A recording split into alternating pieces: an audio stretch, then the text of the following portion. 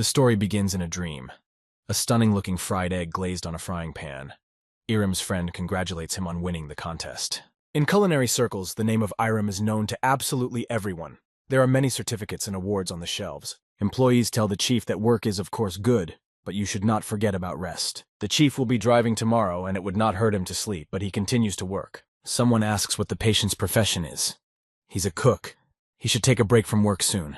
Sensory nerve problems can cause temporary loss of hearing and smell, but you shouldn't worry too much. Most people recover quickly. No need to worry so much. He'll be back to normal soon enough. The cook tastes the food and throws everything on the floor. It's been a whole year, but nothing has changed today either. He covers his ears with his hands, tears pouring from his eyes. He screams that all the food is completely tasteless. He sits on the floor near the scattered food and broken dishes. He himself is broken and can't taste or smell absolutely nothing. Reality. The day has come. Someone has come in and is pressing the doorbell to the apartment with their finger.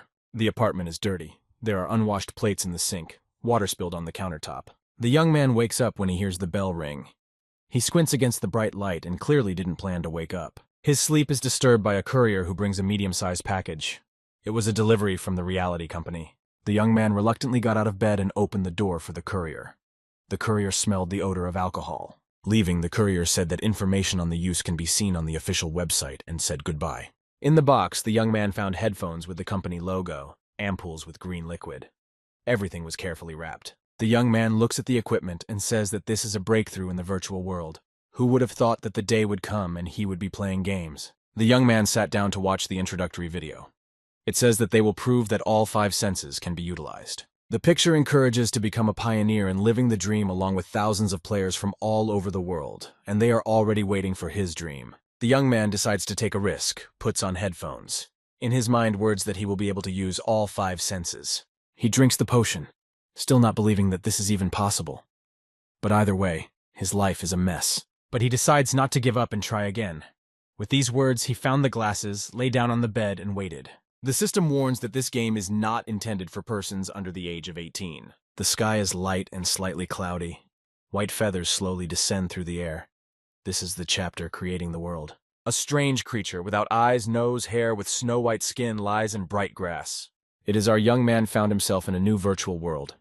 He abruptly sat down. Everything looks very strange. The system opens a screen in front of him and offers to create a character, choosing the cut and color of the eyes, the type of eyebrows and the shape of the nose. The creature comes up with the name Rice and begins to further understand all the settings. But it doesn't want to think about what it wants to be, so it presses a button that will randomize its appearance. The system creates a character, and so the creature transforms into a handsome guy with disheveled hair and brown eyes. The system said it would teleport him to the starting area. He finds himself in a field where other characters are fighting chickens. He is greeted by Yuria, an idol he had seen in a commercial. The young man is shocked at what is happening. While Yuria is telling him something, he realizes that he can feel the wind and the smell of freshness carried along with it. He notices and smells the bright odor of green grass and damp earth. Rice realizes with a flutter of his soul that his sensations are the same as they were before the accident. And if he can smell it, he can probably taste it too. The young man drops to his knees and plucks a bunch of green, juicy grass. He begins to devour the grass furiously. The people around him are puzzled. The expression on their faces speaks for itself. But the one doesn't notice the leering stares. He is absorbed in the realization that the grass he is eating is bitter, and he can taste it. His enjoyment is interrupted by a huge rooster who is not going to wait for his rival to get full. But experienced hunters help him deal with the bewildered bird. One of them approached him and suggested that he stop dreaming in the clouds. But seeing that he was a novice, he calmed down his ardor a little. He tossed the young man a cock's head, from which 2 eggs fell out, and walked away. Rice tried to stop the hunter by yelling that 2 items had fallen out. The system reported that it was a horned chicken egg. He thinks that's a very unusual name, and the object is larger than a normal egg. He looks at the eggs and wonders what he should do with them now. The hero took the branches and coated stone and made scrambled eggs on the fire. Rice took the starter item spoon, fork, and prepared to taste the dish he had made. He broke off a piece of the most beautiful scrambled egg and gingerly placed it gingerly in his mouth. It turned out to be an amazing tasting egg. Rice was in complete ecstasy. Now he could taste the flavor. Our hero even let out a tear at how delicious it was for him. The marvelous scrambled eggs added 10 points to his satiety. Rice, of course, was a little sad that this was just a virtual reality. But then he decided to enjoy what he had. While he was sitting on the grass eating his scrambled eggs, a girl approached him from behind and called out to him. But he didn't move. Then she came closer to him and tried to draw his attention again. The girl said that the young man was such an appetizing eater that she might even give him her ingredients and give him a reward for the same scrambled eggs. The system informed him that Mary had made a request for 1 fried egg. He has to click on the yes or no button. Mary once again asks the young one to cook the egg for her, since it smells so nice and appetizing. Rice asks how much 1 fried egg might cost. Mary offers 501. The guy agrees. He cooks a scrambled egg for the girl. Mary says it looks excellent. Mary says the portion is so huge, like it's made from ostrich eggs. She didn't think she could eat that in the game. Our hero is very worried about whether Mary likes his food. After all, it is his first customer. He looks at Mary so intently that she is puzzled and looks at him. Our hero thinks that Mary did not like his dish, since she just eats in silence and says nothing. But Mary exclaims that it's so much better than the actual food. It's like she's been taken to an upscale restaurant. Rice exhales in relief as Mary continues to praise his food. Mary remembers that she owes him money. She reached into her inventory. She handed him a baggie containing 501. Rice was shocked that a customer had paid him for a virtual reality meal. Mary thanked the newly minted chef for the meal and promised she would come back for more. The young man ponders that if this game is called reality, maybe he really can do whatever he wants in it. He thinks about the fact that if he couldn't achieve his goals in real life, why not try to do it here? The game shuts down, and the young man wakes up in the real world. He has a strange feeling of being back in the real world after returning. Rice tried to smell and taste, but as expected, he couldn't taste or smell. He still had to go to his part-time job interview. For now, he should eat and look for a way to survive. The young man put his headphones on the table, sighed, and said it was only a fleeting dream. Iram comes to get a job at the cafe. He says hello and hands over his resume. The owner says that their establishment caters to customers coming in one at a time, so they'll have to do things quickly. Iram says he can handle it. The owner says the helper's job isn't limited to just washing dishes. Sometimes you'll have to cook. Iram agrees and says he can cook and it won't be a problem. The man says that Iram can start work from tomorrow. Iram thinks that even though he has lost his ability to taste and smell, it will be okay now. He will try to taste everything. The game. A warrior fights a rooster to get its freshest meat. But it's not so easy.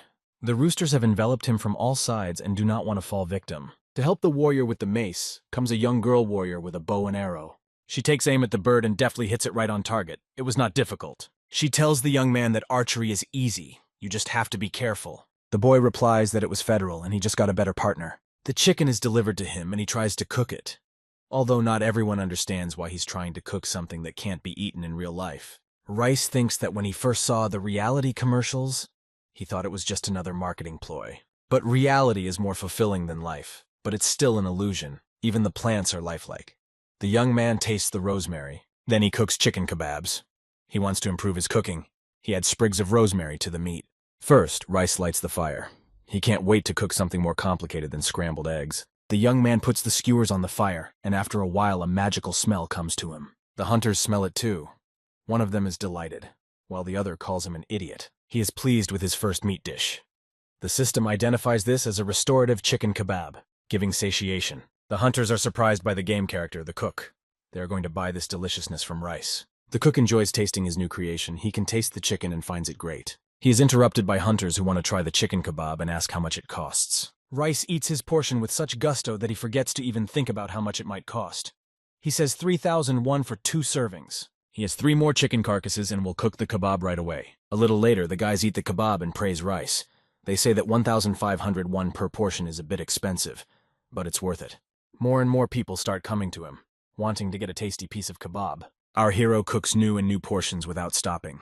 He says that he slowly begins to remember how he used to cook. Rice realizes that for all the time of forced respite, his experience has not evaporated anywhere. He thinks about the fact that now he can start over in this game. The system informs him that a new achievement has been unlocked. You have to hit monsters over 1,000 times to get the rank of fighter. Rice is not quite sure what the skill is or why he got it. He got the eye that sees vulnerabilities. Eyes that can see weaknesses in monsters with 1 star. In the same way, the young man got the skill Smashing Strike. You need to concentrate power on the end of the weapon to strike a critical blow. Our hero thinks, since it was so, whether he should not try out the skill that appeared to him. Meanwhile, the other wars are thinking about how many roosters to catch to make the boss appear. It seems to be around 50. He realized that he needed to hunt roosters on his own. He can't just cook everything he gets his hands on. Rice ponders how he should start hunting, since he's never tried it before. He approaches the warriors who are fighting a huge rooster and tactfully asks them to take him hunting with them. But the warriors don't understand his question and tell him to do what he wants. One of the warriors interrupts the fight and asks if Rice has any decent weapons. If so, he could keep them company by joining their team. He enthusiastically pulled out the knife he had just used to cut up a chicken and asked if it would work as a weapon. The warriors laughed, but suggested that he try to slaughter a rooster. If he could do it, they would accept him as a member of their team. Rice is shaking with fear, for he is alone against the rooster, a unicorn. But it's only a game, so there's no need to be afraid. The system activated Rice's skill, and he immediately felt that something had changed. He saw that a red mark appeared on the rooster. This is exactly the bird's weak spot that he can now see. The young man thinks he can easily defeat the bird and throws himself at it, but the rooster throws Rice back with force. The warriors say that's what they thought. It's a bit tricky for a beginner, all the more difficult to do damage with a simple dagger. They laugh at the young man and say they were too demanding for a beginner. Rice realized he had failed this time. This was harder than he thought it would be. He touches the bruise. It hurts like it's real.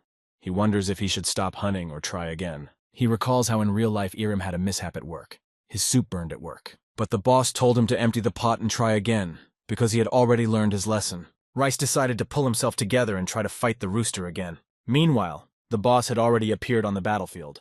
The warriors look at the looming monster and shake with fear. They doubt that the two of them can handle it, but there's nothing to be done. They have to try. The system reports that the players Shinken and Himo have entered the game field of the Great King of Roosters, the unicorns. While the players were thinking, they received another message.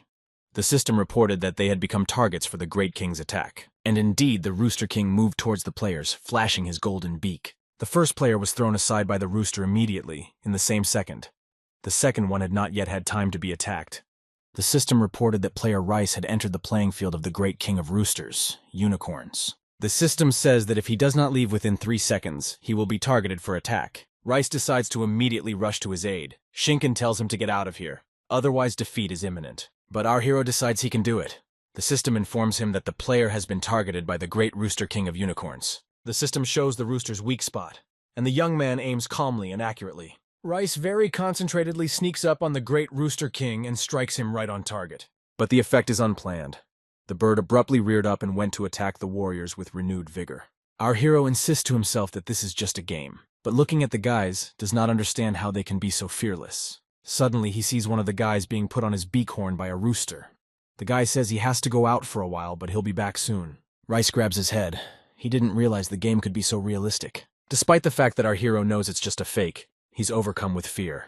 The surviving warrior deflects the rooster's attack and thinks it's immediately obvious that it's the boss. He's so persistent. Rice's skill is activated again, and he sees that very vulnerable point on the rooster's butt. He plunges his blade into the point and flies through the entire rooster outward to the surprised look of his partner. The system says that Rice has defeated the Rooster King and gained a new achievement, as well as 15% to the damage power. His partner flies up to him and starts praising him unrestrainedly, saying that it was very cool. Everyone around him is also stunned by such a reception, but the young man embarrassedly scratches his head and says that he was just lucky.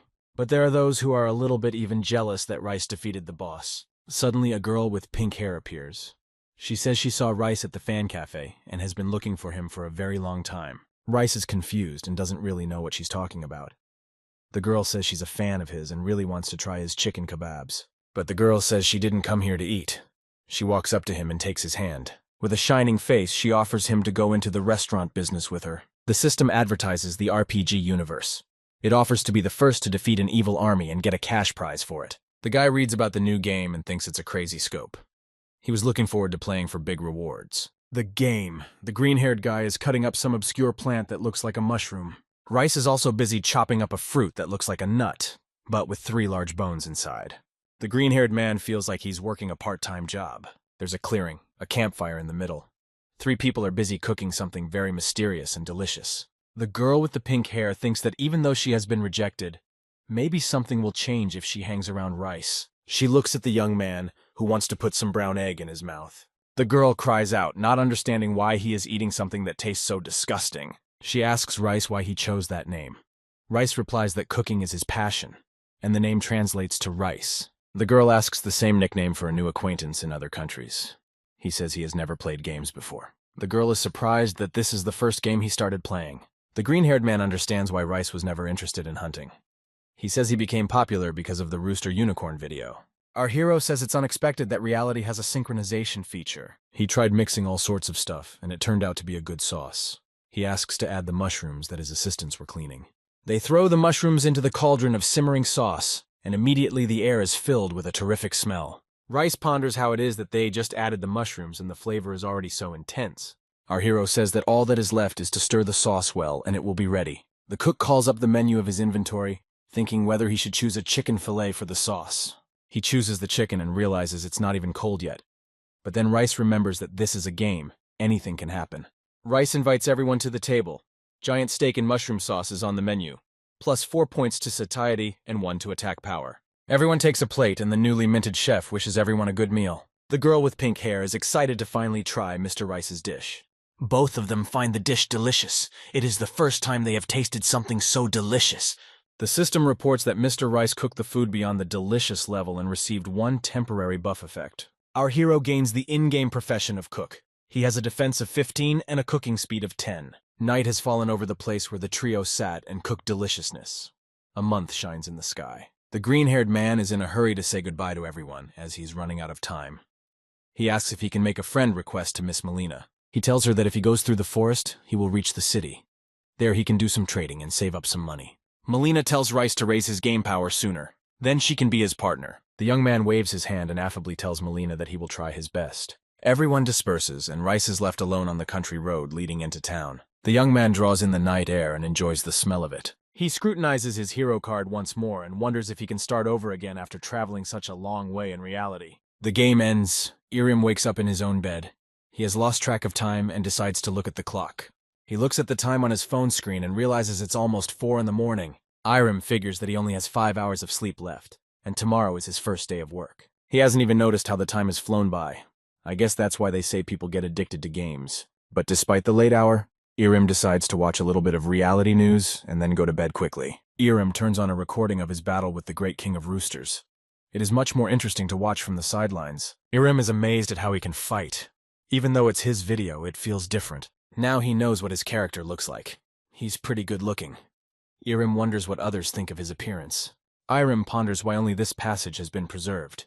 After Shinken's advice to record the game, he thought he had saved more. Irim thought he had also saved the process of cooking the food and how he was eating it. Closing his eyes, Irim thinks about how he will definitely make a recording next time. Meanwhile, in reality, a red-haired boy is trying to fight a rooster. He pokes the rooster in the same spot that Rice poked the other day, but it doesn't work. The other boys make fun of him. One of them says he should hit it with a stick instead of a knife, but that's a joke. The redhead doesn't understand why he can't do it like Rice. Who is he that he can do this? Meanwhile, Molina has prepared chicken kebab and is trying to sell it for only 1,001. She says she needs to hurry up. And she's going to sell the fried eggs for only 301. But those who tasted her shish kebab were not satisfied.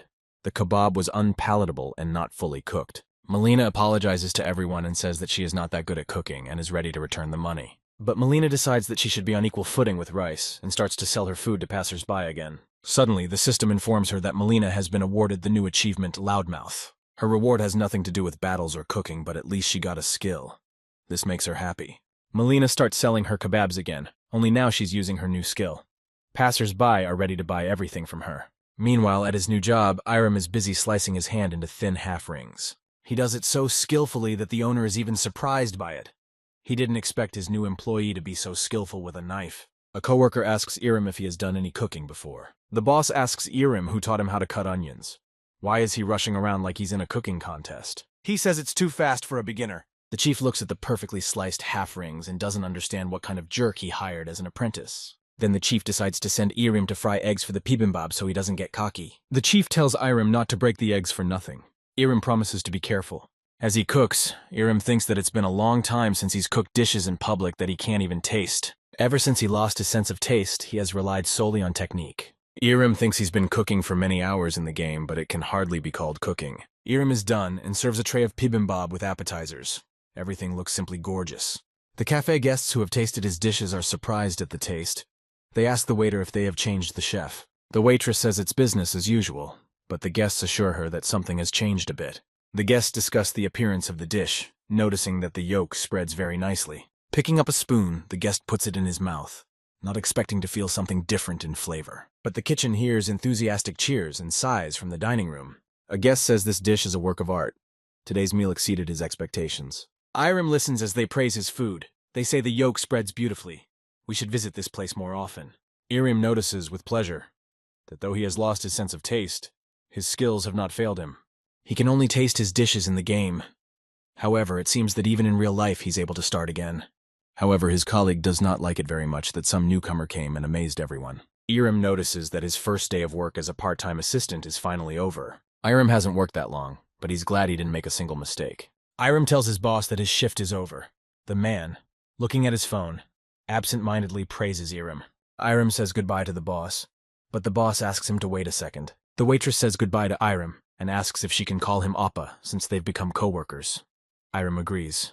She says that Appa was great today, radiating such calmness even though it's his first day. Iram thanks the girl, says goodbye, and goes home until tomorrow. Iram's co-worker Debon hears the waitresses discussing the new guy, chirping cheerfully about his virtues. The boss asks Debon what he thinks of Iram. He replies that Iram is good, but he looks a little silly. The boss says it's his first day. It's inevitable to forget things and get lost. Debon says it's not clear what kind of employee Iram is yet.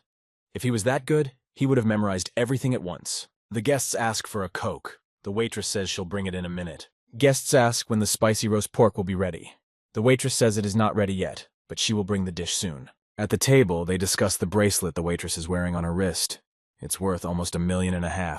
Amazing, it must be a gold bracelet. But that's the price of a used one, and a new one costs many times that. As the waitress serves the tofu stir-fry, the guests are still discussing her bracelet. The boss watches the guests who ordered the pai bibimbap. He ponders why it is so quiet now and no one is admiring the dish. The boss has noticed that before the bibimbap was cooked the most by the new part-time employee. After he went home, there were fewer visitors. The boss thinks that maybe this guy knows some secret way to make the bibimbap more flavorful. The boss guesses that it's all about the sesame seeds that Iram used. Meanwhile, Iram came home, took out the groceries, and started to remember how long it's been since he cooked at home. But now he's working, so he needs to practice. So one must slowly start cooking at home as well. Iram decided to start by cooking the food he cooked in the game. He will try to recreate all the dishes. After a while, there were 3 plates with different dishes on the table. Iram took pieces from the salad with his chopsticks and put them in his mouth to try to revive the taste he felt in the game. Iram tries his best to remember something, but no, he can't taste anything. He looks at his efforts and thinks that despair is for naught. It's just a miracle that he can taste and cook in the game. Food tastes like gum to him, having long since lost its sweetness. There's nothing worse for a cook than that. Iram pulls himself together and finishes everything he's made. And, despite the fact that he can taste it, he is able to eat for the first time in his illness. Now that his hunger is satisfied, Iram thinks it's okay to play one more time. He puts on his headphones, drinks the potion, lies down on his bed, and begins to fall into reality. Rice figures out that he could try cooking European food tonight. He decides to see if he has the ingredients. Turns out there's even lizard meat here. He has never tried cooking it before. Our hero thinks this is the perfect chance to try it right now. Without thinking long, Rice gets into a duel with the tongue lizards. He thinks about the fact that if the fight is very violent, the meat will become unpalatable, so he hopes that the lizards won't fight back too much. He decides to deal with the lizards quickly and chop them into pieces. Gawkers ask each other if this is the guy who defeated the giant rooster. The system says that if you catch a red mini spider living in the forest, you can sell its web. At the same time, lizards are worth very little, so players aren't interested in them. Some guy doesn't understand. Doesn't Rice know that you can sell spider webs? Something strange fell out of the defeated lizards. It's a magic attack stone and a magic defense stone. The system reported that a human ally feat was performed. Rice doesn't really know what that means. He turns around and sees a very beautiful Spiderwoman with gorgeous eyes beside him. She asks Rice not to be afraid. The man clutching his heart asks the creature how it is possible to not be afraid in a situation like this. The Spiderwoman says that she is the lord of the forest, and she has a task for the human. She asks to hear her out. Rice doesn't understand why the title of the achievement asks a question. He doesn't understand whether to stay put or do something about it. If you look closely, you can see that the creators did a thorough job, which is why the spider looks so realistic and nasty. The spider asks the young man how long he's going to stand there, whether he's an ally or not. Rice doesn't get it. Some guy watches and wonders if spiders get so close to users. Maybe it's that kind of quest. The guy hiding behind the trees is thinking of a plan to get closer.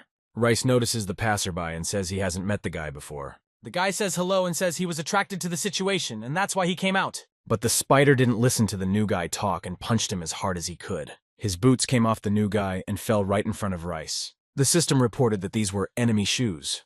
Shoes made of lizard skin and red spider webs. The system reported that this gear was made for Aether, unavailable in the store. Our hero realized that in this game you can make your own gear. Rice came into the lens of the binoculars. The watcher saw that he had gotten a useful item. They say there are rumors that the young man is too polite, so maybe he won't take someone else's, but that's not certain. Our hero does take the boots and puts them on himself.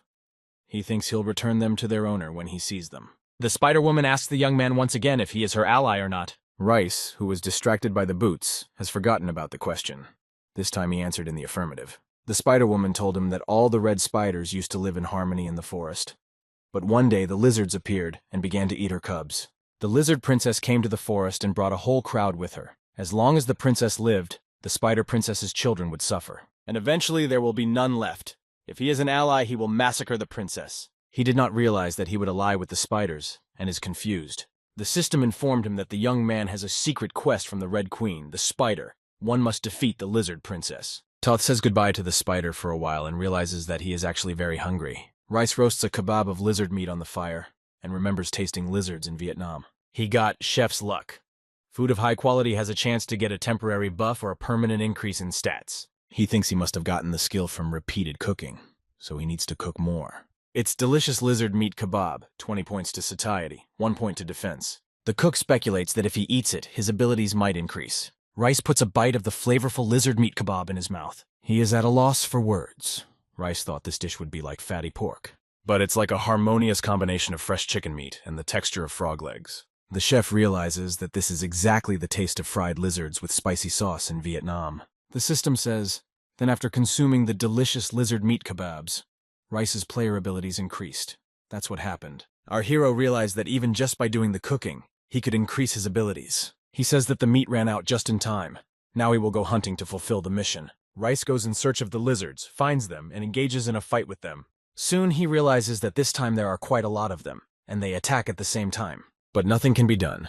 It is necessary to use other, more effective methods. And our hero infiltrates into the crowd of lizards, holding his powerful weapon in front. Rice says he seems to have learned to fight well. All this time, Rice is being watched by a girl with long blonde hair. He decides to use another secret tactic. He baits the lizards with a kebab of their own meat. He takes a bite himself, and the lizards take a bite. Following his lead, they pounce on the kebab. The cook realized he needed to make as many kebabs as possible. While Rice was fighting the lizards, he got tired and realized he was hungry again. A spider crawled up to him and handed him a ball of silver thread with words of thanks. This is the best sticky web, used by red spiders when hunting, elastic, strong, and sticky at the same time. The young man puts the tangle in his inventory, deciding to save it until the occasion when he really needs it. Rice gets the low-level mana defense stone from the system and the achievement Nightmare of the Lizards. 200 lizards need to be killed. While he's happily devouring his food, a guy named Arthur is watching him. He shouts at Rice, calling him by name. The young man turns around, his mouth completely full of food. He recognizes the guy he was lucky enough to meet the day before. Our hero starts to take off his boots, thinking that the guy came back just for them. But the boots don't want to come off. Arthur says it's one of the most tethered items. Rice can keep the boots on, Arthur will make new ones for himself. A friend explains to him that they are items that become the player's property if they get them and use them. Arthur says there's nothing more he can do since he's inadvertently died. He pretends to walk away. Rice stops him and asks what materials he needs.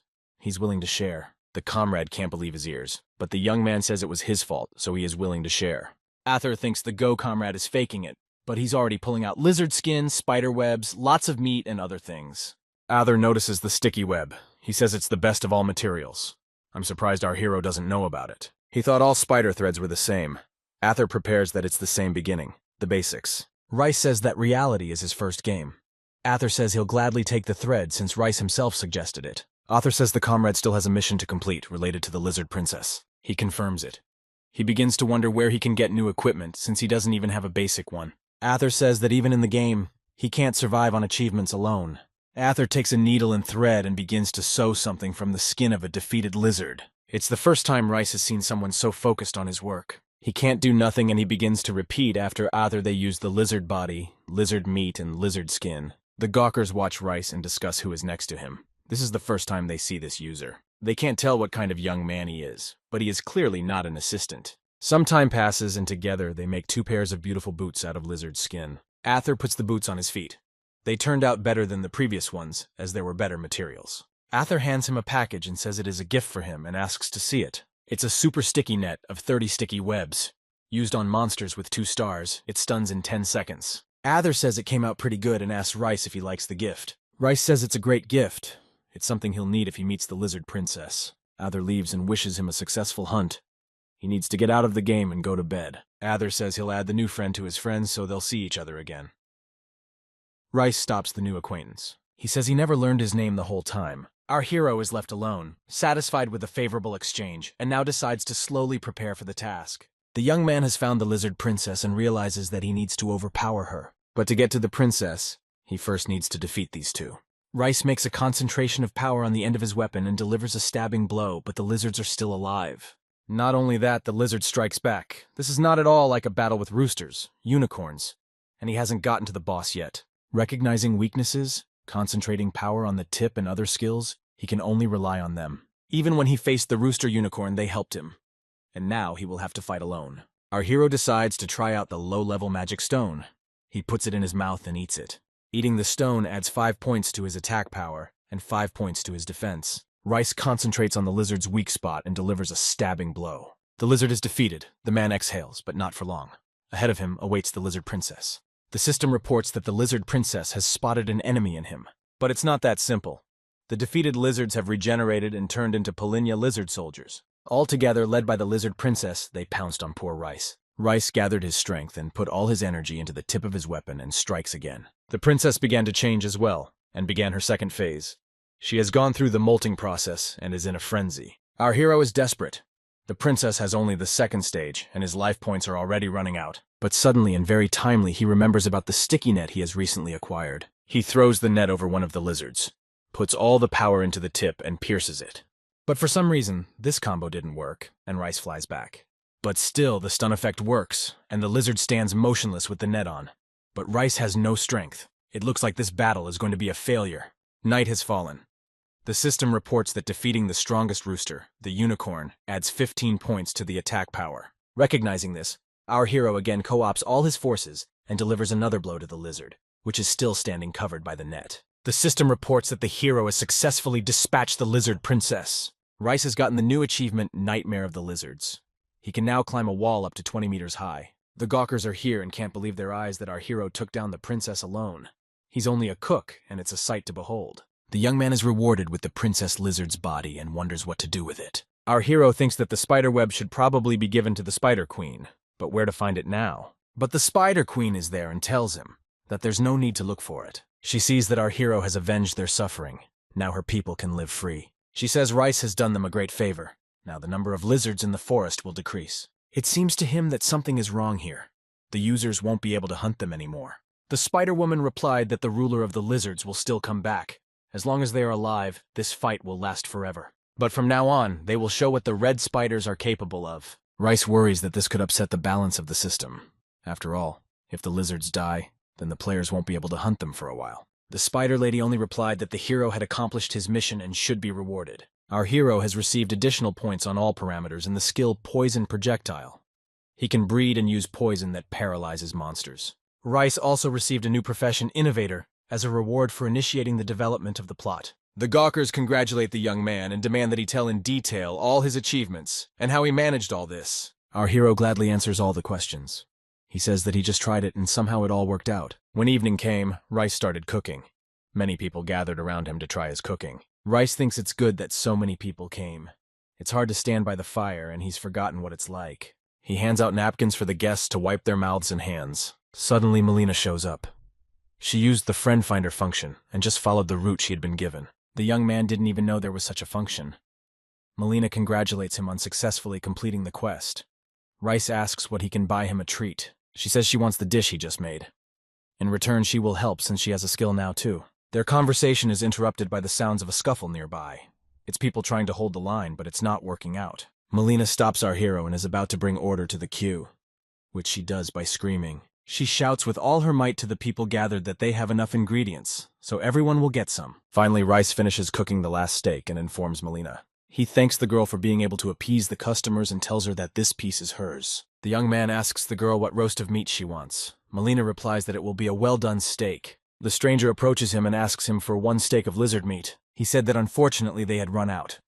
But the stranger pointed to the steak that belonged to Molina. But Molina didn't wait for our hero's response and greedily stuffed the still very hot steak into her mouth. The stranger laughed nervously and asked for something else because he had come to taste Rice's food. Reese offered the stranger the last chicken kebab. The stranger accepted. The stranger is also a cook, but he's hiding it. He wants to taste what kind of food the vaunted Rice cooks. The stranger is sure that our hero can't be better than him. With these thoughts, he takes a bite of chicken kebab. He realizes that this kebab is the most delicious thing he has eaten in his life. It's hard for the young man to admit it, but Rice's kebab is great, and it tastes great. Meanwhile, back at the bistro, Irim's partner is trying to figure out the new apprentice's secret. It's definitely not as simple as it seems. The young man asks the stranger if he's okay because he's passed out. But the young man is ecstatic and repeats only that the dish has a great flavor and amazing frying. He asks exactly what seasonings Rice used to get such a delicate texture.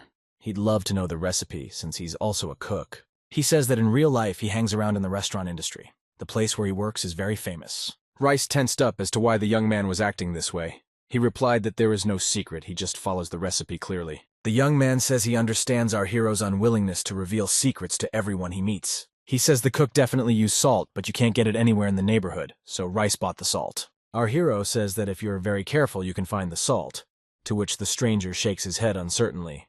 In the forest, you can find a salt beetle in the trees. If you look closely, you can see that it is the source of the salt. Molina says that such things should be found out on your own, not begged like an insane beggar. The stranger looks at Molina, and he begins to think she is incredibly cute. He wonders if she's just as nice in person. The stranger says he's overdoing it and asks to add the girl as a friend. While Rice is cleaning up his workplace, the two continue to work things out. The young man is ready to pass out as he has to work tomorrow. He thanks Molina for helping him with the sale. Molina reciprocates by thanking Rice for feeding everyone delicious food and her too. The stranger also wants to add the guys as friends. At least as a co-worker, at least as an acquaintance. Rice and Molina are out of the game. Whitehead feels lonely and humiliated. The waitress in the cafe wonders what happened to the head of the kitchen today, fooling around again. The main thing is not to let the director find out. A respectable man in a suit enters. The waitress asks him to sit down while she brings him food. This is Lim Chang Ming, 67 years old, and he wants to order a bibimbap. The girl comes into the kitchen and doesn't immediately see that rude cook. But no, he's right there, sitting on a chair and staring at his phone. Lim Chan asks to add an egg on top of the bibimbap. He's been to this place before and decided to give it a second chance because of the favorable reviews. The waitress informs the kitchen that a guest wants bibimbap with fried egg. Devon is unhappy that this pain in the ass also wants special orders and calls an assistant. He asks Irim to make the bibimbap, but Irim doesn't understand why he has to do it when the cook is there. Devon says it's a test of Irim's skills, less words, more deeds. Irim gets down to business. The waitress thinks Devon is a complete moron, acting worse and worse every day. The bibimbap is ready, and the magnificent dish is brought to the table for the noble guest. Lim Chan says he has been visiting different restaurants for many months to find the most delicious bibimbap. But this one looks very ordinary. But he decides to try it anyway and puts a piece of the flavorful bibimbap in his mouth. He tastes it and closes his eyes in pleasure. Lim Chan feels such harmony. The yolk perfectly cooked, the rice perfectly cooked. Lim Chan realizes that this is nothing like anything he has tasted before. Leaning back in his chair, he concludes that this is the perfect dish. Who would have thought that bibimbap would be so good? This flavor can be compared to an aesthetic pleasure. Lim Chan thinks that even if he ate it every day, it wouldn't bore him one bit. After eating the entire portion, Lim Chan admitted to himself that he experienced a triumph of taste. Lim Chan asked the waitress if the cook had changed. She said it was the same as always and asked him what was wrong. Lim replied that when he came earlier, the food tasted different, so that's why he asked about the cook. The waitress said that lately, customers were always praising the bibimbap. She leaned over to Lim Chan and said that the truth was that the bibimbap was not prepared by the chef, but by his kitchen assistant. Lim Chan was taken aback and didn't believe it.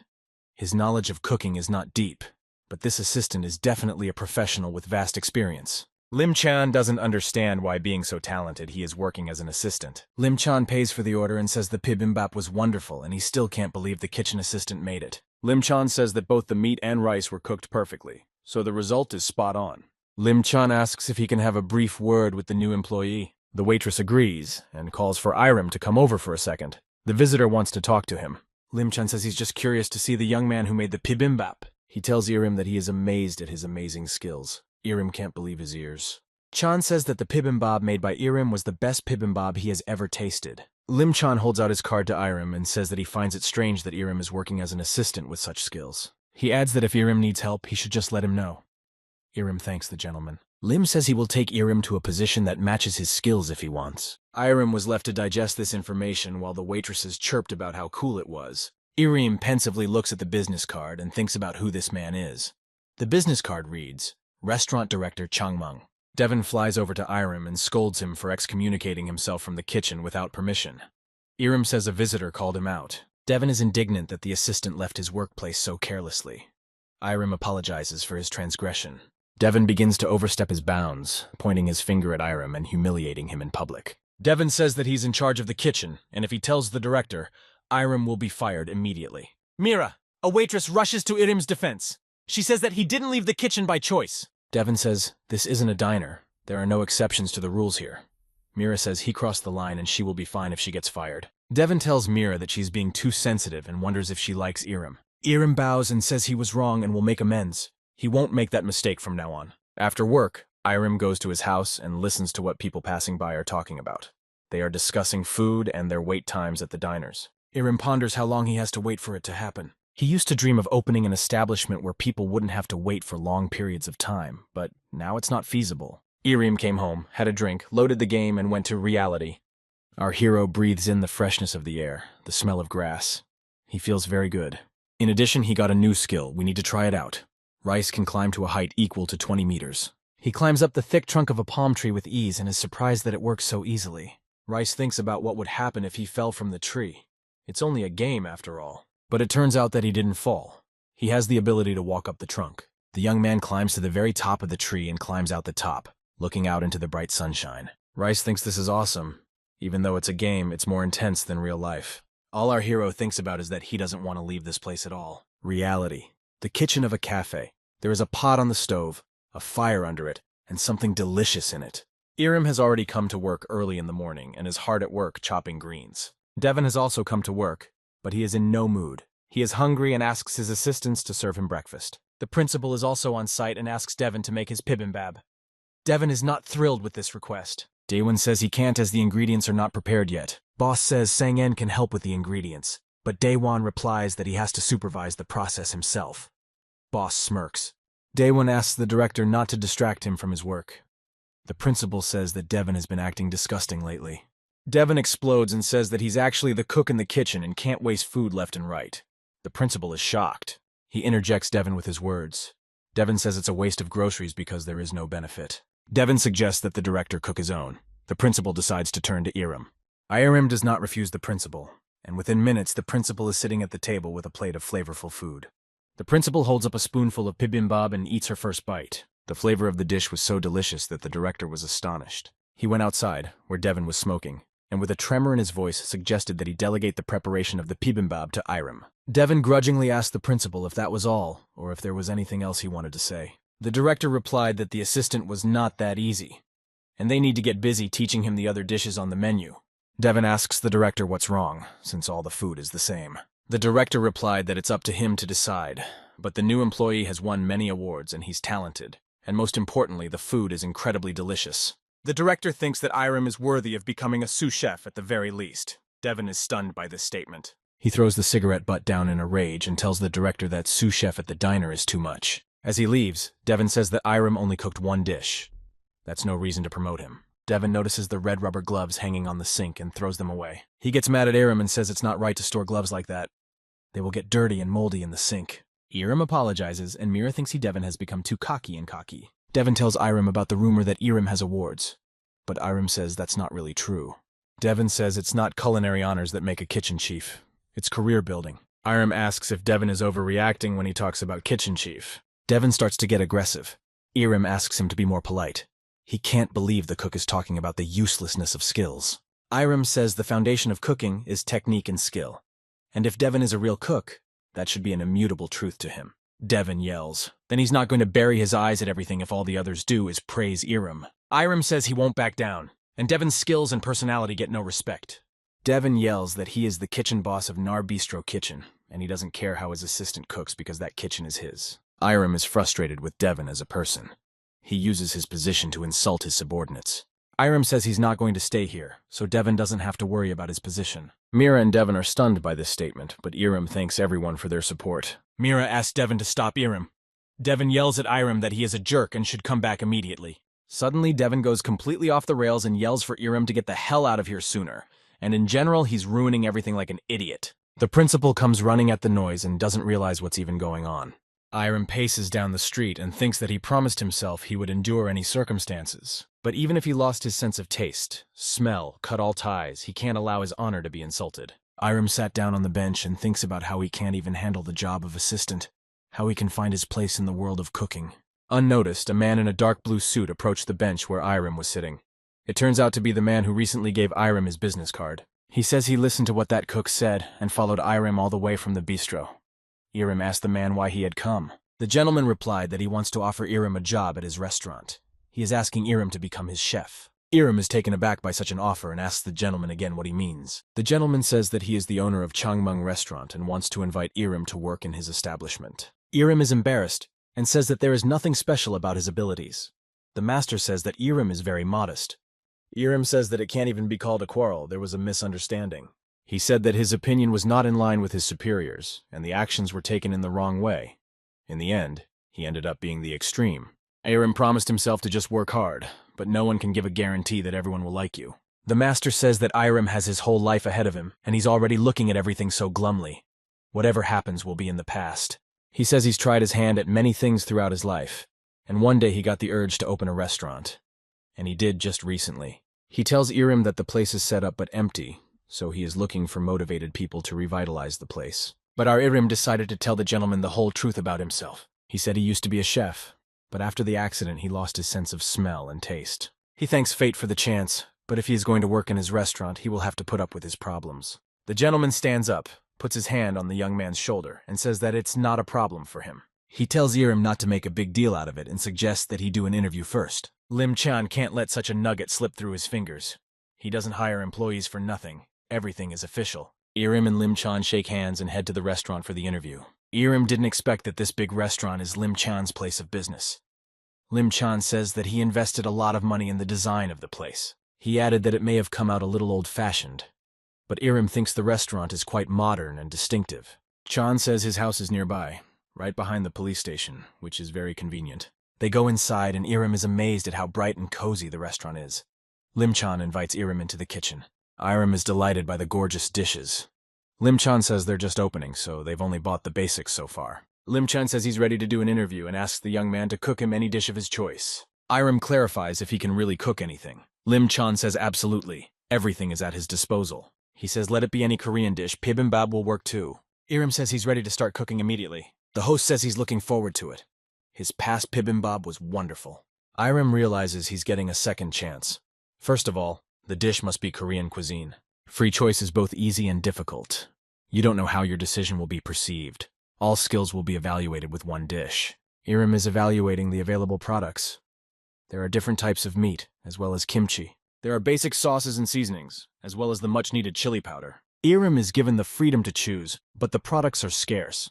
Plus, he can't rely on the taste and smell of the dish as he cooks. But all of this does not frustrate him, but gives him an unreal incentive to act. While waiting for the dish, Lim Chan closed his eyes in pleasure, smelling the odors coming from the kitchen. Finally, Irem brings the master a dish. It is spicy noodles with kimchi and radish shoots. Lim Chan grabs the noodles with his chopsticks and puts a small amount into his mouth. But then the door opens and Irem's former boss bursts in. He asks Lim Chan to feed him. Irem awkwardly greets his boss. He clearly didn't expect to see him here. The fat man asks Lim Chan if he's his nephew or his son. Irem replies that he's here for a job interview. The boss asks Irem to cook him something and then yells at Lim Chan for not paying attention to him. Lim Chan doesn't really want to be distracted by the conversation, but he still has to. The boss stops Irem and asks him for the same thing that's in Lim Chan's plate. Before he tastes it, he says that young people hardly know how to cook such traditional dishes. Irem chuckles good-naturedly and says he knows what he's talking about. The boss tastes it and is ecstatic. The noodles are soft and flavorful. The radish leaves are juicy, spicy, and crunchy with sourness. It's so refreshing, like he's taken a dip in cool seawater. Irem got hired at a fancy restaurant. He's back in the game. It's really invigorating for him. Immediately upon his return, our hero is yelled at by someone. It's Shinken, glad he met him. Shinken says he's been busy lately, so he didn't stop by. However, when he returns, he finds out that our hero has completed an important mission. Rice can't believe he did the cool thing. Shinken says because a coworker decided to play to be able to cook. Shinken says our hero is fully committed to the game and it's cool. He's both showing skill and cooking beautifully. This is out of the ordinary. Our hero asks Shinken where they are going. Sinkin replied that they were going to the common area. Rice was sure that the rookies play in the area before the woods, and that area is called the Rookie Zone. Sinkin asked if Rice chose the zone when he created the character. Our character replied that he just used random. Sinkin says that if they only eat and wander, they will only explore 98% of the entire map. He tells him that it looks like they're finally in the general area and calls for him to follow him rather quickly. They enter the Korean Common Zone. Shinkin says that they use magic here. Rice struts around and realizes that the atmosphere is different here. There was no tension in the newbie zone, and here for some reason everyone is fighting. There's a pig here, though unlike the real ones, it's smaller. Sinkin says they can do whatever they want here. For starters, they can hunt. He says there are monsters here that attack first, so you have to be careful. Like the death bee, which immobilizes with poison.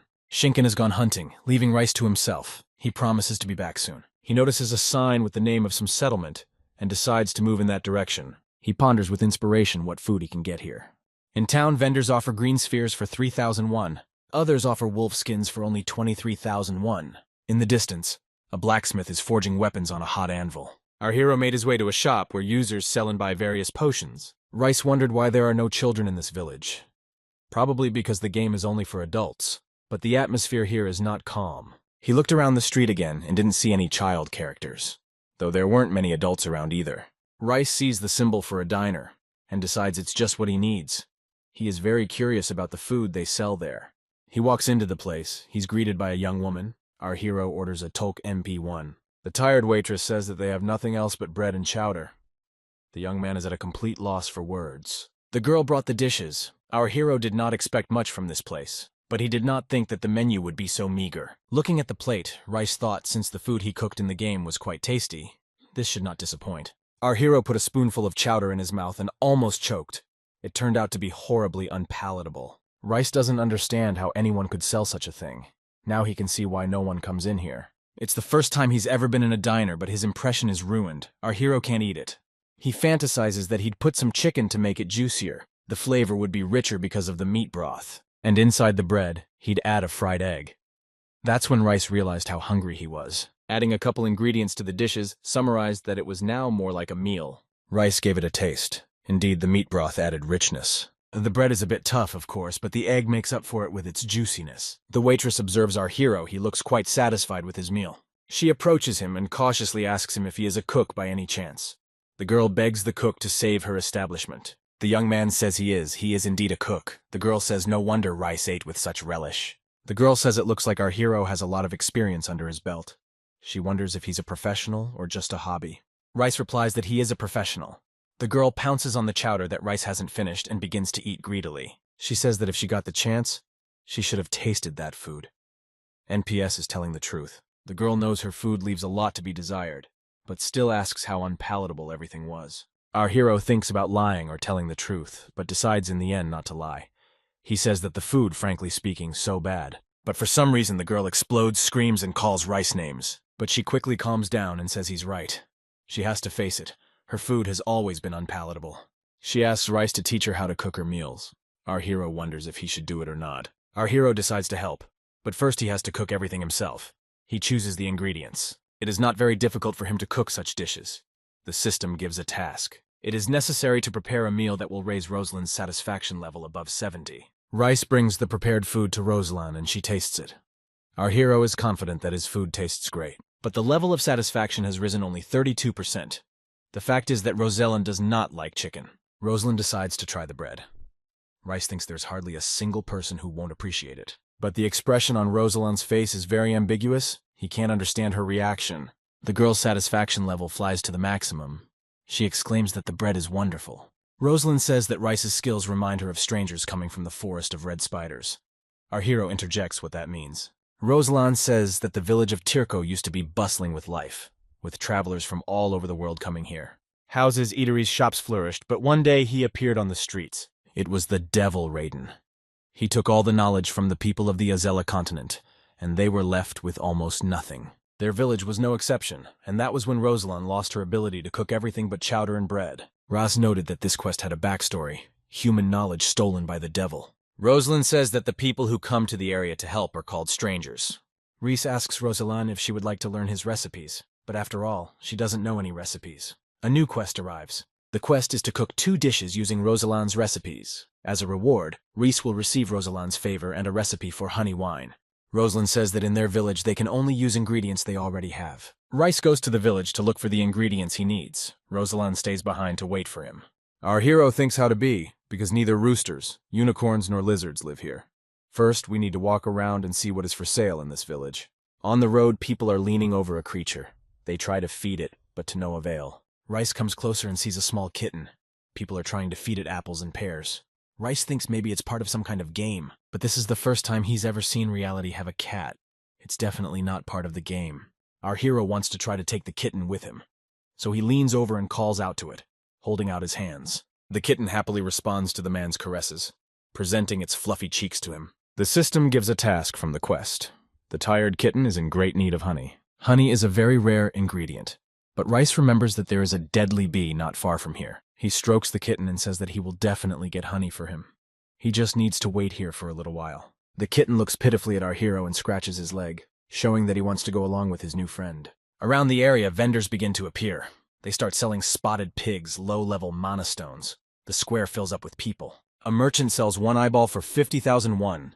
There are only 6 left to buy. Another sells a red and blue-colored stone face for only 100,000 won. Rice realizes that there are many professional sellers here. Suddenly, Rice hears an ad for chicken kebabs for sale. Rice turns around to look at the seller. This is the guy who recently bought a huge quantity of chicken kebabs. Now he's reselling them at a markup. Our hero decides it's none of his business and he won't counter, but such street food should cost a lot less. Suddenly, a guy yells out to Rice. It's Arthur. He's glad they've met again. By the way, Arthur recognizes a fellow shoemaker. Rice is also happy to see an acquaintance and says he's recently in the common area. He thanks Arthur for the net. It helped him catch the lizard princess. Arthur is surprised that our hero went after the princess alone with such mediocre equipment. Arthur says that usually such players wear clothing made from materials obtained during the battle, but the clothing was unchanged. Arthur thinks Rice is incredibly badass for tackling monsters by himself and without equipment. But our hero says it's just luck. He asks Arthur if he's still making shoes. Arthur says that if you give him materials, he can craft anything, not just shoes. Rice pulls a lizard skin out of his inventory and holds it out to Arthur. Arthur is shocked. It's a very rare material. His friend asks him to take his order. Arthur realizes that this is a very big responsibility and is not sure he can do it. Arthur decides to try and asks Rice to buy some ingredients at the market. Our hero returns from the market with a long, thick thread and a canvas cloth. Rice sets to work. This is the first time he has ever mastered with such high-quality leather. It's a matter of honor for Arthur. He's unstoppable now. Our hero watches Arthur's marvelous transformation. Arthur is marvelous in his skill. To him, it seems as if Arthur has improved his already wonderful skills. A little time passes, and a magnificent suit appears in front of Rice, consisting of pants and a jacket with a fur collar. He looks at the suit and opens his mouth in amazement at how couture the clothes turned out to be. The young man has received a luxurious outfit and a reward from the system. It is the achievement Artisan's reward, plus 10 points to dexterity. Rice praises Arthur for a great job and wants to pay for the costume. But Arthur says that if it wasn't for our hero, it wouldn't have turned out so great. Besides, Arthur did his best because it was because of him that he was able to touch such rare materials and learn new things. 2 men are guarding a pig, wondering if they can catch it. The merchant in the shop told them that they were being caught on their own. They rushed to attack the pig, but the pig did not let itself be harmed, and made the warriors afraid of it and ran away. Our hero noticed this incident and became very interested in the spotted pig. Rice accelerated.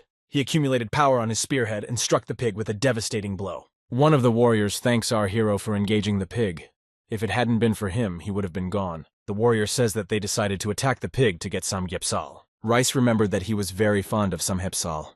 It was his favorite food, especially before he lost the taste. The warrior is about to carve the carcass himself and asks our hero if he will help him. Since they are in the game, there is no other way. He examines the pig carcass. Thanks to the skill Shrewd Chef's Eye, he can analyze everything. He had to think back to his past life, when he hadn't lost his taste and smell yet. He often gathered his friends on the roof and cooked some epsilon. His friends would drink to him, snack, and praise his cooking. He was a star and a good friend. Now Rice can't remember the taste of some hepsilum at all. It is completely erased from his memory. At the store, the pig is usually cut in half and then into 3 more pieces. The end result is 6 pieces. Our hero asks the warrior to give him his sword. The warrior is worried that his level has dropped, but our hero says that his current level is enough. Rice takes the warrior's sword, slays the pig, and immediately cuts it into pieces. The master of the sword watches the young man's actions and wonders if he is a butcher. He says it's like the carcasses that hang in butcher shops.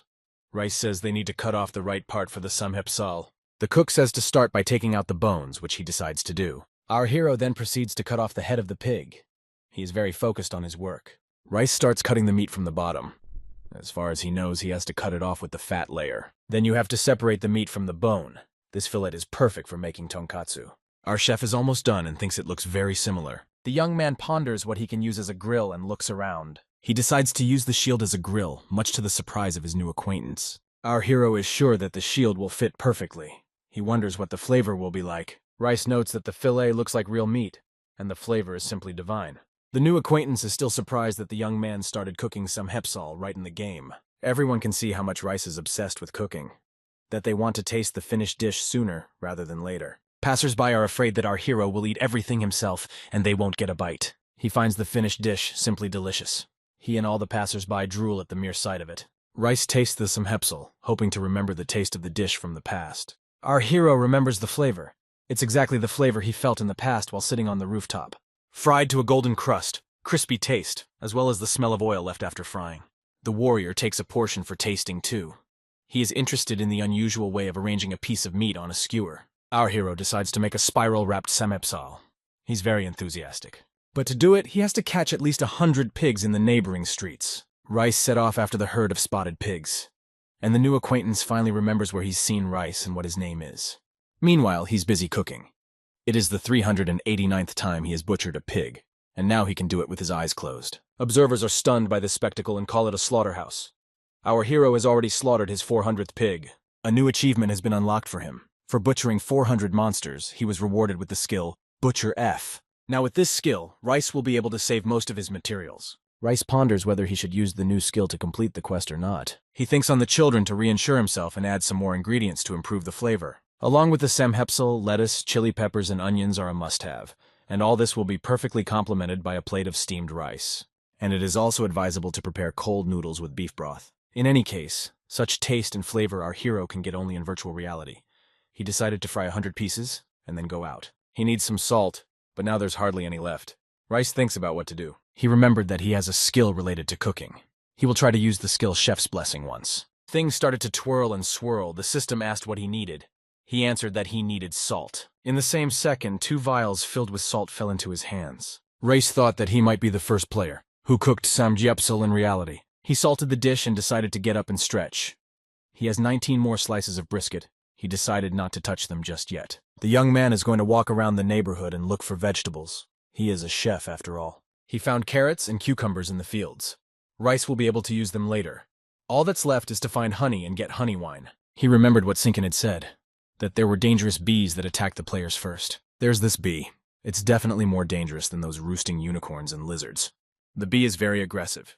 It's a good thing Rice brought his shield with him, which he used as a grill. Rice has identified the bee's weakness, but if it could strike, the consequences could be severe. The bee started running around the guy, trying to sting him, but he gave it a stab in the weak spot and it succeeded. For the bee, our hero got honey, but in very small quantities. Looks like we're gonna have to find a hive after all. But Rice did not have time to leave. The bees decided to attack him as a whole hive. He's identified each bee's weak spot. He wondered how many bees he could defeat. He had to use multiple stabbing, and he succeeded. If he keeps this up, there should be more bees. But 30 minutes later, not a single bee had appeared around our hero. He pulled out the resulting honey and realized that he could even use it as an ingredient. Rice decides to taste the obtained honey and takes a small amount with his finger. He tastes a drop of honey and realizes that this honey is very, very sweet. Rice can't stop. He wants to find the hive as soon as possible. Not far away, he hears people screaming. They can't move and say that the creature seems to have taken advantage of the immobilizing effect. The young man says that if he had known this would happen, he would have pumped 5 levels first before going down this path. A huge bee stands in front of them. The system warns that the main opponent bee-mate has recognized it as an enemy. It is rumored that the pain effect inflicted in the game is 30% reflected in real life. Courageous King thought that even if they had low levels, they would be able to cope with their combined efforts. This was his mistake. Suddenly, the immobilization effect subsided, and they had a chance to escape. The Courageous King says that before he gives up, he'll try to engage in combat, even though he doesn't have a combat profession at all. He takes a swing at the bee with his cleaver. He can't run when his comrades have fallen without a trace. Our hero is about to help the young man not make a fatal mistake, runs up and delivers a stabbing blow. The young man thinks that if he catches the bee-mate, the whole hive will come here, and then he can get the honey wine. The game is fierce, but our hero is sure that he will win. He strikes several strikes in a row and then uses weak spot detection. All of these actions were precise and eventually led Rice to victory over the bee-mate. Rice received the bee-mate's wings and 20 grams of honey wine. It turns out this is the reward for defeating the bee-mate, not the entire hive. But in any case, the quest is done. The young man he helped to escape from the bee thanks him for not running away and not leaving him to perish. He is a courageous king and wants to become his friend to serve him faithfully. Cook says that is not necessary. The courageous king asks Rice to become at least his butler for him. Rice finally gets off the guy.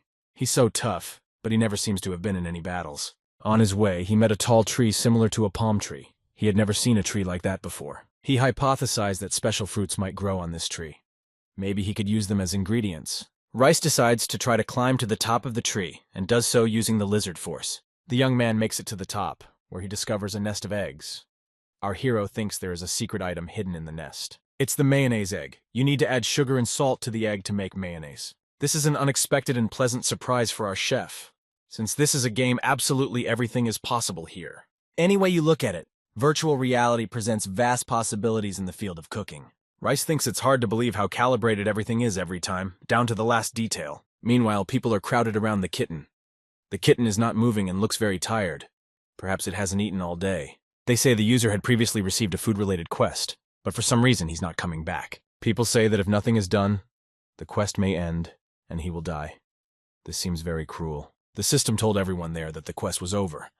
They looked around and saw Rice approaching. Our hero was walking back tiredly but proudly, carrying food in his hand for the kitten. The kitten looked fondly at Rice. He was very happy that this kind man had returned. The owner apologized to the kitten for being gone so long. He opened a jar of honey in front of the kitten. The people who gathered were surprised that Rice had gotten a task from the cat.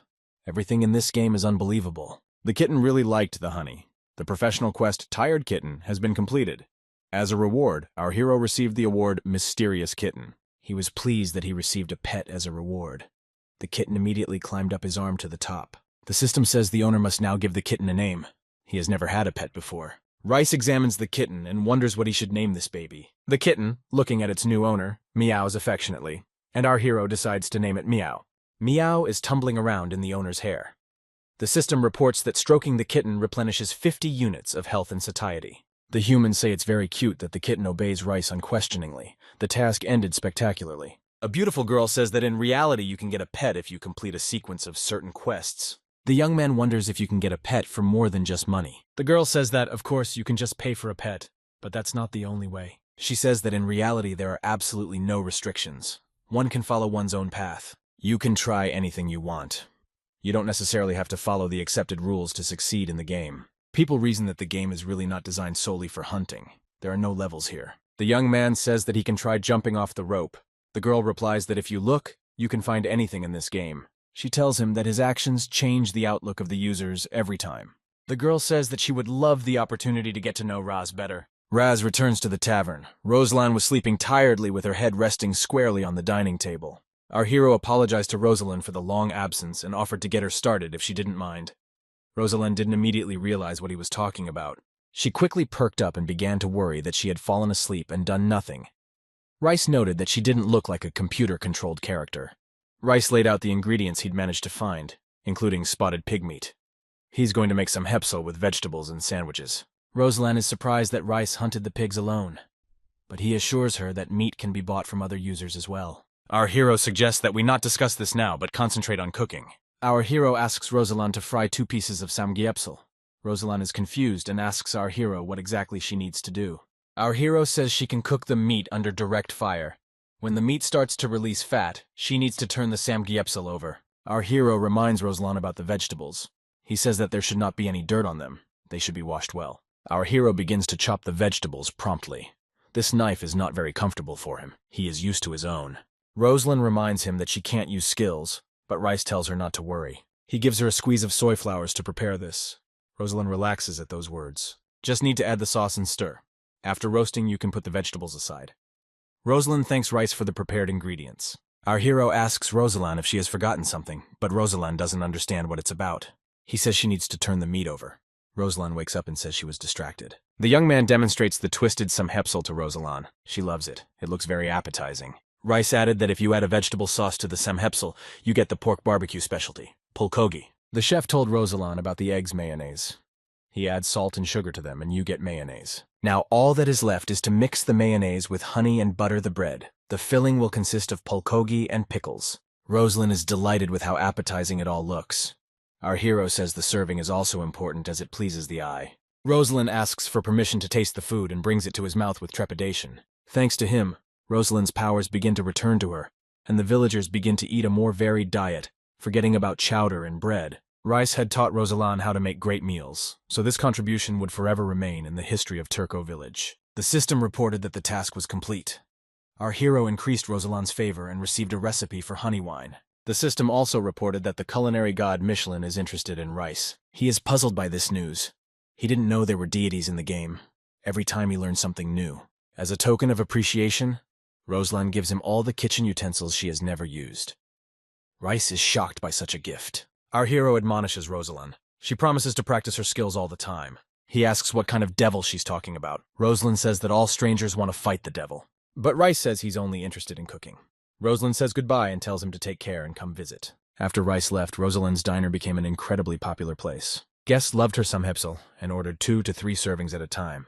Rosalind hired waiters who would give guests their order numbers. Not everyone liked it, but there was nothing to do. The village of Turco has become a cult place where all the users gather. There is no problem with the supply. In terms of taste, the dishes that Rosalind cooks are no different from what Rice would cook. Since users don't gain weight in virtual reality, they can enjoy their meals to the fullest. Passersby ask other passersby where to sells Samgyupsal and more of the village's most delicious bulgogi. The young man sees that his dishes are popular and remembers the times when he used to design new menus at the restaurant. The owner senses that the kitten is quiet, sitting on his head. Turns out Meow just fell asleep. Our hero has never had a pet and wonders how kitties behave in real life. Passing by Fargo's gun store, he decides to rest too, since his pet is sleeping sweetly. A man shouts at Rice. He hasn't seen the man before, but he knows his name. The man, out of breath from running fast, says that he learned about the cook from Rosalind. He has been looking for him for a very long time. The man's name is Ferguson. He's been looking for Rice for a long time to ask a favor. Our hero thinks it's another quest. He asks Ferguson how he can help him. Ferguson says that when his father was young, he was a fine warrior. Dad fought many battles, but then he retired and said he stopped feeling the flavor for some unknown reason. After that, he said he felt much worse than he did in the war. Then Dad became addicted to alcohol. This is a quest. You have to cook a meal and please Ferguson's father. Failure to do so will result in an instant fall from favor with Ferguson and his father. Ferguson asks Rice if he will help his father, but Rice isn't sure, as the demands are too vague. He apologizes and says that this is not the right time for such an assignment. Ferguson is very upset. Our hero sees this and tries to stop him. To him, this assignment seems most similar to a real-life story. He entered the store, where he was warmly greeted by the owner. He said that they usually don't let animals in with them, but he would turn a blind eye if Rice purchased at least one item. Our hero noted that this store looks like their movie. The items look like museum pieces. He even found author's wares. For example, the stained gloves of justice for 200,000 won. Rice takes the gloves in his hands and examines them. It's a magnificent piece of work. But the owner says not to touch it if you're not going to buy it. But he decides to take the cloak gloves as well. If the items are made by Ather, one can't even doubt the quality. The young man said goodbye to his master, and after putting on his new clothes, he went on his way. The system reported that Rice had a new ability, understanding attributes. Rice has discovered a new characteristic of the equipment. The system says that the equipment characteristic shows how useful an attribute is in different cases. However, if the value is evaluated, all attributes will be put into a steady state. The status of damage received will not be taken into account. Our hero didn't really delve into it, but decided something was a useful achievement. He walked on, blown by the refreshing breeze. Meanwhile, Molina walked into the Rosalind Cafe and ordered herself a serving of bulgogi. She can't wait to finally try this deliciousness. Suddenly, the king of cooking walks up to Molina, pushing people away. She greets him and asks him how he got here. The king says he's not following her at all and ordered a single serving of bulgogi. He notices that he and Molina ordered the same dishes, which can't just be a coincidence. But Molina doesn't like that kind of insistence, saying that the king of cooking just came and repeated after her. That's all. Tasting the food, he said Rice's kebab tasted good because all the food in the game tasted good. Molina advised the cooking king to read the description of the dish he was eating. He decided to take her advice and read that it was Rice's specialty. The boy was shocked. He started reading the descriptions of all the dishes, and it turned out that they were all invented by him. The twisted samgyupsal, the pork sandwich, and the juicy bulgogi were all invented by our chef. So, the king of cooking, who tried to compare himself to him, was completely confused. After all, he'd never accomplished anything himself. The cooking king refused to recognize the superiority of the dishes prepared by his rival. Irem wakes up in his apartment. It's morning. He has played too much and thinks maybe he should sleep a little longer. But he decides to wake up and, first of all, make something to eat for breakfast. Even though he cooked and ate a lot in the game, he was still hungry in real life. Irem takes off his headphones and realizes that it's hard to realize the real world after playing a long game. The tastes and smells, even the communication wasn't real and it couldn't be taken seriously. Irem heats a bag of cooked food in boiling water. In the game, he could smell a lot of odors. However, he is still not capable of it in real life. Therefore, reality feels like a simulation. Naeem gets frustrated and helplessly puts his hand down on the countertop. He says that his life is so sullen. Irem sits down in front of a plate of heated food and says that this is just the harsh truth of his life. He can't smell or taste anything here. It's hard for Irem to get used to this arrangement after experiencing the possibilities that reality provides. However, he hopes that he will be able to taste at least a very small flavor. But as he thought, nothing at all has changed since his last time in the real world. Nevertheless, he really wants to be cured. Wishing alone can't make a difference, but at least he can imagine. And Rice imagines the many multifaceted flavors of vegetables, fruits, meats, mushrooms, and herbs. Irem places his spoon on his empty plate and concludes that this struggle is making him miserable. But he can't give up so easily. Meanwhile, Nare's bistro is in full swing. Customers can't wait for their orders. The kitchen is running very slowly. Myra, the waitress, can't do her job. She's running back and forth with plates. Someone asked for a hard-boiled egg, but it was cooked soft-boiled. The kitchen promises to redo it. Meyer thinks that because of the terrible character of the kitchen manager, no one wants to work in a bistro. She has to serve the orders herself. She thinks sadly that it would be better if Irem were here. She wonders how he's doing now. Jangmin Restaurant. Irem is in charge of the kitchen now. It's a nice nostalgia for him. Even though Irem lost his senses, he was still able to get back to work. The boss is surprised to see Irem at work on his day off. Irem says he came to practice on his technique. The gentleman praises his chef and asks where he should put the unrefined perilla oil. Irem really doesn't waste any time and starts practicing his skills to be even better. As Irem was practicing molding balls of dough, the master called out to him. A man had come to visit. The master introduced Irem as his young chef. The man introduced himself and said his name was Yu Soo-jae. He is a friend of Chief Irem's. The gentleman says he's one of his favorite friends and asks if the man wants to grab a bite to eat. Soo-jae says that since it's a restaurant, he should order. Soo-jae asks the chef to prepare his specialty. Mr. Yi Yirim is frozen in bewilderment. Soo-jae confesses that his taste buds have gotten weaker with age. He crossed his fingers and added that it's hard for a young person to understand. But as you get older, your senses dull. Soo-jae tells his friend that he used to be able to feel the salt added to a dish, but now he can eat a spoonful of red pepper and not notice. Irem asks Soo-jae if he's lost his sense of taste and smell. Soo-jae says he realizes he's eating delicious food and smells it, but his tongue refuses to recognize the taste. He says his case is rare. He really misses the taste of the buckwheat noodles his late wife used to make. It was a noodle she cooked often. Regular noodles without pickled radish and sauce, yet the smell was so pleasant. At the same time, there was something crunchy in those noodles. 40 years had passed, and he vaguely remembered the characteristics of that dish. Soo-jae told him that he got married at the age of 20. They had children early, 10 years earlier than Irem's current age. He says that with having children comes incredible responsibility. But it's hard to explain in words. Back then, Soo-jae cooked noodles and he promised that his family would be happy and see the world. It was very presumptuous. My wife grumbled that as long as I talked, the noodles would swell. She would tell me to stop talking nonsense and get to eating. That's how happily they lived. With those words, Soo-jae finished his story. But his wife left the world probably because she was so busy.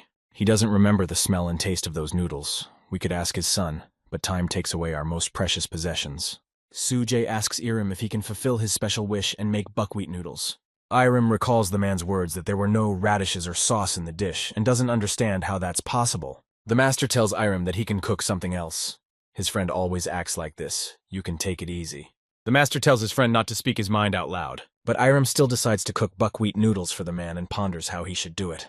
Irem gets an idea and seems to have everything under control. A little time passed. Irem came out of the kitchen and said that the special order was done. The master couldn't believe his ears. Buckwheat noodles with perilla oil. Soo-jae looked at the dish and exclaimed that it was exactly what was needed. The master thanked Irem and said it wasn't his responsibility. Irem said it wasn't difficult for him. He added perilla oil. The master tasted the dish and said that this oil has an interesting flavor. Soo-jae said he was very pleased that his request was fulfilled, but he probably wouldn't be able to taste it. The master tasted the dish and noticed that Iram had added bean sprouts to it. The flavor isn't pronounced, but you can feel the sweetness. It's great. The master asks his friend how he feels, whether he liked the noodles or not. But Sujay sits with his hand covering his eyes. He is slightly shaken and tears are weaving down his face. Images of the past begin to flash in his mind. He sits there eating his wife's noodles. He was offered a transfer to another department, but he decided to stay so he could see his wife more often. His wife says he needs to move up the ladder anyway, but Sujay has already made up his mind. His wife thinks it's sweet that Sujay loves her so much. He's become very sentimental. Sujay says he'll work for a month and take a vacation. He asks his wife where she would like to go. She says she will go anywhere with her husband as long as he is there for her. Sujay feels like his wife is by his side and takes his hand. She says she realizes how angry her husband will be that she left first. She says she's happy to have him.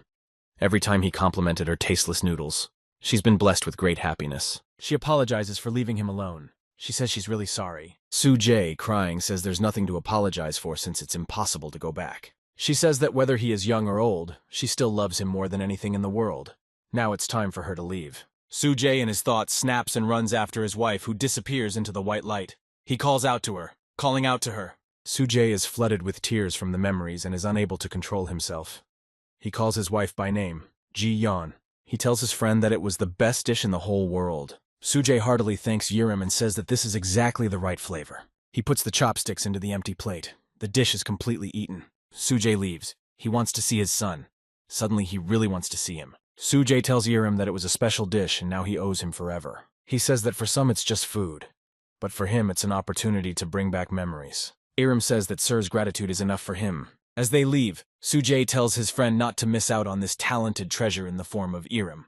The man turns out to be the chairman. He was escorted by security guards to the limo and he drove away. Iram was stunned. He thought Sujay was just a simple farmer. But of course the gentleman knew everything. Sujay from the car window tells Iram that he enjoyed the meal thanks to him. He will look forward to the opening. The blonde beauty monitors the villagers' social media. All of them absent-mindedly post themselves with food from rice. It seems the village is full of people thanks to him. But will everyone have enough room for such a huge number of people? These arguments are very similar to the behavior of people in line at popular restaurants in real life. The girl thinks about how grandiose it must be for users to behave like this in the game. She decides to go in and try the Samgyupsal on a skewer herself to appreciate the phenomenon. She looks at the dish and thinks it looks pretty ordinary. When Rice made it, it looked appetizing, but now it's not as impressive. She says that when Rice created this dish, all the flavors were calculated. Whether it's a fashion trend or really good, she'll only know if she tastes it. The blonde girl tasted the dish and was struck by lightning. It's divine. The perfect combination of ingredients. It's like a real Samgyupsal with the flavor of juicy meat, crispy crust, and soft texture of roasted pork. It's even tastier than the real thing. She doesn't understand how this is possible, since their development wasn't that deep. The girl thinks Rice is a unique character and a very interesting person. I wonder what he is like in ordinary real life. He had just decided to visit Roseland. He approached the tavern and was surprised at how popular this place has become. Our hero notices some numbers at the top. The system says that if the dishes he created are sold in the tavern, he likes it a lot. The system says that the reward can be found in the income from weaving enterprise window. The income from the eatery in Turco village is 55,501. That's Samgyupsal and Pulkogi. Meow the kitten came in. The young man didn't forget about him. He asked the kitten if he was okay. Meow has a present for his master. It is 200 grams of gochujang, 200 grams of pancakes, and 500 grams of vegetable oil. Rice cradles the kitten to his face and pats it. He tells the kitty that there is hardly any cat here better than Meow. The young man says that as soon as he checked in, the game is one of pleasure. Business at the diner is booming, and the kitty gives gifts. The young man thinks that now he can relax and enjoy the marvelous Rice. Rice sees a young man. He thinks it is the man whose father has lost his sense of taste. This is the blacksmith shop that belongs to him. The young man approached Mr. Ferguson and said he would help his father with his problems. Mr. Ferguson brought the young man to his house, opened the door, telling his father they had a guest. Mr. Ferguson introduced the young man to his father as a terrific cook. The father said he was just another donkey. The son says the young man comes from another territory and is extremely talented. The father asks if the young man can cook. He says he doesn't know how good Rice's abilities are, but he can't feel anything anyway. Rice looks at the man very determined and says he will do his best. The man asks the young man if he knows what breaded fried chicken is. He says he has heard, of course. Any Korean knows what breaded fried chicken is. But the cook says he doesn't have the batter for deep frying and asks what about the other dish. But the father yells that he doesn't want anything else but fried chicken. Rice realizes that even though the dish is simple, the ingredients aren't easy to get. Maybe the tasks are getting harder each time. Now we have to go back to the beginner's area and get the chicken meat. The kitten on his head starts meowing. Rice doesn't know what's wrong. He thinks the kitten is hungry, but soon the reason for the meowing becomes clear. Some unidentified birds have swooped down from the sky at breakneck speed. They're Mayonnaise birds, smelling their eggs in Rice's inventory. The system says they recognize him as an enemy. Rice decides that this time he will not run away, but will fight. The young man turns on the weakness recognition feature. It's a good thing it's working. That means these birds have less than 2 stars. If the birds with 2 stars, Rice will be able to overpower them. He puts up his shield and keeps his weapon at the ready. He concentrates, accumulates his power, and delivers a great stabbing blow. The young man threw a glancing blow but missed the opportunity to hit the weak spot. If he falls again, he could be injured. Before the visibility of the weak spot is gone, you need to finish the whole thing with a single blow. The system warns that the bird has recognized the young man as an enemy. Each touch with the beak reduces HP by 2%. Our hero forces himself to collect himself, otherwise all is lost. He must strike again at the weak spot. He has enough skill and strength for a double strike. It ends in success. The young man receives the mayonnaise bird carcass. When cooked, it acquires the flavor of chicken. The young man realizes that these are the ingredients for the mission. Now he doesn't need to go to the nub zone. There was no such condition that mandated the use of chicken meat exclusively. Rice went back and butchered his prey, forming good chunks of selected poultry. He is at the Ferguson home and decided to start by making a marinade for the meat. The young man is glad to have plenty of ingredients in the kitchen, but one has to save money. There's no telling when more groceries will be needed. Young adds soy flour, whole garlic cloves, sugar, and pepper. Rice hopes the seasonings will harmonize. The system reported that the ingredient soy sauce was received. The hero is happy about this gift. So, if you add some sugar and bring it to a boil, there will be a soy sauce base. Ferguson asks his father why he's peeking. The father thinks the underdog might be poisoning their food. Now that the sauce is ready, we can add the meat. It will take about 2 hours for it to soak in the marinade. Rice says he'll be back soon. The meat will marinate for about 2 hours. Don't touch anything while he's gone.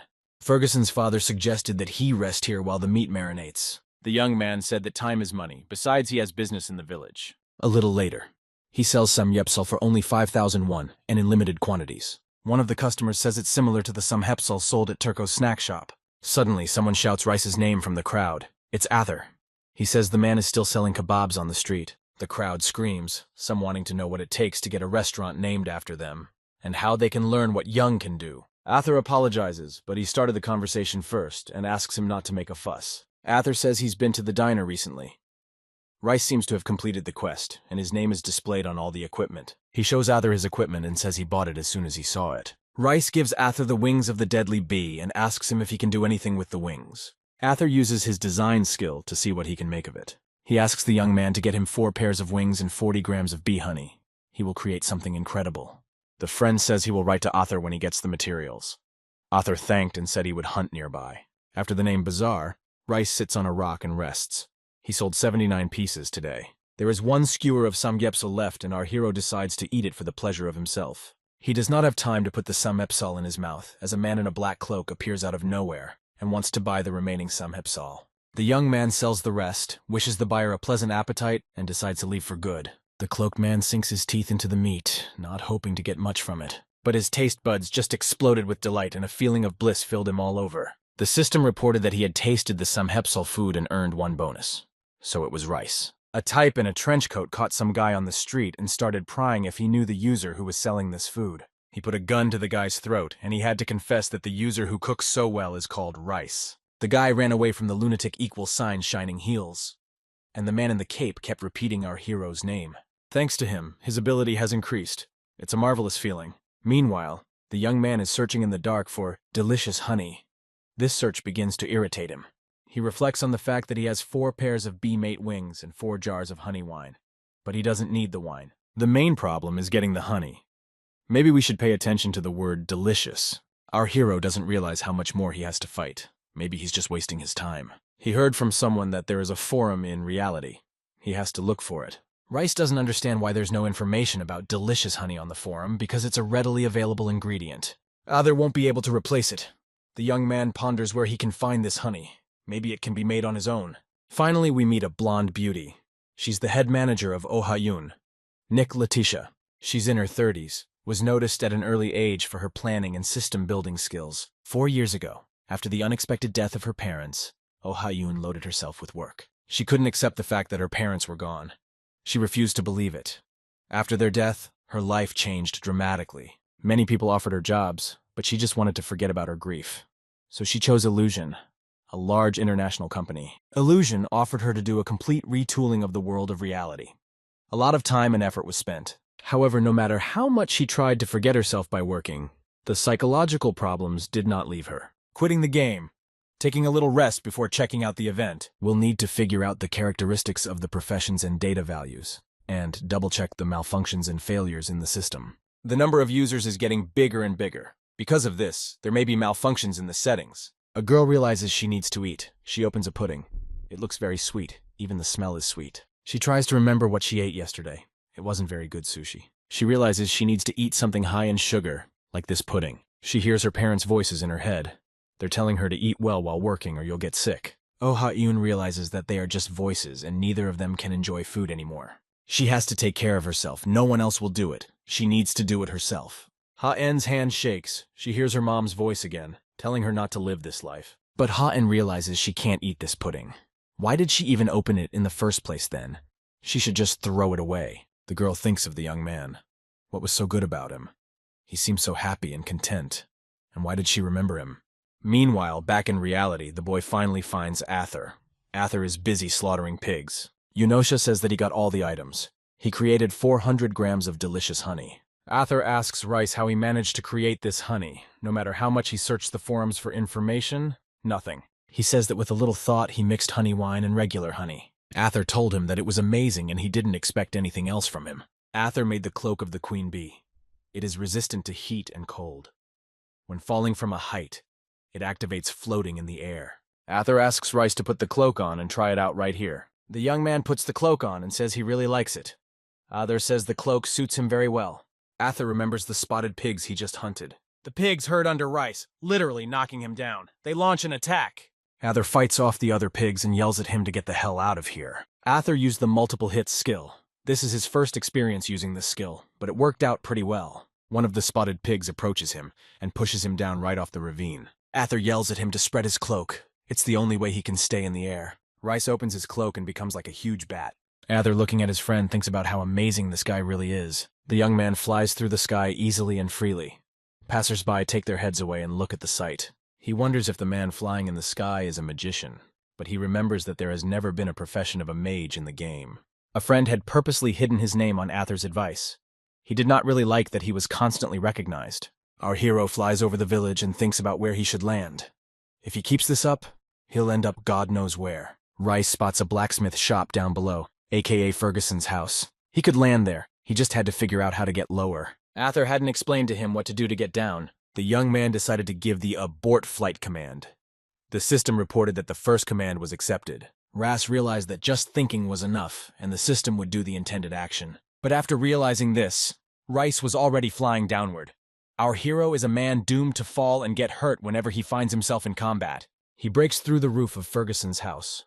His father reminds him that he was going to take care of business, not break through the roof. He yells at the young man, proving to him that he is not a chef, but just a crook prowling around. The young man apologizes and says he's not a crook. The father hobbles out of the bottle. Ferguson bursts into the kitchen and doesn't understand what's going on. The hero asks Ferguson how long the meat has been marinating, about 12 hours. Ferguson confirms and says that Rice has indeed been gone quite a while. The young man hurriedly gets to work on the cooking. If it had been 12 hours, it should have marinated enough. The young man pulls the meat out of the marinade. If there isn't enough seasoning, he will add salt later to the finished dish. Raz says he won't even need water, just enough to evenly coat the meat with cornstarch. When Rice worked as a chef, he often used the technique of cooking with leftovers. All the leftovers would do is roast the meat. If the temperature is too high, it will burn on the outside, but not cook well on the inside. However, if the temperature is too low, the chicken will absorb the oil and turn out too greasy. You just have to toss the chicken in the deep fryer in the oil. Rice notes a very nice sizzle. It should be done. You also need to make sure there is no oil left, otherwise it will get too greasy, so you need to get rid of it so you don't ruin the flavor. Ferguson and his father enter the kitchen, smelling an incredible odor. The father is surprised that Rice actually cooked the chicken. The young man asks if they can pour him a pint of beer too. Father and son promise to pour him not just a cup, but a whole barrel. After a while, there is a dish with tasty, juicy, and crispy chicken with sauce and 3 mugs of beer on the table. All three of them sat down at the table. Rice said that the chicken could be eaten with the sauce. He added honey and lemon juice to it. He was the first to eat his creation.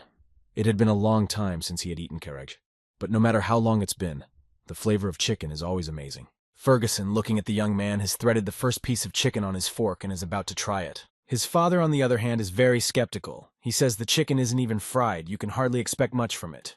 The young man watches the man and doesn't understand why he is silent. Maybe it's because he didn't use chicken. Rice thinks he hasn't completed the task, since the exclamation point above his head still hasn't disappeared. But Father Ferguson knelt down in front of Rice and thanked him profusely. Some of his memories came back to him. He said that after the demon attack, a lot of people lost their memory. They forgot not only the culture but also their important memories. Our chef's dish turned out to be the key to the memories. It's all thanks to an amazing ability. The young man is finally starting to understand what this game is about. The key to memories is food. Ferguson began to have memories too. He remembered that his mom used to make them a similar dish. This dish brought back both father and son's memories. It is good that Karaga's chicken is similar to this dish. Rice asks Mr. Fatu where his yen is now and what she is doing. Mr. Fatu answers him that his wife died a year ago. He used to bring home mayonnaise bird, and his wife used to make us dishes with it. It was very tasty. I was used to that flavor. When his wife was gone, he couldn't replicate that flavor. Despite his failed attempts, it allowed him and his son to remember her. But soon the devil stripped away all memories, including the painful ones. But he couldn't enjoy the false life, and started drinking. Fatu slammed his hand on the table and told his son it was time to get their family heirloom. Ferguson seemed to understand what his father meant by family heirloom. Dad says he's right. The family heirloom is his comrade who was always with him during the days of battle. The son says the item serves as a reminder of those days. But Fatu says it's fine. You can carry it. Ferguson brings his father's sword. The sword is made of an unexplored ore, leonium. It has an attack power of 50 and 10 to dexterity. Fatu asks Rice to bear his knife. He says he realizes how valuable this knife is, and asks once again for permission to bear it. He takes the young man's hand and places it on the scabbard. He says no nonsense, just bear the sword. Fatu says this sword needs to be named. Come up with a name. Rice is surprised at how light this sword is.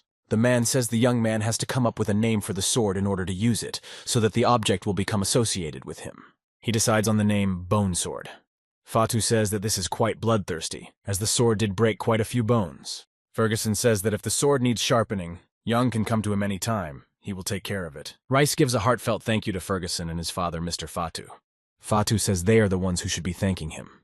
And while he's still here, he can grab some condiments from the kitchen. Thanks to him, father and son have been able to move on with their lives, forgetting the things that tormented them in the past. Fatu decided to take up brewing, something his wife used to be passionate about. As much joy as alcohol brings to people, Fatu felt when the memories of his beloved came back to him. The system says that Turco's development is almost complete. People are recognizing Rice. Thanks to this, he can buy the things he needs more profitably. Fatu called out to Rice. He offered him to take this alcohol. It was the only one left. The young man is very embarrassed that this man is doing so much for him, but Fatu insists. This alcohol is Fatu's special recipe. Within 10 minutes of drinking it increases attack power, decreases the ability to defend. That's what Rice thought, that if you want to drink alcohol, you have to prepare to be penalized. He decides to try it at his leisure when he is free. Fatu bids farewell to his new acquaintance. Rice wishes him success in growing his business. He feels like organizing his own venture too. He thinks of going to Rosalind for advice. When he reached the diner, he saw an untold number of people in front of its doors. The young man did not understand when it had managed to expand so much. The bouncer asks the young man if he is going to go through without queuing. This NPS is a player who knows Rice. The bouncer lets the young man through. People started to get indignant, but he said that the young man was as good as a deputy. The diner was in full swing. There were plenty of guests, all munching on delicious, succulent dishes. Rice met Molina practically at the door. She told him she worked here part-time. He's surprised she's moonlighting in the game. She says there are perks to it. She can save up and buy quality equipment. Molina asks our hero how he's doing. She thinks he's made a lot of new friends. Suddenly, some big guy with joyful shouts ran up to him and squeezed him very tightly in his arms. Our hero was frightened and recoiled from the guy. He apologized and said that he was just very happy to see Rice. The guy introduced himself as Mina Man Ho. He's a big fan of Rice because he has taken the establishment to the next level. Man Ho starts barraging the guy with questions about his haircut, the new menu, and his plans for the future. Molina whisperingly asks the young man who he is. He replies that this is the first time he's seen him. Suddenly, Molina remembers that there was a Man Ho who had recently gotten the extermination quest. Man-Ho asks Rice if he would be willing to accompany him on the quest, since it is a quest for the fighter profession. But Man-Ho politely declined. He found this type of person very suspicious. When Man-Ho refused, he sobbed and the people around him comforted him. He said he would almost stop playing here, but thanks to Mr. He didn't stop. A young man walks through a beautiful valley with his kitten. They are breathing in the fresh air and enjoying the day. Rice notes that now Meow does not sit on his head, but confidently walks on his own. He reflects that there is a lot of freedom of action in the game, but he still encounters restrictions on what he wants to do. If you think about it, it's not surprising. What kind of player would treat NPCs well? Reflections interrupted by a huge insect, unknown from where it appeared in front of his nose. The young man admitted that this game incredibly realistically recreates bugs. He was scared for nothing, and all because of the size. Someone is hunting a monster called a windjumper. Rice notices that this user's attack is very, very strong. Looking at the stricken fighter, Young realized that the insect probably possessed magic. But he still wasn't going to eat grasshoppers. He decided to go from here. While our hero was chatting with himself, the mayonnaise bird wanted to pounce on him, but Meow successfully defended his master. The young man struck a sharp blow and the bird was defeated. This attack was very unexpected. Rice turned around frightened to see if his kitten was all right. The kitten meowed happily. Rice was very surprised at Meow's ability to fight. It was time for lunch. The young man set up in the clearing and started roasting meat. He explains to Meow that the dish is cooked perfectly when the oil glistens evenly all over the surface. Meow, with sparkling eyes, stood on his hind legs in front of his master. Rice realized that the kitten wanted to taste the food. The young man swallows one bite and says with relish that it's the tender texture of the meat and the taste of the butter in his mouth is something incredible. He tosses the kitten a piece of meat, and the kitten deftly catches it on the fly. The hero wonders if cats can eat Samgyupsal, but this is virtual reality, so everything should be fine. The young man wants to eat until he leaves the game, but someone calls him again. It's player Man-Ho and his team of warriors. He's happy to meet the master again. The system notified that player Man-Ho was given the opportunity to change his costume. Rice asks him why he didn't go to fulfill the quest. Man-Ho says it was in his plans, but he still wants to find at least one companion first. The young man says he will succeed. Man-Ho asks the hero again if he will keep him company, but Rice again refuses. His partners don't like Man-Ho trying to find a companion. Just can't rely on the NPS players. The young man says that with that attitude, Man-Ho won't even be able to clear the first part of the dungeon where Marina lives. Rice doesn't understand how Man-Ho will fight strong monsters like blue crabs and electric shrimp. Saying those words, young man vivaciously pictured those delicious things on his table. Their taste was something he had already forgotten too. Rice instantly changes his mind and is about to join Man-Ho. All for the sake of the beautiful sea creatures. They shake hands. The system has opened a new professional quest. Get rid of the Marina Asylum. Marina is a witch who steals children to try out her dark charms on them. The system asks if Rice wants to join the quest. The young man presses the agree button. Man-Ho is thrilled up to his ears that he'll be doing the quest with the celebrity chef. He adds that he can't take his eyes off the kitten and asks to pet it. But Meow doesn't like the idea and pounces on his new acquaintance's face. Man-Ho stands there with his face scrunched up and says that the kitty looks even cuter when he's angry. The team heads into the woods. Rice says it's a pretty nice place for a witch. Man-Ho asks the young man if he's ever caught grasshoppers. It looks like they use magic. Man-Ho can't say anything. A young man sees a bird on the path and asks Man-Ho if it's a rooster. A unicorn. Rice asks Mr. Rook if he minds if they hunt. Man-Ho doesn't understand why, but agrees. Rook doesn't really want to, but he's obligated to help. He draws his sword and tells them to prepare to attack. A battle ensues between the warriors and the rooster. One of the partners says that 2 more will show up by 9 o'clock. Rook orders to not relax and attack, delivering smashing blows to all the birds at the same time. Our hero doesn't even have time to join in. He just watches mesmerized as his team fights the birds. It's the first time Rice sees the NPCs fighting. They're even better than he expected. And the young man is threatened as he watches. But Man-Ho has already come to the rescue. He attacks the bird and yells at it not to touch Mr. He. The team relieved the young man of the need to take out his weapon at all. Rice remained standing and watching. The NPCs of the war had dealt with the birds, and the carcasses were simply abandoned. Well, it's meat after all. They don't need it. The young man examined the carcasses and came to the conclusion that outside they do not differ from the ones he had fought before. Who knows, maybe the meat is as dense as Korean chicken. He likes the special flavor of chicken soup with rice. The travelers reach the Marina dungeon. The entrance is even decorated. You can see that people live here. Maybe it's a trap. Rice asks Man-Ho what he thinks about the current situation. He replies that they are alone here. There is no one else. Rook stops in front of the cave and suggests they take a break before going in. They pull out some jerky for a snack and refreshment. The white-haired man asks why they keep eating it. The girl replies that the diner doesn't have other takeout options available. Rice and Meow also enjoy a piece of jerky. The texture and flavor of the dried meat was nice, the same flavor that he used to taste before. Manhwa reminds everyone that the person who created the dishes in the diner is now with them. Mr. Rice is the star of the diner in Turco. You can rely on him now. The young man says this is not the right time to show off his skills, but the crowd is excited for Rice to show them what these chefs can do. He looks around and wonders what to make. Not really looking forward to fried food again. The cook's gaze fell on a bright red flower, a berry. Could this be what he's thinking about? The young man carefully bent over the berry and was finally convinced that it was ginseng. He decided to dig up the plant to make sure it was the ginseng for sure. His partners are waiting with anticipation. After all, he is the hero who took the diner to great heights. Our cook took out a wok, put the chicken in it, poured water in it, and started to boil. Next race thinks to put 10 Chinese dates, and after adding some green onions, he decided to make a delicious dish called Samgyupsal. It was the turn for garlic, which he took from Mr. Fatu's kitchen. Now the fresh ginseng root, which would make this dish truly marvelous. Rook asks the chef what he's cooking. The smell is amazing.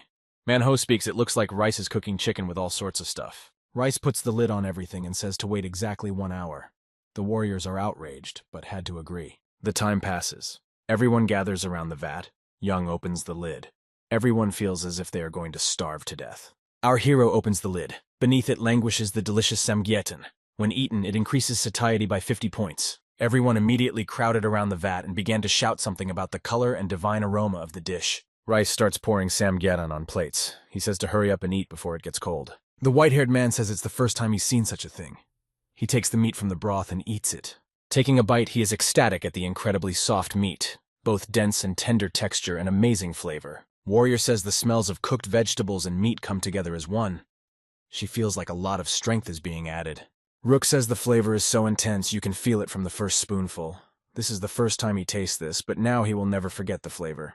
Manhwa tears the chicken meat with his teeth and marvels at his unrivaled culinary talents as well. He pours a plate of samgyupsal for himself as well. Ever since he lost his taste, every dish opens up in a new way. That time when he made bulgogi, many ingredients had to be substituted.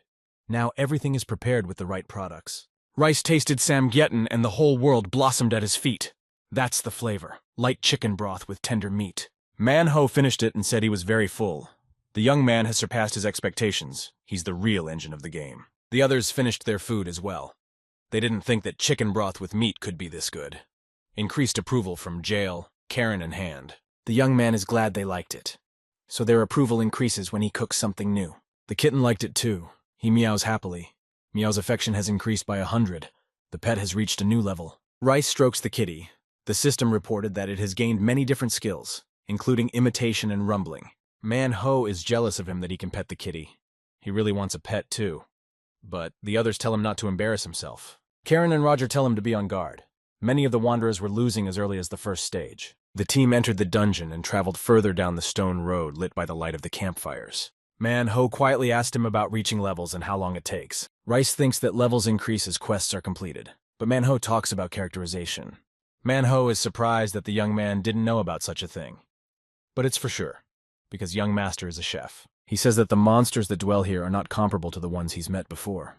Manhwa asks not to be intimidated. Jail says that this is where the domain of the cutter crabs begin. You have to be careful when treading water. The young man takes a sniff and realizes that the water inside the dungeon smells like the ocean. Meow interrupts his thoughts with an angry hiss. He rounded his eyes, 6 up. What was the matter became clear at once.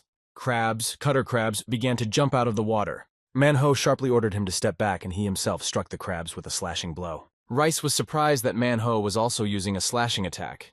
He hadn't noticed it before. Manhwa ordered everyone to prepare for battle. They were surrounded by enemies. The kitten flew off his master's shoulder and darted away, his paws glistening.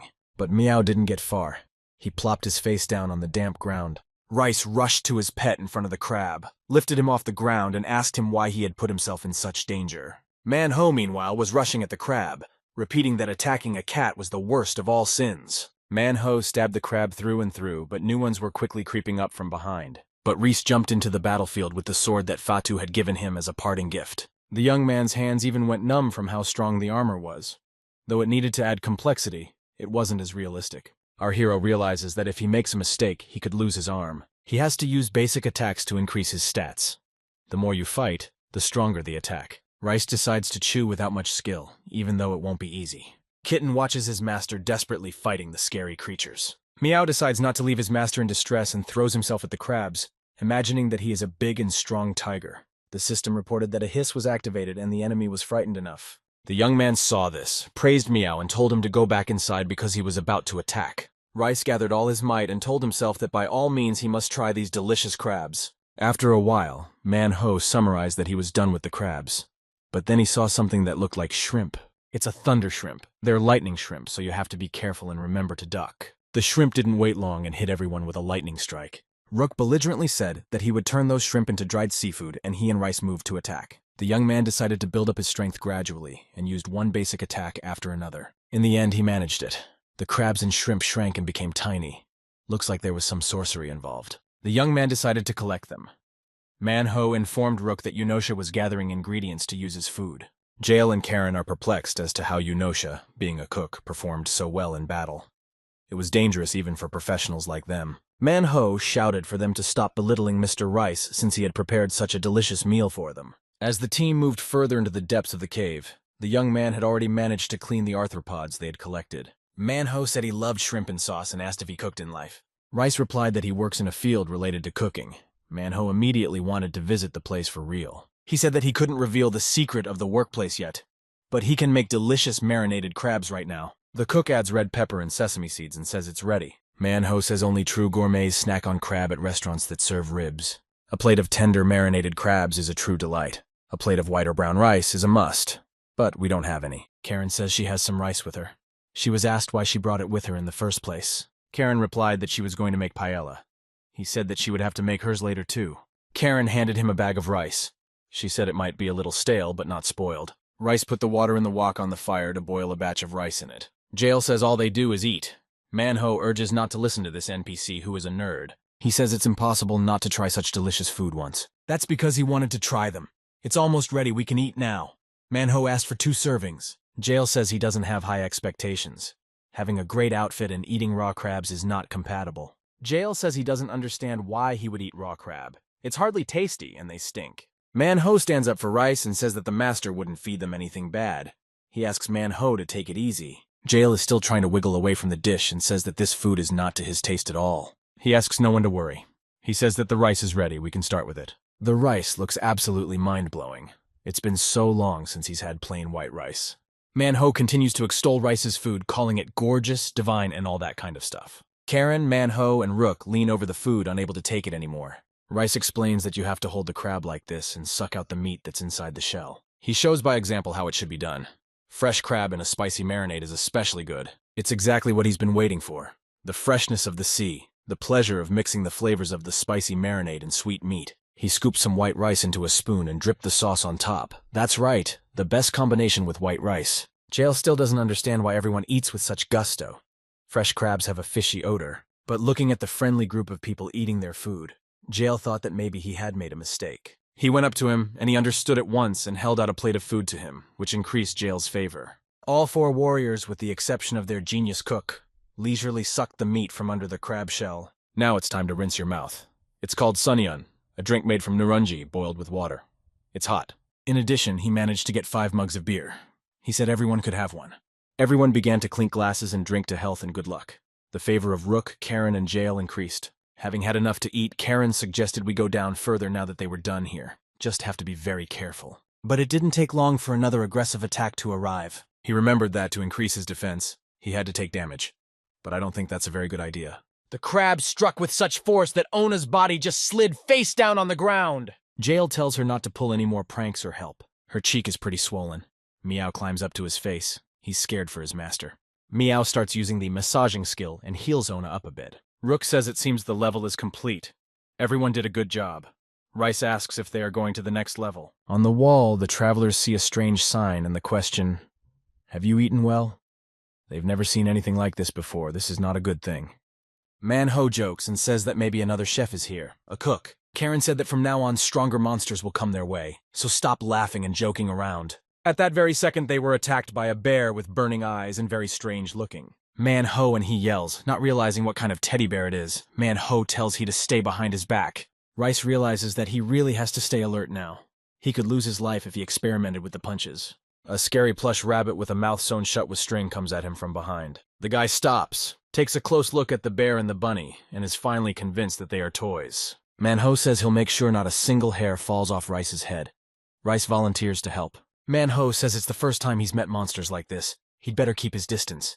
He needs to figure out how they attack first. But Manhwa doesn't have time to say another word. This toy hare gains great speed and knocks the warrior down. The guy's shocked at how fast the hare is. They seem to have a very high speed programmed into them. The guy decides to take action and use the hare's weakness. See if he can get something out of it. He finds the weak spot right on the hare's head, but it slips away from Rice with lightning speed. Ruck and Jail ask Rice and Manhwa to stay back and not interfere. It's too dangerous. The hare is too fast. The guy sees a weak spot but can't strike. We have to time it right. Meanwhile, Manhwa wakes up and calls out to the rabbit, calling it an overgrown rabbit. He teases the toy, saying he can't hit it with a punch like that. Manhwa aimed his punch and all his power at the rabbit and used his skill. Jail calls out to Rice and Manhwa for help. He is pinned by the bear's paw and his whole body is stiff. But they are busy with the hare. They decided to attack it at the same time. They pounced on the hare from two different sides, and each used a super slashing punch. When it was over, the toys shrank in size. They were really just toys enchanted by a witch. Manhwa says that it looks like they turned into monsters because of the witchcraft. The boy says this quest is harder than he thought. Karen wants to give the toys to her niece as a trophy, but Rook says no need. They may still have traces of magic on them. The warriors can't wait to see the witch for themselves. She must be as hideous as her skills. Finally, the travelers come to a dead end. This is the witch Marina's hideout. Manhwa says this place has a creepy atmosphere. Rice says it can't be. It's part of a cave. Again, the writing on the wall has them worried. That witch is definitely crazy. How can you write something like that while being a child kidnapper? Suddenly, they hear a voice from nowhere. The voice asks the travelers what purpose they have come here for, if it is to find the children. The figure of a beautiful girl separates from the wall. She says that there is nothing to do now. The children were gotten rid of long ago. Manhwa rushes out of his seat and rushes at the witch with his gun. He yells that she deserves a painful death. The witch says the others tried too. They accused her just like he did. But Manhwa can try. Manhwa doesn't listen to the witch. He rushes at her to deliver a stabbing blow sooner rather than later. But she just withdraws her arm and Manhwa is thrown back by the wave.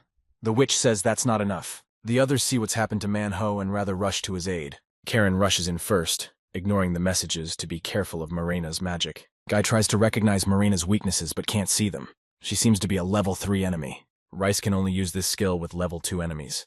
But maybe the witch has no soul, so that means no weaknesses either. He needs to find her weaknesses immediately, but he doesn't know how to do it. His friends are dying at the hands of Marina, screaming and crying for help. He needs to act soon. In the wall behind Marina, Guy sees a cross, and on the cross is a mark.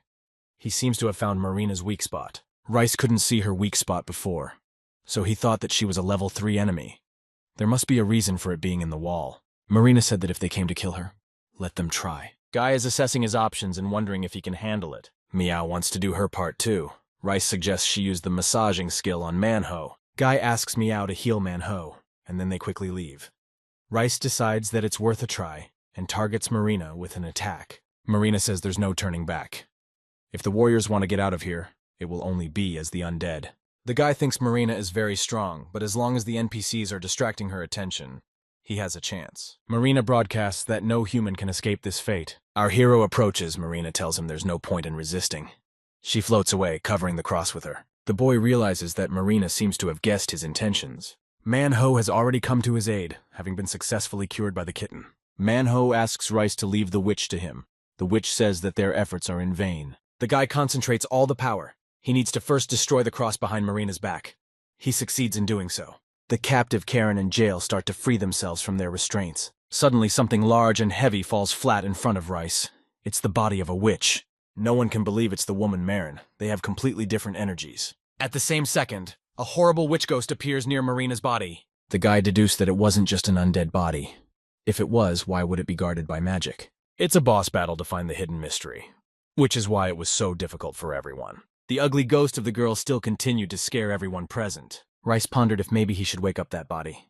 It doesn't look like she's just sleeping. The guy doesn't have time to ponder. It's still not clear what to do.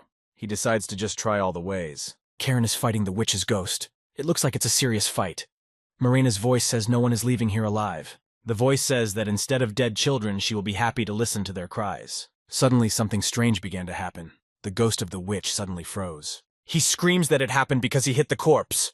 We need to attack soon. There will be only one chance to strike. Our hero tries to strike again, but the corpse seems to push him away. Meanwhile, time is running out. The blows have stopped working. The ghost is attacking again. Manhwa begs the guy to think of something quick while he's still alive. Rice hits the body one more time and the ghost goes still again. They try again and again. He finally manages to strike the hardest blow through the body, so hard that it even breaks the pedestal on which Marina is lying. The ghost screams as loud as it can and begins to slowly disappear. Manhwa thanks Mr. Rice for the perfect punch. Marina is definitely finished now. The system reported that the mission to conquer Marina's hideout was completed, but Marina's body, either as a ghost or as a human, sits on the cold floor crying. She says she deserves to die after all. Last year, when she was still human, a terrible pestilence swept the village. The disease killed many children then. Marina says the villagers were overcome with grief, and many died after the children. And those who remained became hermits. Marina says she couldn't bear to see this, so she became a witch to save them. Though, even after losing all hope, they would continue to live because of the power that hate brings. The villagers were furious and thirsty for revenge, thanks to which they were able to continue living. She, having become their enemy, was forced to flee. A lot of water has passed since then, and now she is truly dead. The guy was rewarded with 501 experience points and witch hunter status. Manhwa thanks Mr. Rice and says they couldn't have done it without him. Rook congratulates Manhwa on defending his fighter title and calls him a true warrior. Rice thanks his co-workers as well. He says they did a good job, even though they annoyed him at first. Manhwa says the guy's skills are undeniably precise and inimitable. He finds it strange that so far, when he defeated enemies, the environment either changed or disappeared. Marina is sobbing, and the body is still there. He wonders if it's right to leave it as it is and walk away. There's a chain around Marina's neck with a ring around it that says, Elise. Rice is wondering who Elise is. It seems to have something to do with Marina. Eliza sounds like a person's name, so maybe there's a connection. Rice asked his co-workers if they knew a person named Eliza. Marina's body opened its eyes and said the name Eliza. The system issued a new quest, to put Marina's voodoo to rest. Manhwa turned around at the words, and a very strange picture appeared in front of his eyes. Marina's body has risen again. She seems to be very agitated about something, and it has to do with Eliza. Marina remembers everything Elise once loved: delicious meals, crabs and shrimp. She remembers her last moments with Elise, her coffin and her stuffed animals. She lost her daughter, who was swallowed up by illness. She wants to blame the world too, but there's no one to blame. It's a cruel set of circumstances. If she could see Eliza again, she wouldn't mind becoming a witch. The system says to let Marina's soul rest so she doesn't turn into a witch. The time limit is 60 minutes. Manhwa doesn't understand what has upset Marina so much that she suddenly can't calm down. Manhwa uses the earth separation skill, but Marina doesn't think about calming down. He resents that they've already completed the quest, and here it is again. It's unclear to him what this Marina wants. Rice guesses that Manhwa can't see this quest. Apparently, it's a secret quest for himself. But then why can't Guy choose whether or not to proceed with the quest? Plus, he's lost 5 points of each characteristic. Rice doesn't understand what he did wrong and how to complete this quest. The system reported that Rice found a special quest item. Indeed, Rice noticed tomatoes and basil growing nearby. A new inscription appeared on the wall. I really enjoyed the meal. The boy sat down to prepare the food. Manhwa told him that he had extra buffs left. Everyone stared at Rice, wondering what he was doing. First, the cook blanches the tomatoes for about 50 seconds. If you blanch them too long, they'll turn out watery. Then the horny chicken meat, garlic, ginger, black pepper. Let the broth cook. Once the tomatoes have cooled, you need to peel them from their skins. Perfect, just the right texture and temperature. I'd like to try it, but since time is limited, we have to hurry. Manhwa asked how long he'll be sitting and cooking. We have to at least try the fight, right? Rice doesn't understand why Manhwa didn't notice anything.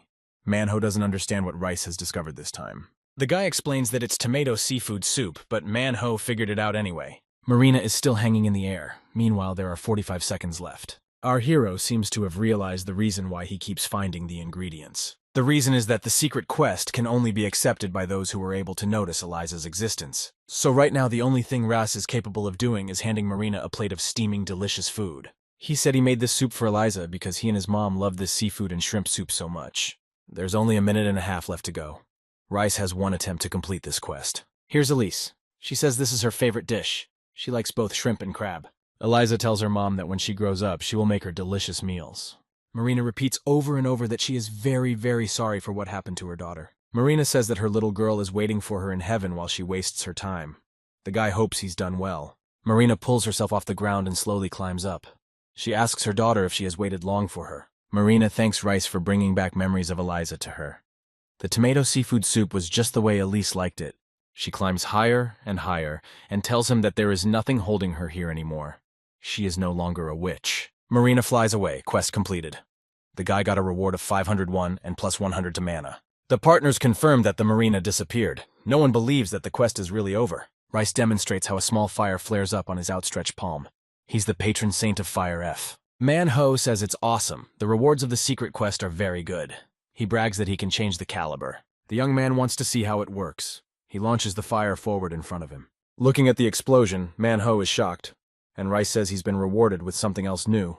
It's a frost shield, plus 30 to defense, plus 20 to water, as well as the freeze skill. Manhwa is shocked at how much the cook froze everything. Now the master has gained a lot of power, becoming a master of flame and ice magic. Rook thanks his colleague too. He says that they are knights of Earl Beatley. If Rice is in Louverton, he has to contact them. Rice accepts the thanks and thanks Rook and everyone else too. The whole 5 emerge unharmed from the cave with the quest completed. Thanks to him, Marina is relieved of her resentment and goes to the afterlife with peace of mind where she will meet her daughter. The rewards earned in the secret quest were recorded in the historical chronicles, bonus stats under 5. Irem disconnected from reality. He realized that he had been playing for too long and didn't realize what time it was. The clock reads 2 in the morning. Irem realizes he's hungry and needs a refreshment. Irem orders from a 24-hour restaurant called Jjajangmyeon. It was brought very quickly. Iris sits down at the table to begin his meal. He can't feel anything, but he hasn't eaten jjajangmyeon in a very long time and misses it. Irem decides to start eating and imagine the flavor of the dish at the same time. Irem thinks that the cooks added too much onion to the sauce. The Swedish smell is too strong. If they had added less, it would have been perfect. Irem stopped and fell silent. He didn't realize what had just happened at all. Irem had just smelled the odor, but after all, that was completely impossible. After Irem stopped smelling odors, he tried his best to reconstruct them in his memory. He tried many ways, even chewing raw garlic, but everything remained the same. With each new attempt came more and more despair. Had Irem's imagination become so animated that hallucinations began to appear? Irem tasted the jjajangmyeon again and smelled the appetizing aroma of butter. It was really the fragrance of butter. If his sense of smell had recovered, then even with a slim chance, he could probably learn to sense flavors. The butter and sour-sweet smell of Tungusk. Irem could taste it again. Even though things haven't fully recovered, it's easier to remember forgetting the feeling. Manhwa says on his blog that he passed the quest, but trolls like the others can't pass it. Stop by and send Manhwa a friend request. Manhwa tells us that it wasn't Marina's real body in the cave. It was in a secret space in the wall. He says he fought the player Rice, so the victory is not solely his due. But he has an eye that sees weaknesses. Ather enters the dialogue and says that he and Rice are old friends. He used to build equipment for him. Shinken joins in. He too was at the party not too long ago. He seems a little weird, but he's really awesome. Rice has somehow become famous. He has a lot of friends now. Molina decided that he should leave a comment too. She's thinking about what to write. She wants it to look like they know each other. She wrote that she'd be interested in trying his food, but thinks it's not too obvious. Molina doesn't want anyone to think Rice is interested in her. Molina summarized that it's just a game. Little does anyone think anything. Grandpa walked into the room. The girl's real name is Mira. He asked why she was still awake. Mira answered that she was on the phone. The grandfather asks how her part-time job is going. Mira replied that it's good, but there are a few visitors lately, so it's boring. Grandpa says maybe the menu isn't very impressive, although he did try a special dish from a certain chef recently. Mira interjects again. She knows grandfather has no appetite at all. Dell says that food is not something you fill your eyes and nose with, but something that awakens memories. That's what that cook told me. Grandpa says this cook is a wonderful man. He will take his granddaughter to him next time. He asked if the world was working tomorrow. She said no. Day. Shopping center. Everyone is getting ready for a famous artist's exhibition to be held here. There was a problem with the company that was supposed to organize the buffet at the exhibition. Mira listens to her grandfather's phone conversation. Recently, the employees went to a banquet during a business trip and got poisoned. They are closed today. The aide says he's sorry. Yoon Sa-jae says it's not his fault. But since it's the first day of the exhibition, it's a problem. Yoon Sa-jae is an artist who addresses food in his artwork. During his exhibition, he also hosts a lunch. But he can't serve food and delivery to the guests, and that's a problem. Suddenly, Sa-jae's phone rings. He looks at the screen. It's his longtime friend, Chang Meng. Sa-jae complains to Chang Meng that he has a problem. There's no food at the expo. The workers at the takeout restaurant got poisoned. Chang Meng says that he was going to go to the expo today too. Chang Meng suggests another solution. His restaurant can bring in a replacement today. He has 2 people to spare. Mira can see that Grandpa is very happy. He says today is her lucky day.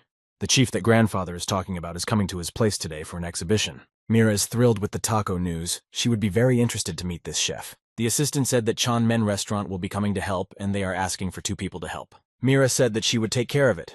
She asked her to bring her clothes and an apron so she and her friend can change. Mira instantly dials her friend Sun Young's number and asks if she's busy today. Grandpa remarks that Mira reminds him of her father when she is so enthusiastic. A car pulls up to the exhibition center and Jang Meng gets out. He asks Irim if he's ready. Irim gets out of the car too and says he'll do his best. They look at the signboard, advertising the exhibition. Irim didn't know that Mr. Yoon was painting. Chang Meng asks Irim how he's feeling. Outwardly, he looks calm, as if he's been to places like this before. Irim recalled that in the past, he's been invited to banquets and has appeared in competitions and TV programs. To his boss, he told him that he took it as a self-check before the opening. Meanwhile, Mira has waited for her friend and is very happy that she has come. They are very happy to see each other. Mira is thankful that Sungyeon didn't reject her request. Sunyeon greeted Mira's grandfather and said that Mira had told her a lot about her. He thanked for taking care of his granddaughter and for coming to help despite having the day off. The assistant tells Mr. Sang Jae that the cooks have arrived and are already in place. Chang Meng and Irim enter the room and greet Sang Jae cheerfully. Irim says hello too and turns his attention to the girls. He recognized Mira immediately. The girls say hello too, and Mira realizes that amazing chef is Irim. Sang Jae tells Chang Meng that he's very happy to have such a friend. Chang Meng says that they are here to hold an away banquet. Mira says that they haven't heard from Irim since he left their diner. Irim says he was sorry to part ways and asks what she is doing here. She says she came to help her grandfather with the exhibition. Chang Meng tells Irim that he's seen this girl Mira somewhere. Irim says they work together at the Nara Bistro. Changmin leaves the young men to talk and says he'll go check on the kitchen. Left alone, Irim and Mira started talking. Mira said that Irim had disappointed her. Irim apologized. He should have said that he had found a new job. Mira replied that wasn't the point. She extended her pinky finger to him for reconciliation and asked that Irim just call her Mira. Also, when it's over, Irim should cook something nice for her. Irim gave Mira his little finger and they made a pact of peace. The visitors to the exhibition like the dishes very much. They give off a very pleasant odor. This is a plate of makuksu, buckwheat noodles, and soup. The piquancy and flavor of the perilla oil create a lovely assembly. Devon is right there too. He ponders that one usually makes chanchi kuksu, not the obscure makuksu. Even the appearance is unimpressive, and as soon as it can be eaten, Devon tastes the dish without enthusiasm, and just swoons with delight. He says it's just perfection. He even dances, standing right in front of the picture. The other guests call it shame and embarrassment. Irim and Mira look around and notice Youngji Woo among the guests. Irim doesn't know who he is. Mira says that this person composed the music for the song Paul 1 for the band Heartstar. Youngji Woo also starts to duck and says that this dish is so great that he started composing the music right there. He's thinking about how it's been a long time since he's been out like this. Since he started playing for days on end, he's lost track of time. Youngjae Woo is a hitmaker and genius composer in the pop music industry. Despite his overwhelming influence in the music industry, he has recently become addicted to the reality game. He thinks about the fact that makuks are delicious, but he's not full yet. He needs to head to Turco's diner. And, humming a song, he runs off. The guests wonder why this man is talking to himself. Meanwhile, Nare's bistro is quiet and deserted, with no customers. The boss is watching an episode of the program Cooking at Home with Chef Cook Khan. The boss sits at the table with alcohol and watches the TV program.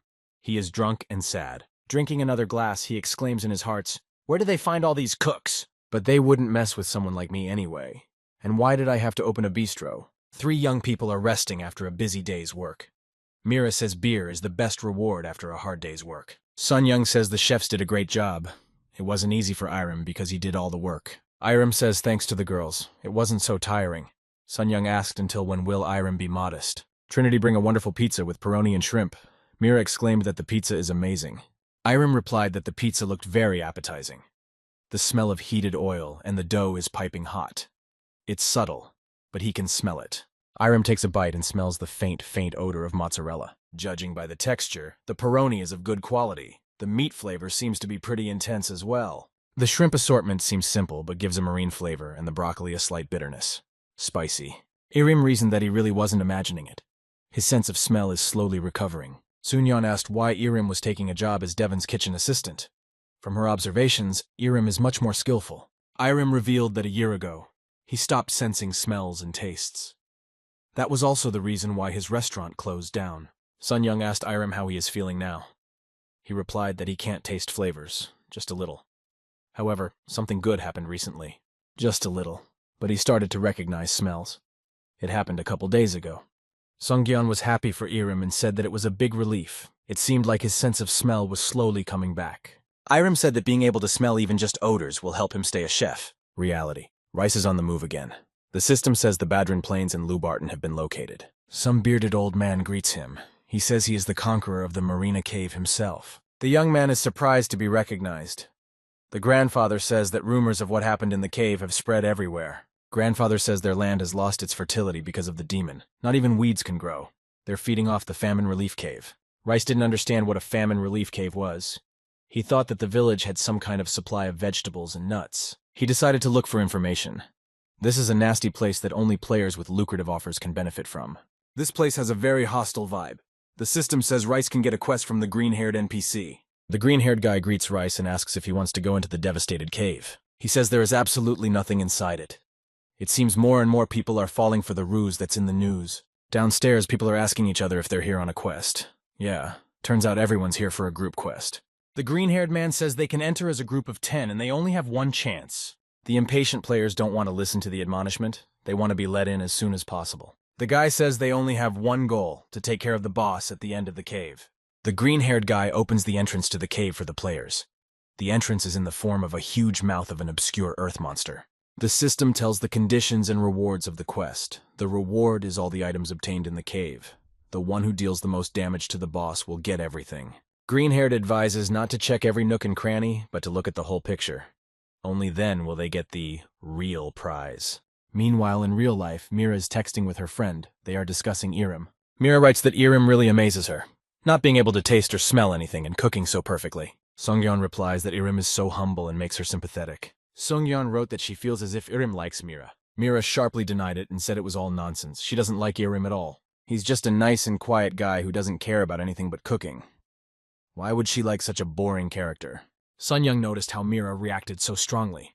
After all, she had only asked a question. Following that, Sungyeon asked Meyer how she felt about starting to date Irim. Meanwhile at the quest, the guy in armor says to keep your guard up and follow him because anything could pop out at any moment. Another asked if the village items will be separated in the general inventory, but he was told that everything would go to the last person. The players come across a checkpoint. They have a slightly strange feeling about it. The guy in the armor didn't know what to do. If he's going to fight the boss right here. Suddenly a giant stream of water and heavy rocks started pouring down on the players from above. Rice is pinned to the ground, realizing it's just a trap. He notices an arugula bush near him. He's overjoyed and thinks this is a truly awesome game. The guy in the armor says that this game is tricking users. He asks if everything is okay. He tells him not to collect anything suspicious so he doesn't get in trouble later. A potato on legs appears out of nowhere and strikes one of the players. The player is still alive, but he urgently needs a potion. The blow is very strong, but no one has time to help him. The potato shouts mashed potato and strikes again. The player is out of the game. Arugula, a dark brown dagger, and a wind necklace have gone into the general inventory. The players realize that when a player is eliminated, their items go into the general inventory. One player said he wouldn't have gotten involved if he had known. The leader ordered everyone to prepare for battle. If they lost, they would die. The potatoes began to advance as a whole troop. They have a very warlike look. The leader says he struck the blow and then it's the rest of them, when he sells the signal. The fight started. The warriors' daggers started flying out of their hands. The potatoes were gaining the upper hand. Rice decided to use the weak point skill. The skill worked. The weaknesses of the spuds were very clearly visible. Rice went on the attack, landing many stabbing blows on the potatoes. The kitten sensed that the players and the owner needed his help and attacked. Rice noted that the potatoes were very strong. He decided to take some damage to boost his defense. The ringleader yells that he knows a way to get up. He tells everyone to move slowly in the direction he pointed with his hand. He also tells the player with blonde hair not to collect everything. Why collect useless potatoes? But things wouldn't be so sad if new characters didn't start appearing. The first to appear was Carrot Mage. Next to the Carrot Mage, the golden-haired corn swordsman came out. The ringleader says that the names the developers come up with are certainly something. The mage and swordsman didn't wait long and started attacking first. The ringleader gets tired of being mauled by some vegetables and puts all the power he has into his blow. And it works. The rind starts to crack, the corn starts to fall out. Rice is right there. He asks for permission to pick up all the corn that fell. After the battle, everyone decided to grab a bite to eat. The girl with pink hair eats juicy bulgogi pork sandwich and rice. The guy eats delicious Samgyupsal kebabs from Rice's. He grabbed food from a diner in Turco before the hike. They discuss our hero. They say he owns a diner in Tirco. He cooked the food and then even opened the diner. Rice quietly listens to what people are saying about him, unaware that the same Rice is sitting next to them. They're speculating about what this guy looks like. He must be a high-ranked player. The ringleader looked up. He said that he thought he saw this path as they were falling. There was a hole gaping in the ceiling where sunlight poured down on a virtual plaque. It read, Manhwa's Best DD. Someone said that it must be the name of the #1 player who had recently completed the quest. Rice thinks that Manhwa seems to have cleared the place. Suddenly, earth clods and rocks started falling from the earthen ceiling again. In front of the players, a creature called the Thundering Seed grew in front of them. The body was made up of earth, and the head was the very place they were entering. The ringleader told everyone to prepare for battle, long-range DDs to aim at the arms and legs, and melee DDs to attack the body and head. But Rice didn't care about anything. He was going to grab a bite to eat.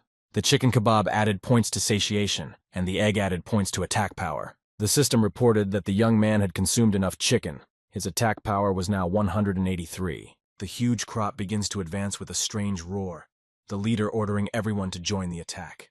But one blow from the monster's fist was enough to send all the players flying in different directions. The leader quickly rehabilitated himself and rushed back into the attack before the monster could gather himself for another strike. But desire alone wasn't enough to win. The monster brought its hand over the ringleader and easily crushed him to the ground with the palm of its hand. Aegis Shu yells for the others to attack sooner, or he himself will be dead. Ras flies up to the monster. He has a shield in his hand. Ras decided to use the frost skill. Another player realized that the monster's body was briefly frozen and used the tip skill. Rice attacked with such incredible force that everything around him spun, twirled, and sparkled. The players can't believe their eyes. They say that this guy is like a magician. Before that, no one paid attention to the young man, because he was always collecting grass. They think that Rice is a high-ranked player. He looks at the monster and realizes that the monster took damage, but the blow wasn't fatal. The leader is still under the monster's huge arm and begs for someone to help him. Rice crawls over to Shay and wonders if the others are just watching because they are afraid to die. Meanwhile, the monster is almost collapsing and at the same time clenches his fist, and with it, Shay. The ringleader was already riddled with gore before he could detect the monster's weak spot. Rice concentrated his power and delivered one last decisive blow that proved fruitful. The system signaled the end of the group quest.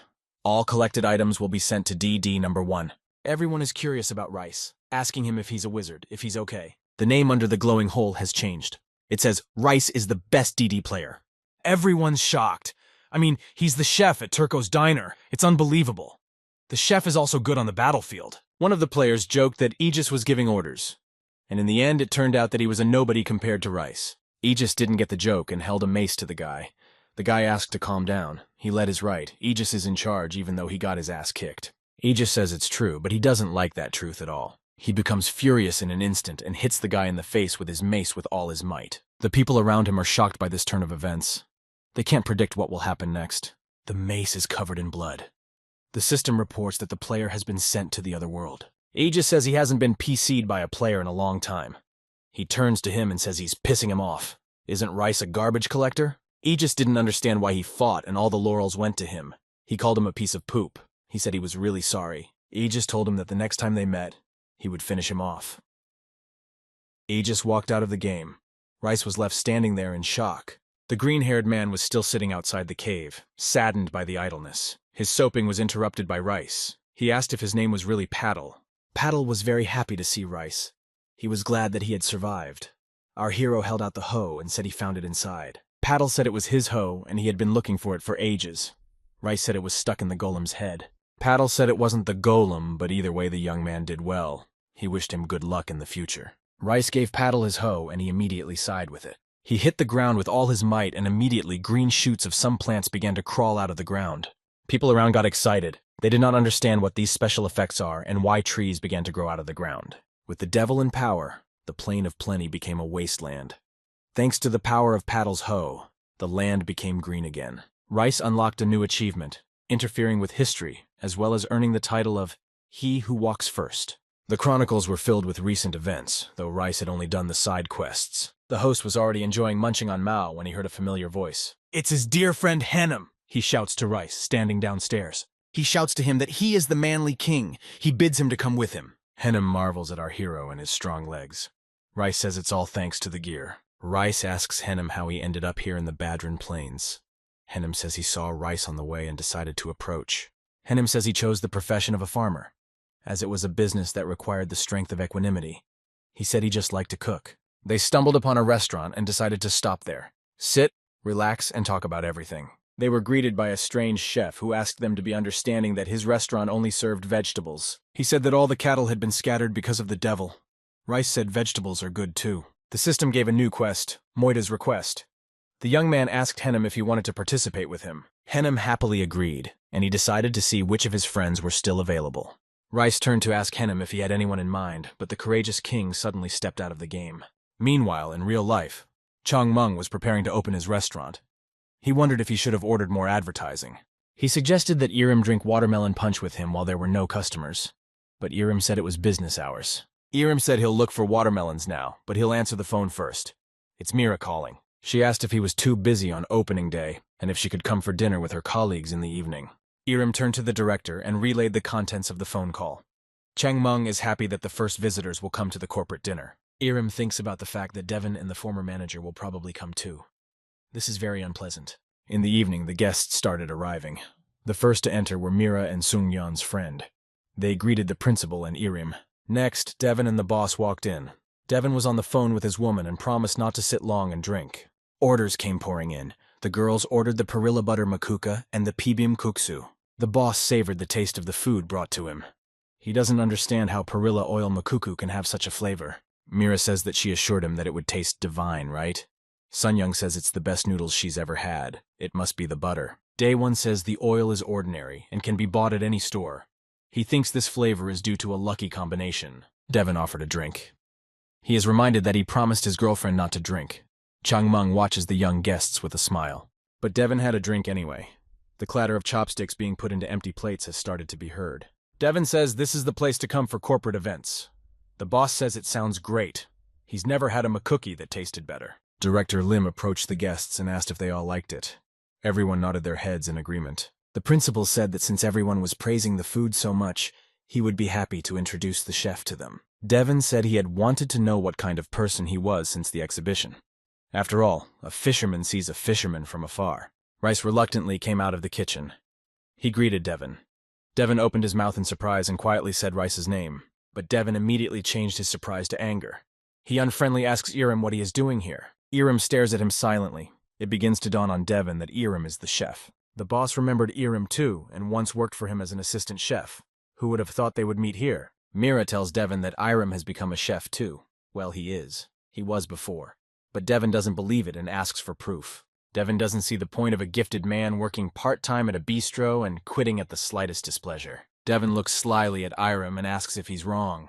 The assistant position was perfect for Irim after all. Irim, standing in front of him, opened his mouth for the first time and asked what Debon was getting at. Then Debon decided to go with the bank and asked if many guests had come in today. Debon admitted that the noodles were good, but not everyone was capable of adding seasoning to a dish. Mira explodes and starts yelling that Daewon is drunk and talking nonsense.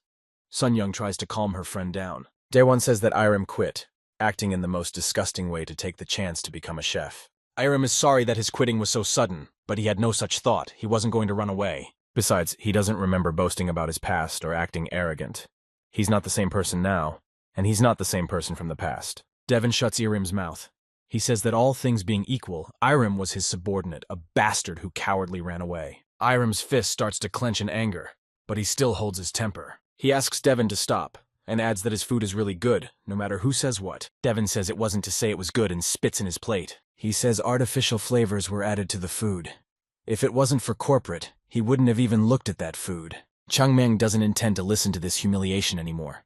He pounded his fist on the table and asked Debon to get away immediately. Daewon asked if it was okay to treat a guest like this. Warden Lim interjected who Debon thought was a guest. He yelled that his restaurant does not accept such guests. Debon insulted the cook, spitting out the food. He asked to leave the premises immediately. After paying, the former boss apologized for the incident, saying he was truly sorry. Chang Lim said it was fine. The girls pack up to go home as well.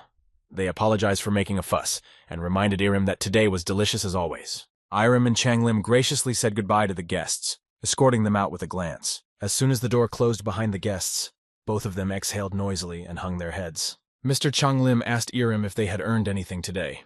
Irim said they had, but it was hardly enough to cover the groceries. Changmin was amazed at how Irim worked under Daewon. They're so different, like heaven and earth. Irim said he would work even harder from now on. Changmin suggested that Irim work together for as long as possible. For a long time. Rice is back in the game. The system told the latest news relayed a message from the courageous king. He reported that he was alive. He was amazed that there was now a level 26 Badrin deciduous forest in Badrin Valley. Rice wants to see what else has changed, but someone calls out to him from behind a tree. The young man says that he has been hunting mini cows. He asks our hero to help him remove the remains in exchange for all the carcasses. He thinks mini cows are beef anyway. The guy says he will give everything to him. He doesn't need anything just to clean up. The young man agrees but doesn't see any cows.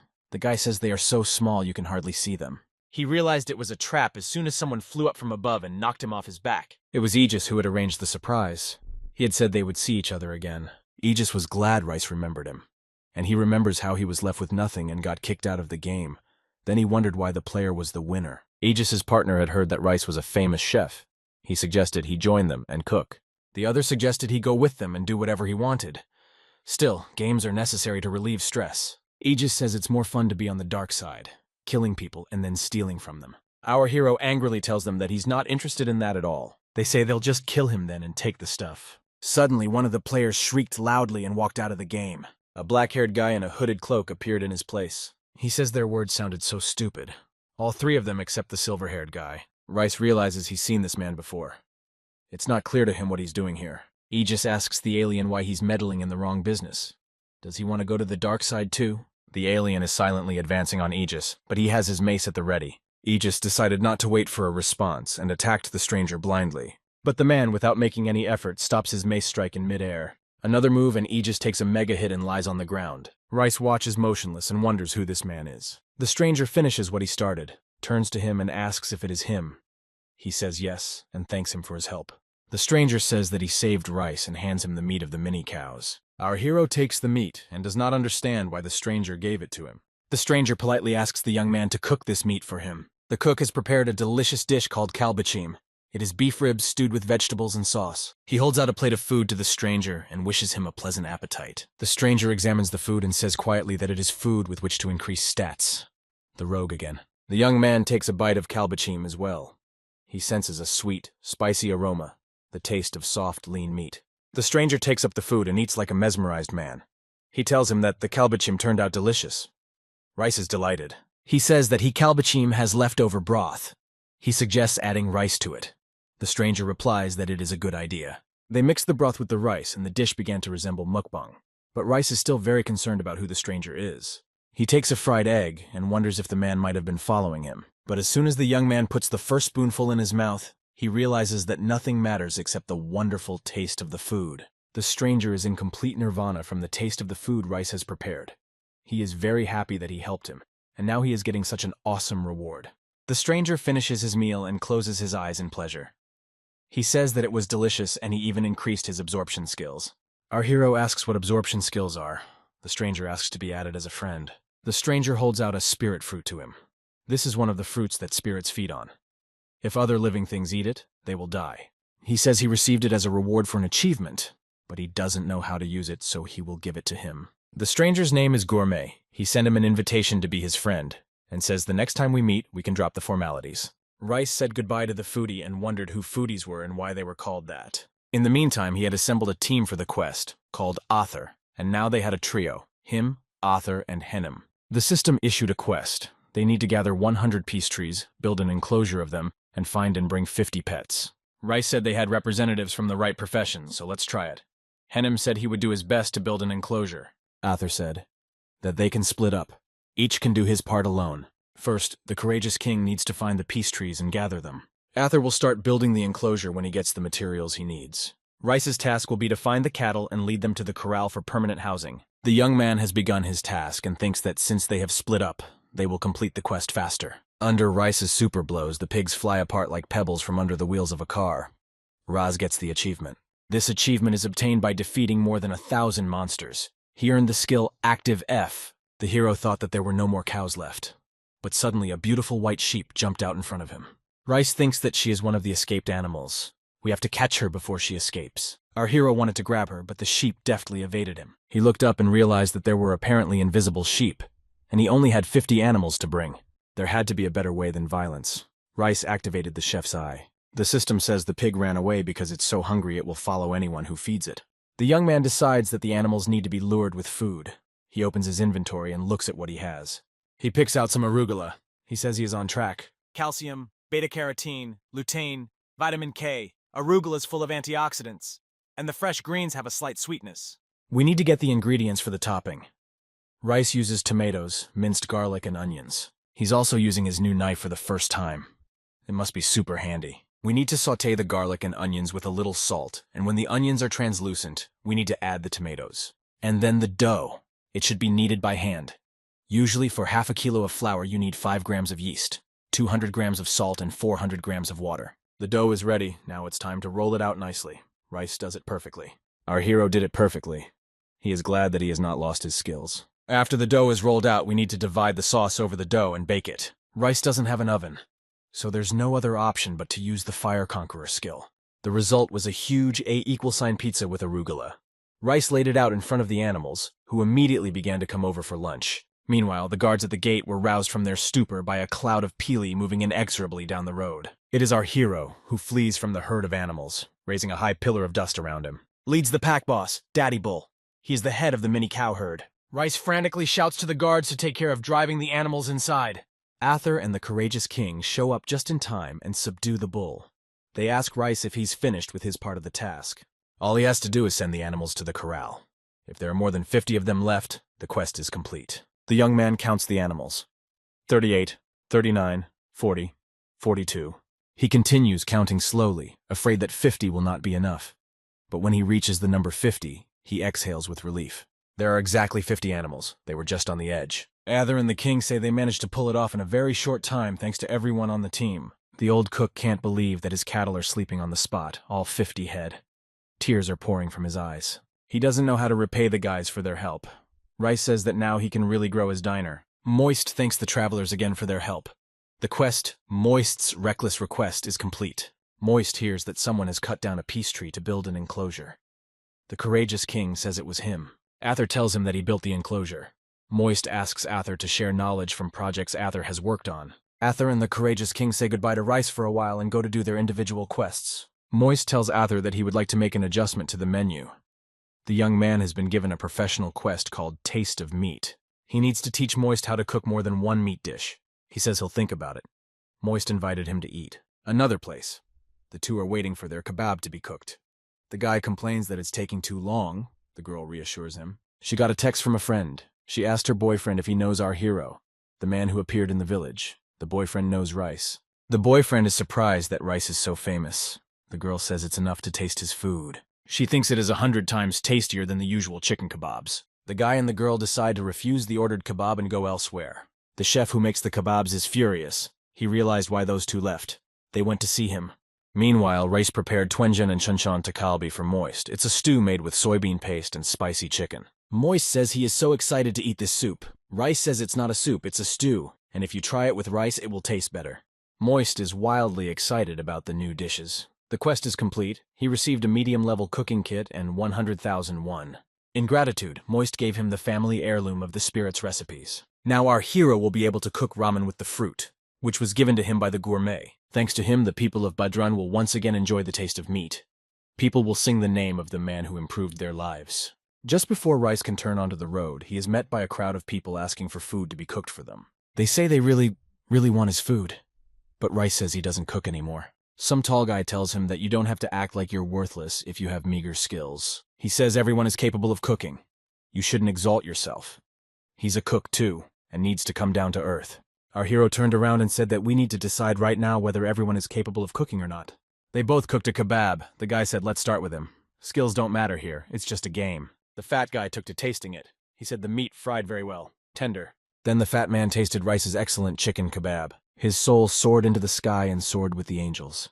It was a flavor felt by all the receptors. The fatty concluded that the young man had definitely won.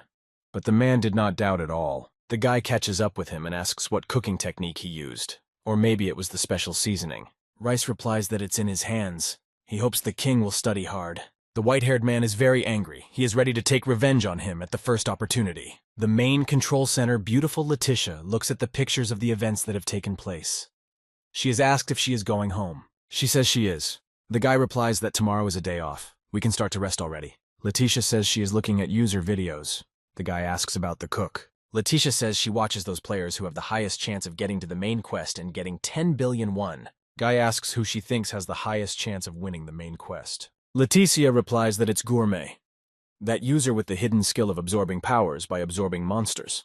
Guy asked who advanced the closest to the main quest. Letitia replied that it was a player with the nickname Uga Jaga. The guy said that nickname is weird. Letitia says that this player is unusual in his own right. He is only interested in completing quests and expanding his map. She says that Uga Jaga is almost done with the legendary quest given by the devil. Guy interjects about the devil. The guy asks Letitia if she sent a gift to her grandfather who had a restaurant. Letitia says of course she did. Meanwhile, Rice is not without someone asking him to add him as a friend or cook something. Rice thinks he's been recognized everywhere since his last outing, when he just wanted to play peacefully. The system reported that the celebrity god Oscar was interested in the young man. Michelin, the god of cooking, is not happy that Oscar is interested in the young man. Oscar paid close attention to him. The system suggested that he change his occupation to celebrity, but with his current occupation removed. Rice replied that this was a very strange suggestion. The system replied that Oscar was no longer interested in him. The system reported that Michelin's interest increased in 50% and granted him the kitchen skill.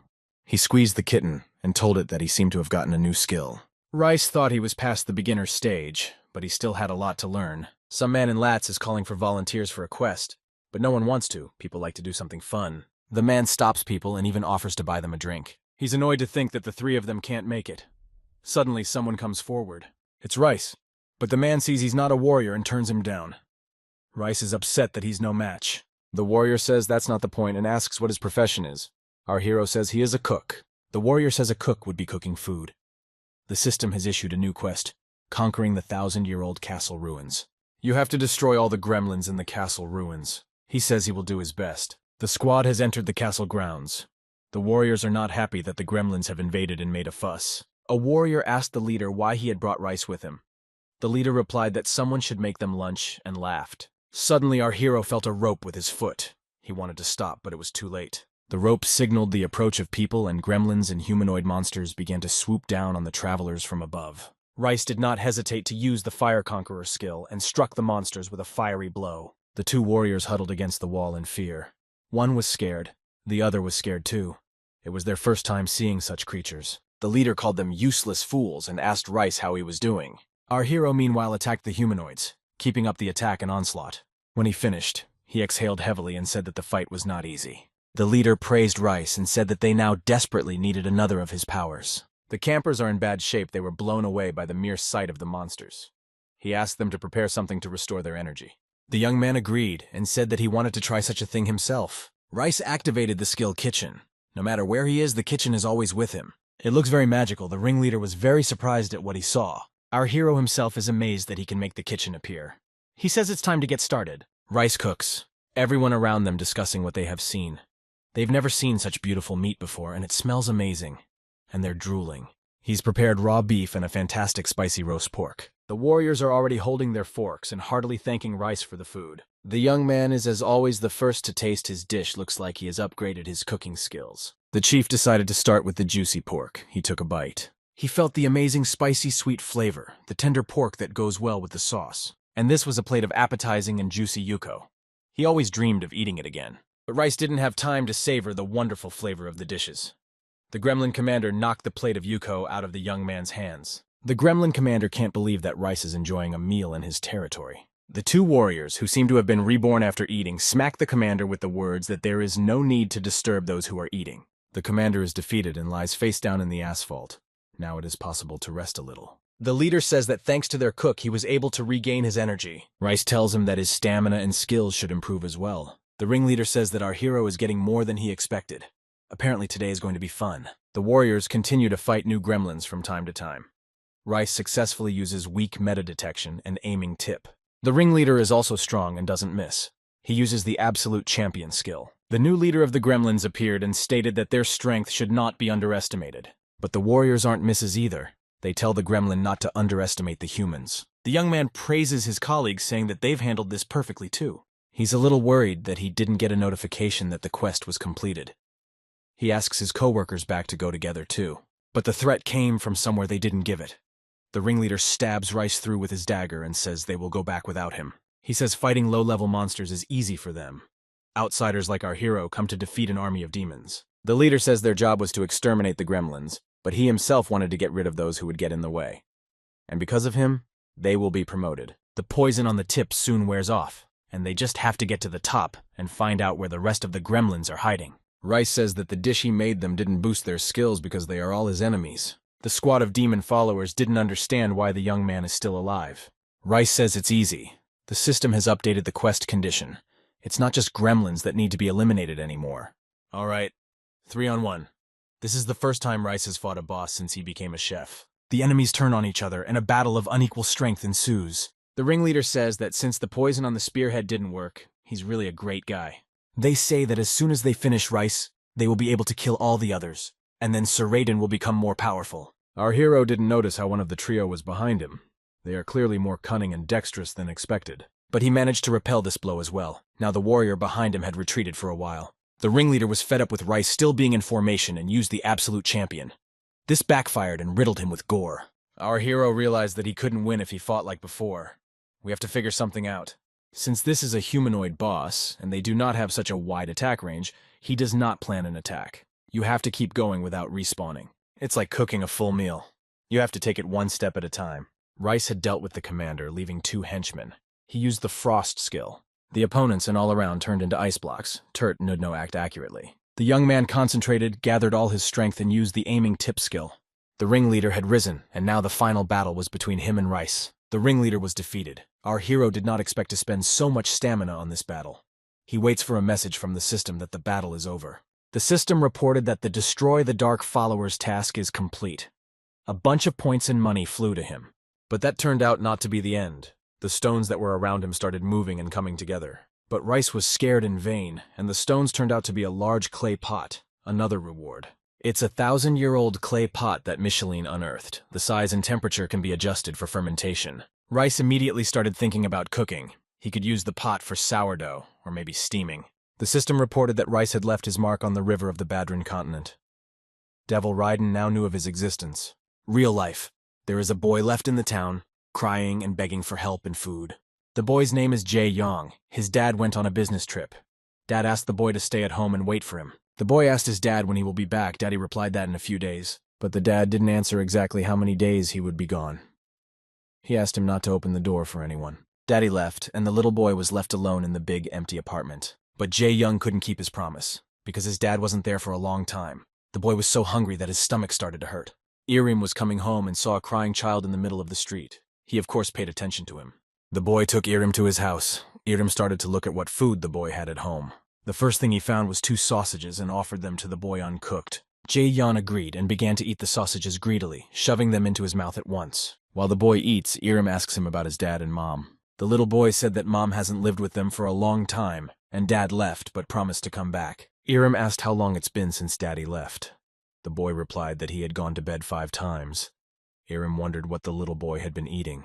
Jae-yeon said he ate rice from the multi-cooker and gochujang. Gochujang is Korean soybean paste. The boy says he mixed it and ate it. Iris is shocked to find nothing else. The boy says there was nothing left soon, so he didn't eat for a couple days. Iris doesn't understand how anyone can do that to their child. You have to be such a horrible person. He can't believe that someone could abandon their child so easily. How can you call yourself a parent and leave your child to starve to death? Irim lights the gas stove and is going to cook tteokbokki for the boy. Irim thinks of cooking tteokbokki with wheat flour or rice flour. The diners make it with rice flour, but there is a wheat option. Irim is going to put 4 tablespoons of sugar. He wonders if he will be able to make the dish he ate as a child. Irim decides that 4 spoons of sugar is too much for a child and puts in 2 to make it less sweet. 2 tablespoons of sugar, 2 tablespoons of soy sauce, 1 tablespoon of ground red pepper, 1 tablespoon of gochujang. He added all the ingredients at once and let it boil on low heat. After boiling, 1 cup of green onions should be added. Once everything thickens, you need to stir everything well. Irim put a plate of tteokbokki in front of the boy and told him to eat slowly. Jae-yoon said it looks really cool. Irim likes this boy. He's really cute. The most important thing is that tteokbokki is not only beautiful, but also delicious. The boy said he hasn't eaten tteokbokki in a long time. It's very exciting. The boy tasted a piece and immediately coughed. The dish turned out to be spicy. But Irim couldn't test the spiciness because he can't feel it. Jae-yoon said that tteokbokki is very spicy, but it's also incredibly tasty and the boy likes it very much. Jae-yoon happily gobbles down the food, his cheeks slowly starting to turn pink. The boy says it's the best tteokbokki he's ever had. In the morning at the Nara Bistro, Debon is already sitting with a shot glass. No matter how much he thinks about Irima, it's all funny. What a dirty trick that Irim pulled after all. The boss tells Debon he needs to stop. Irim isn't working here. Debon yells back that he can't stop after being humiliated like that. On top of that, Mira is the one who likes Irim. It's really annoying. Mira stands nearby and hears everything. Debon teases Mira and says that she has a crush on Irim since she is still hanging out with him. Mira yells back at Debon that she doesn't like Irim, but really likes his food. The boss says that Debon is talking nonsense because he is drunk. He asks Meyer to bear with him a little. Debon gulps down another shot. He has no intention of getting away with what Irim is doing. Everyone must witness it. Meyer yells at him, saying he started the whole thing, got angry and made a scene. The boss backs Meyer up Mira and tells Debon to keep his cool. Mira says Debon wanted perilla butter noodles. She took him to a restaurant where it was perfectly cooked. Mira tells Debon to shut up and calm his inferiority complex. Mira says since Irim came along, his inferiority complex has only grown. Debon can only look down on everyone. Debon yells for Mira to shut up. The boss tries to quiet him down, but Debon yells that he doesn't need advice from the attendants. Mira's grandfather appears in the doorway. He heard the whole thing. He asked Debon if he wanted to die saying nasty things to her baby. Debon turned around like a dumbfounded. He didn't understand what the matter was or why Jay the painter had come here. Grandpa gave a command to his assistant and he gave Debon a swell sedative punch. The chairman says he just came to see where his granddaughter works and ended up seeing a lot of things. Debon is shocked. Grandpa asks Meyer what he should do. That asshole threatened her. He'll do what she says. Mira demands that Debon apologize to her immediately. Debon apologizes in a suppressed voice. Mira says that now when they meet, Debon has to pretend that they don't know each other. Mira thanks her boss and says that today is her last day here. Grandpa asks his assistant to let the asshole go and they leave. There's no way Day One can believe that Mira is Yu Sung Jae's granddaughter. Irim brings little Jae-yoon to the restaurant.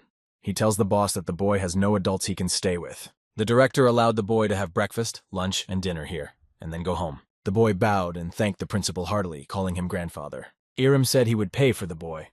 The headmaster said not to worry about it, but better find out about his father as soon as possible. On the way home, Irim reflects that the owner is a very good man. Now he cannot worry about Jae-yoon. In his thoughts, Irim didn't notice Mira appeared in front of him. She wasn't expecting to see him either, so her greeting came out a bit stilted. Mira tells Irim that she quit the bistro and won't be working there from tomorrow. Mira protests and says it's all because of that jerk Debon. He just had to throw a tantrum. Irim says he still feels guilty for no reason. He asks Mira if she needs a job. Mira says she is not starving, but she is an adult, so she can't be unemployed. Irim tells Mira that it might be strange to ask for it so immediately. He says they are just looking for service staff at their restaurant. He doesn't decide, but he can ask the owner. Mira immediately says without any hesitation that she agrees. Irim is taken aback and says she can rest and call him later, but Mira is happy that she will be working in the restaurant with Irim. She began to ask from what time to what time is the workday, and summarized that she would work until closing time. Irim realized that Mira's intentions were serious, and said that he would charmingly ask the boss. Mira jumped up happy that she had managed to get a job in just a day. Irim thinks about how funny this whole thing is. Not so long ago, they were suffering working in the same kitchen. Rice in reality. This is the place he fought in last time. The system says it's a teleport point. Those who came in contact with the river, warp points would be accessible in the cities. Irim decided to prepare that spirit fruit he kept putting off for now. Irim uses the skill and his fine cuisine unfolds before him in a second. Our hero ponders that the recipe for the fruit of spirits now requires him to cook the fruit until its skin turns blue. He puts the fruit in the pot and looks at the recipe page one more time. When the fruit is cooked, it has taken on the odor of cooked blueberries. He finds this odor very delicious. Ras examines the fruit and concludes that it is boiled because it has turned blue. The spirits of the water show interest in the fruit of the spirits. The next step, let it dry until the skin turns light blue. Finally, the fruit dried and actually turned light blue. The system again reported that the water spirits were showing interest in the spirit fruit. It was time to use the leaven using the 1,000-year-old pot. It must be taken out first. Rice is surprised that it opens separately, just like an inventory. The young man dragged the fruit of the spirits into the inventory of the pot and managed to secure it there. Perfect. He said it was perfect. Now he needed to set the time. He smelled a different odor. It's an unusual sweet smell of Asian pear. This game is very interesting. Our hero took out the fruit of the perfume. It turned yellow and really became like a pear. Ras said that now all that was left was to roast it on the fire. Rice did everything according to the recipe. This is the cooked spirit fruit, a fruit that spirits eat with gusto. He reasons that he probably shouldn't eat the skin and cuts it off. The young man says that the peeled fruit smells peculiar. It smells like an apple and pineapple. The smell of the fruit is constantly changing. Someone could probably turn it into a sprayer to atomize the scent. What's left is the seed of the perfume fruit. If you grow the fruit in a special way, it could grow a perfume tree. He'll keep the seed. And now for the long-awaited tasting. Rice puts a fragrant piece of perfume fruit in his mouth. He felt like he was in a fairy tale forest. The system informed him that he would now be able to see the spirits for 10 hours. Immediately, the spirits began to fly above his head. They were beautiful, with multicolored light mesh wings sticking out behind their backs. Rice thinks that somewhere, then there is a secret quest. He greets the beautiful creatures. They pay attention to him. One fairy asked if Rice could see her. He answered in the affirmative and said he could see the others too. She told the others that the man could see them, and they all got excited and rushed to surround our hero. One with blue hair suggested that our hero could see them because he had a light soul. He's thinking of asking Rice for a favor. The system issues a rare secret quest called Rescuer of the Forest. The requirement is the release of the spirits. The creatures are overjoyed. She hopes Rice can help them and save their friends. They tell him to follow them. He rushes after the creatures through the forest, jumping over bumps and stumps. Rice ponders why this quest is considered difficult. Finally, they reached the place where one of the creatures said they had captured their friends. In front of Rice lay the beautiful village of Odeon. It was as if it was from a fairy tale story. He cannot pass into the village. There is a barrier in front of it, which was set up by a rescuer. The creature points to the top of the hill. The rescuer is there. It is not clear to him what this rescuer is. Maybe he's an NPS player. The gentle fairy says he appeared suddenly, put his friends in glass balls, and used the power of the spirits to isolate Odeon village. Rice says his name is Rescue, but he's doing something wrong. The fairy says they aren't sure either. He hasn't been out of here for the last few days. The creatures once again ask Rice to save their friends. He is their only hope. He looks at the rescuer, who is sitting at a large wooden table. Behind him is a huge full moon. Rice realizes that this is definitely the boss, only it's not clear what he's doing here. Our hero uses the skill Weak Spot, but can't find its point, so the monster is level 4 or higher. But it's not that simple. He didn't get close enough before he was struck by a lightning strike. A strange creature appeared next to the boss. It was an electron capable of being struck by lightning.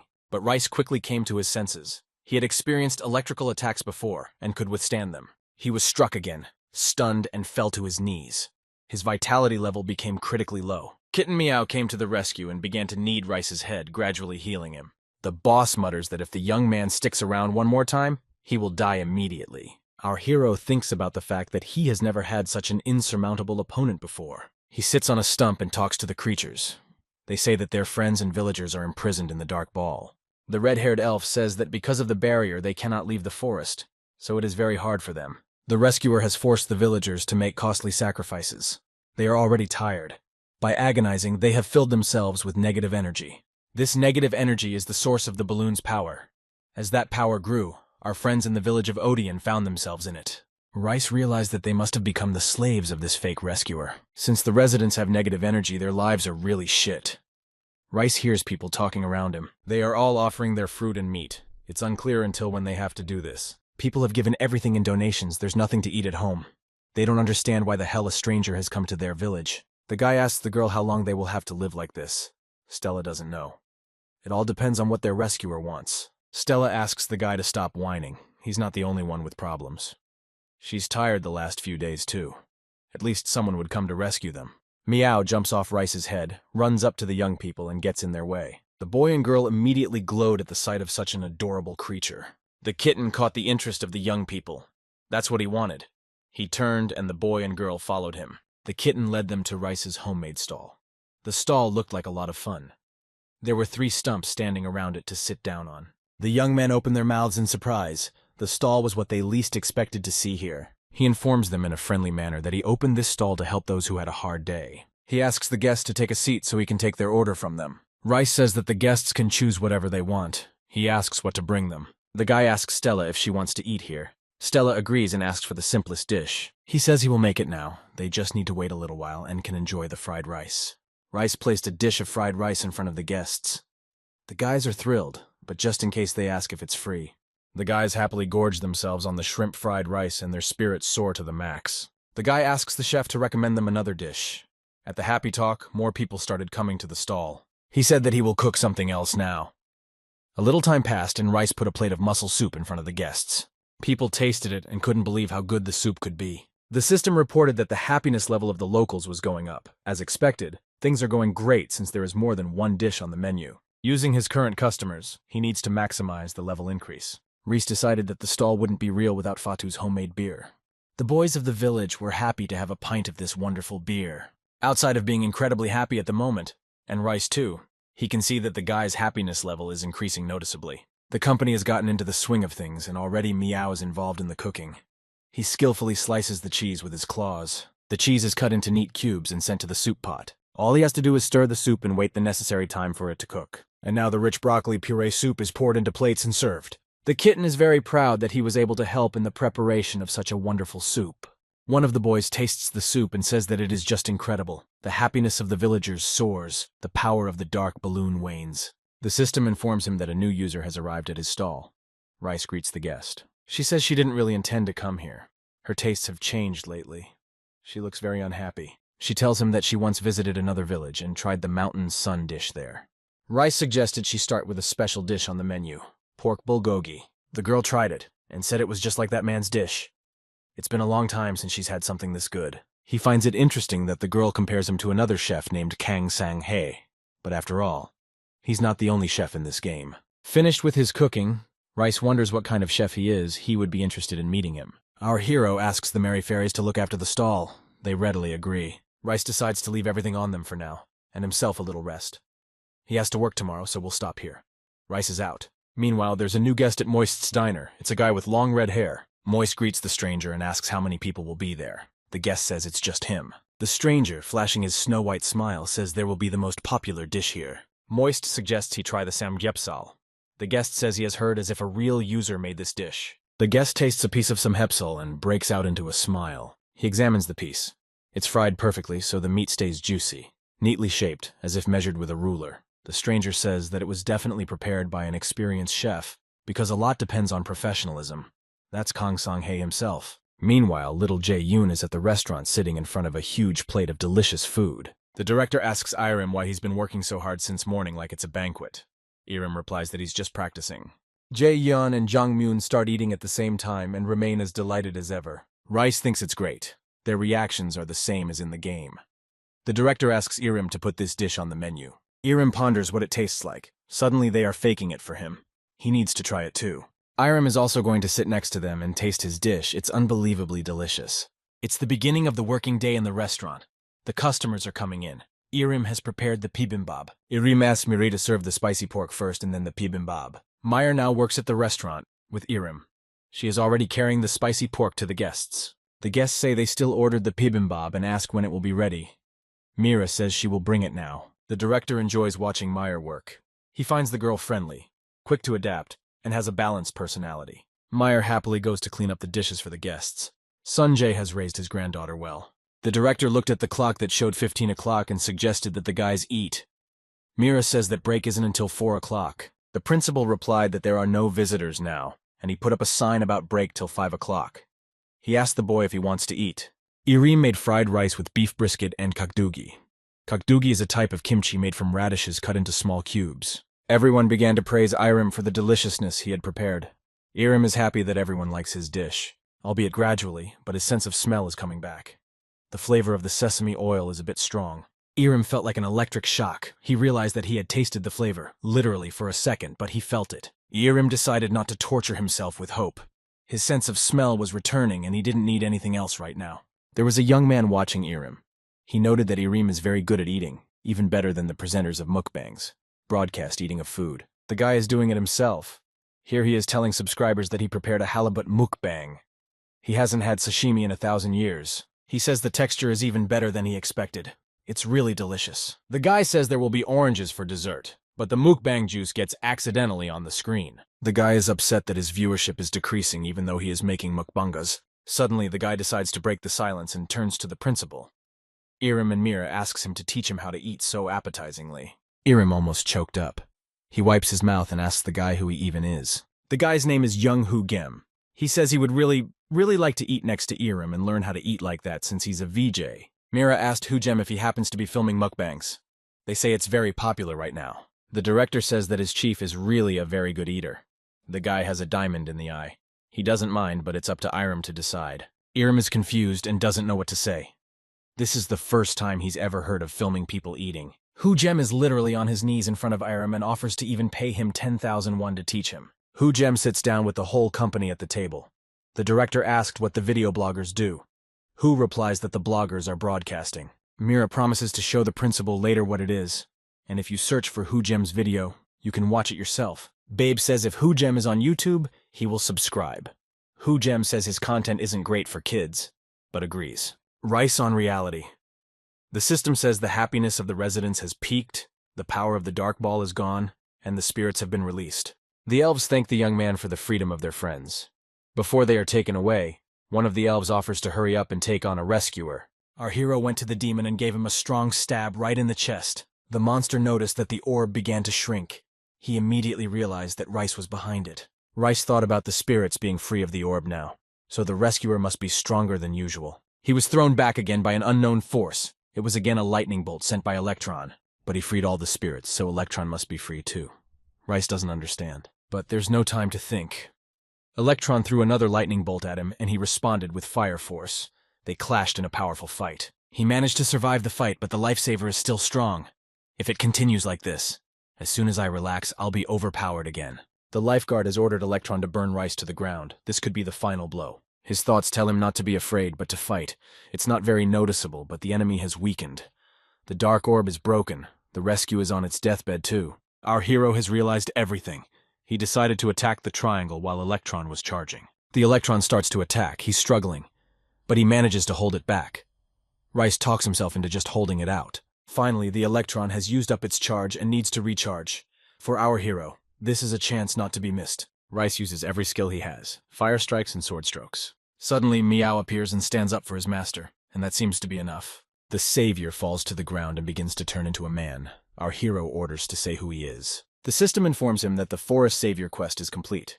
As a reward, Rice received 4 basic attributes, an electron and a treaty. The spirits thank the young man for their release. In gratitude, they give him some of their power. It increases the attributes of fire, water, and wind. They want to introduce a new friend to him. It's Electron. Electron tearfully apologizes for almost striking Rice. He forgives his friend. The system asks if Rice wants to make a pact with the little lightning spirit Electron. He agrees. The hero has a new pet, Electron. Electron says he will fight Rice more. He wants him to be his master. Rice is very excited about his adorable new pet, but Meow doesn't seem very happy about the news. In the head division, meanwhile, they're studying the latest news. Our hero has defeated the first dark follower of Ugayaga. Letitia says it's unexpected. He was a user of the Demon King's first rank of power. She says that Rice flies through all her scenarios with ease, so she wants to see how he will continue to exceed her expectations. The system reported that Odeon was freed from the reign of the fake savior thanks to him. He is now the true savior. News of our hero has begun to spread among the dark followers. The devil Idrin finds Rice to be a nuisance. He smiles and says they will meet soon. The previous quest was difficult. It was hard to complete. Still, Rice and Devil Idrin will definitely see each other very soon. The young man, Badrine. A beautiful sunny day. Badrin seemed to be getting bigger and busier. He noted the appearance of a white horse sculpture, a casino gambler, a traveling troubadour, and trained mid-level guards. Our hero looked at his tab with his friends. Turns out Sinkin is somewhere in Badrin. He's going to check with him about a meeting. The conversation was short. After a couple phrases, the friends figure out that Shinkin is right behind our hero. Shinkin cheerfully greets Rice. Along with Sinkin came Ather as well. Ather explained to Sinkin that they became friends after one quest. Ather asked Rice if he had gotten anything new. Rice showed what he got after the last quest. It's a sinister bone and it's almost impossible to get. Rice gave it to Ather. Ather took the thing, sat down on the grass and froze motionless. Shinkin said it had started again. Our hero asked him again what he was talking about. Sinkin explained that the analysis of the object had begun. Ather is an industrialist by trade. He says that when Ather is so focused, nothing can stop him. Sinkin asked Rice if he still enjoys working as a chef. The young man said it's super cool and decided to show off his kitchen to his friends. Sinkin said it was just incredible and very impressive. Our hero said they haven't seen each other in a while. Rice has pork, and he came up with the idea to make pashina by boiling the pork with salted shrimp and wrapping it in kimchi to make it tastier. Shinkin noted that his friends were working so hard, so he should probably write something too. Passersby didn't realize at first what was wrong with these people until they noticed Shinken playing, Rice cooking, and Ather studying. Terry's boy wanted to stop and listen to Shinken's beautiful songs. He unapologetically walked up to Shinken, hugged him, and asked him to write a nice song for him. He and Shinken seemed to know each other. After getting rejected, Terry approached Ather and asked him to make some cool gear for him. But even here, the boy was disappointed. Finally, Terry reached out to Rice. He asked him to make him something tasty. He asked who the kid was. The boys replied that it was a secret quest, but they thought it was a waste of time. Our hero asked which secret quest the guys were referring to. Shinken said that they ask a little about the profession, but the further you go, the harder it gets. There are no rewards in the process. He felt so sorry for the little guy for some reason. He decided that he wasn't likely to have a hard time and decided to go along with it. Rice told Terry that he'd have something for him, but he'd just have to wait a little longer. Even if it's just a game, he can't let the kid starve. Molina has arrived in Badrin too. The town has clearly changed for the better. Clean air, good atmosphere, even more snacks. But there is one big problem. Molina looked at the guy in the cap and wondered what the hell he was doing here. The guy ran up to Molina, hugged him, and started to assure him that he really didn't know she was here. As Molina got closer, Rice noticed her and greeted her cheerfully, asking how she was doing. Molina happily started to reply that she was doing great, but she didn't have time to finish because she accidentally stepped on Arthur. But Arthur didn't even notice it. He was concentrating on the thing Rice had given him. Molina was terribly upset that she was in trouble, but Rice reassured her that Arthur would be fine. He asked Molina what she was doing in Badran. She said she came to see the sights. Shinken and Molina noticed each other too and greeted each other warmly. The guy with the cap and lollipop was here as too. He told Shinken that he was okay singing too. Molina looked around the young man's kitchen and was delighted with his new skill. Meanwhile, Rice saw the kitten hanging around idly and asked him to chop some onions. The kitten didn't need to be asked twice. Meow gladly complied with his master's request. Molina took the kitty in her arms and began to admire him, especially that Mew helped with the cooking. She said it would be nice if Meow were real. He told her that real cats couldn't be like that, but he was going to get himself a street cat in Chunshin. Arthur gets distracted and asks Rice if he really lives in Chunshin. Arthur himself lives in Hongxiang. Molina says she's from Chunshin too, and Shinken is from Gangwon. Shinken says that apparently there are a lot of people from Gangwon here. He suggested that they meet in real life. Everyone starts talking about wanting to meet Rice in real life. Shinken says that's something that shouldn't be put off and suggests we meet tomorrow. Arthur says tomorrow is Wednesday, so he can make it. Molina says she has tomorrow off too. Everyone is waiting to hear from Rice. The boy says he has tomorrow off too. He thinks to himself that it would be good to try pickling cabbage. He puts the cabbage in his pot and thinks that it will be very fast thanks to the 1,000-year-old pot. Rice puts the cabbage on a seasoning rack for hours. He noted that the system is very similar to a rice cooker. Now Rice has started making the kimchi seasoning. It would be great if he had fish sauce, too bad he didn't. Everyone started to pick a place to meet. Shinken suggested Changmen's restaurant. Molina picks up on the idea, saying that they serve healthy food there. Shinken says it's a Korean food restaurant, but he's heard they make delicious bibimbap and buckwheat noodles. The guy in the cap started making up stuff as he went along, saying that tomorrow Changmeng will be renovated and everything will be closed. But Shinken said he didn't have to go there. He could pick another place. Rice, meanwhile, pickled the cabbage and asked Meow if he wanted to try some. Now he's giving the kimchi a good mixing with the seasoning. You don't even have to taste it. Just look at that killer color. Then Rice presses the meat and slices it into slices. The less fat and tighter the slice, the tastier it is. Arthur asked the guy in the cap why he was dressed funny. The guy took offense and said it was a rare enchanted item. And the kitten is sick of waiting for food. His patience is bursting. It can't wait any longer. Arthur introduces to the audience the possum with rice. It's a Korean dish of boiled pork. Everyone expresses different emotions about the appearance of this dish. Rice holds out his portion to Terry and wishes him a pleasant appetite. Terry happily takes his plate, thanks, and says he will eat well now. Shinken thinks that possum is best eaten with samjang. If you add it, it will be incredibly delicious. Molina argues that there's nothing better than garlic and kimchi as an appetizer, or better yet, wrap everything in lettuce. Ader likes the possum with perilla leaves and lettuce. That's the punchline. The guy in the cap almost swallows his fingers. He says it's better than any possum he's had before. Rice, of course, is sampling his dish along with everyone else, and he thinks the flavor is truly heavenly. Terry returns his plate to him and tells him he's had a great meal, but the meat on the plate is practically untouched. Rice asks Terry why he didn't finish it. It's not good. Terry says it's delicious, he's just full. Terry apologizes and asks his friend to make him some more food, but something else. The guy in the cap tells Terry that if the boy wasn't going to finish it, he shouldn't have asked. No need to throw away the leftovers. He understood why Shinken said the boy would ask endlessly for something, but Rice would cook as much as he wanted. 2 hours later, Rice lay on the ground moaning that he was dying. He had to cook 15 meals. Molina asks if he should drink a potion, and the guy in the cap is eating leftovers off other people's plates. Terry calls out to Rice. He wakes up. He's already dozing off. Terry asks the chef in a cheerful voice to prepare the best dish with fish from the ocean. Rice said it would be a little difficult with the ocean fish right now and asked Terry to wait. Terry tells Rice to find him as he cooks. Ather tells him that he finally did it. Thanks to him, he has a new skill. Ather asks his friend to borrow his shield. Ather says that it's a good thing to try out his new skill, fusion.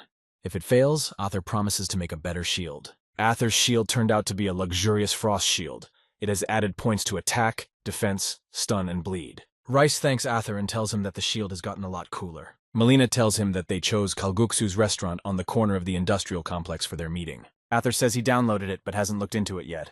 The guy in the cap tells everyone to wear something comfortable tomorrow. No need to fancy up. Rice says that he will be disconnecting and saying goodbye to everyone until tomorrow in real life. Real life. Iram is at work early in the morning helping the director with the renovations. The principal asks Iram if he's finished. Iram says one side is almost done. The director says he didn't have to come and Iram came anyway in this heat.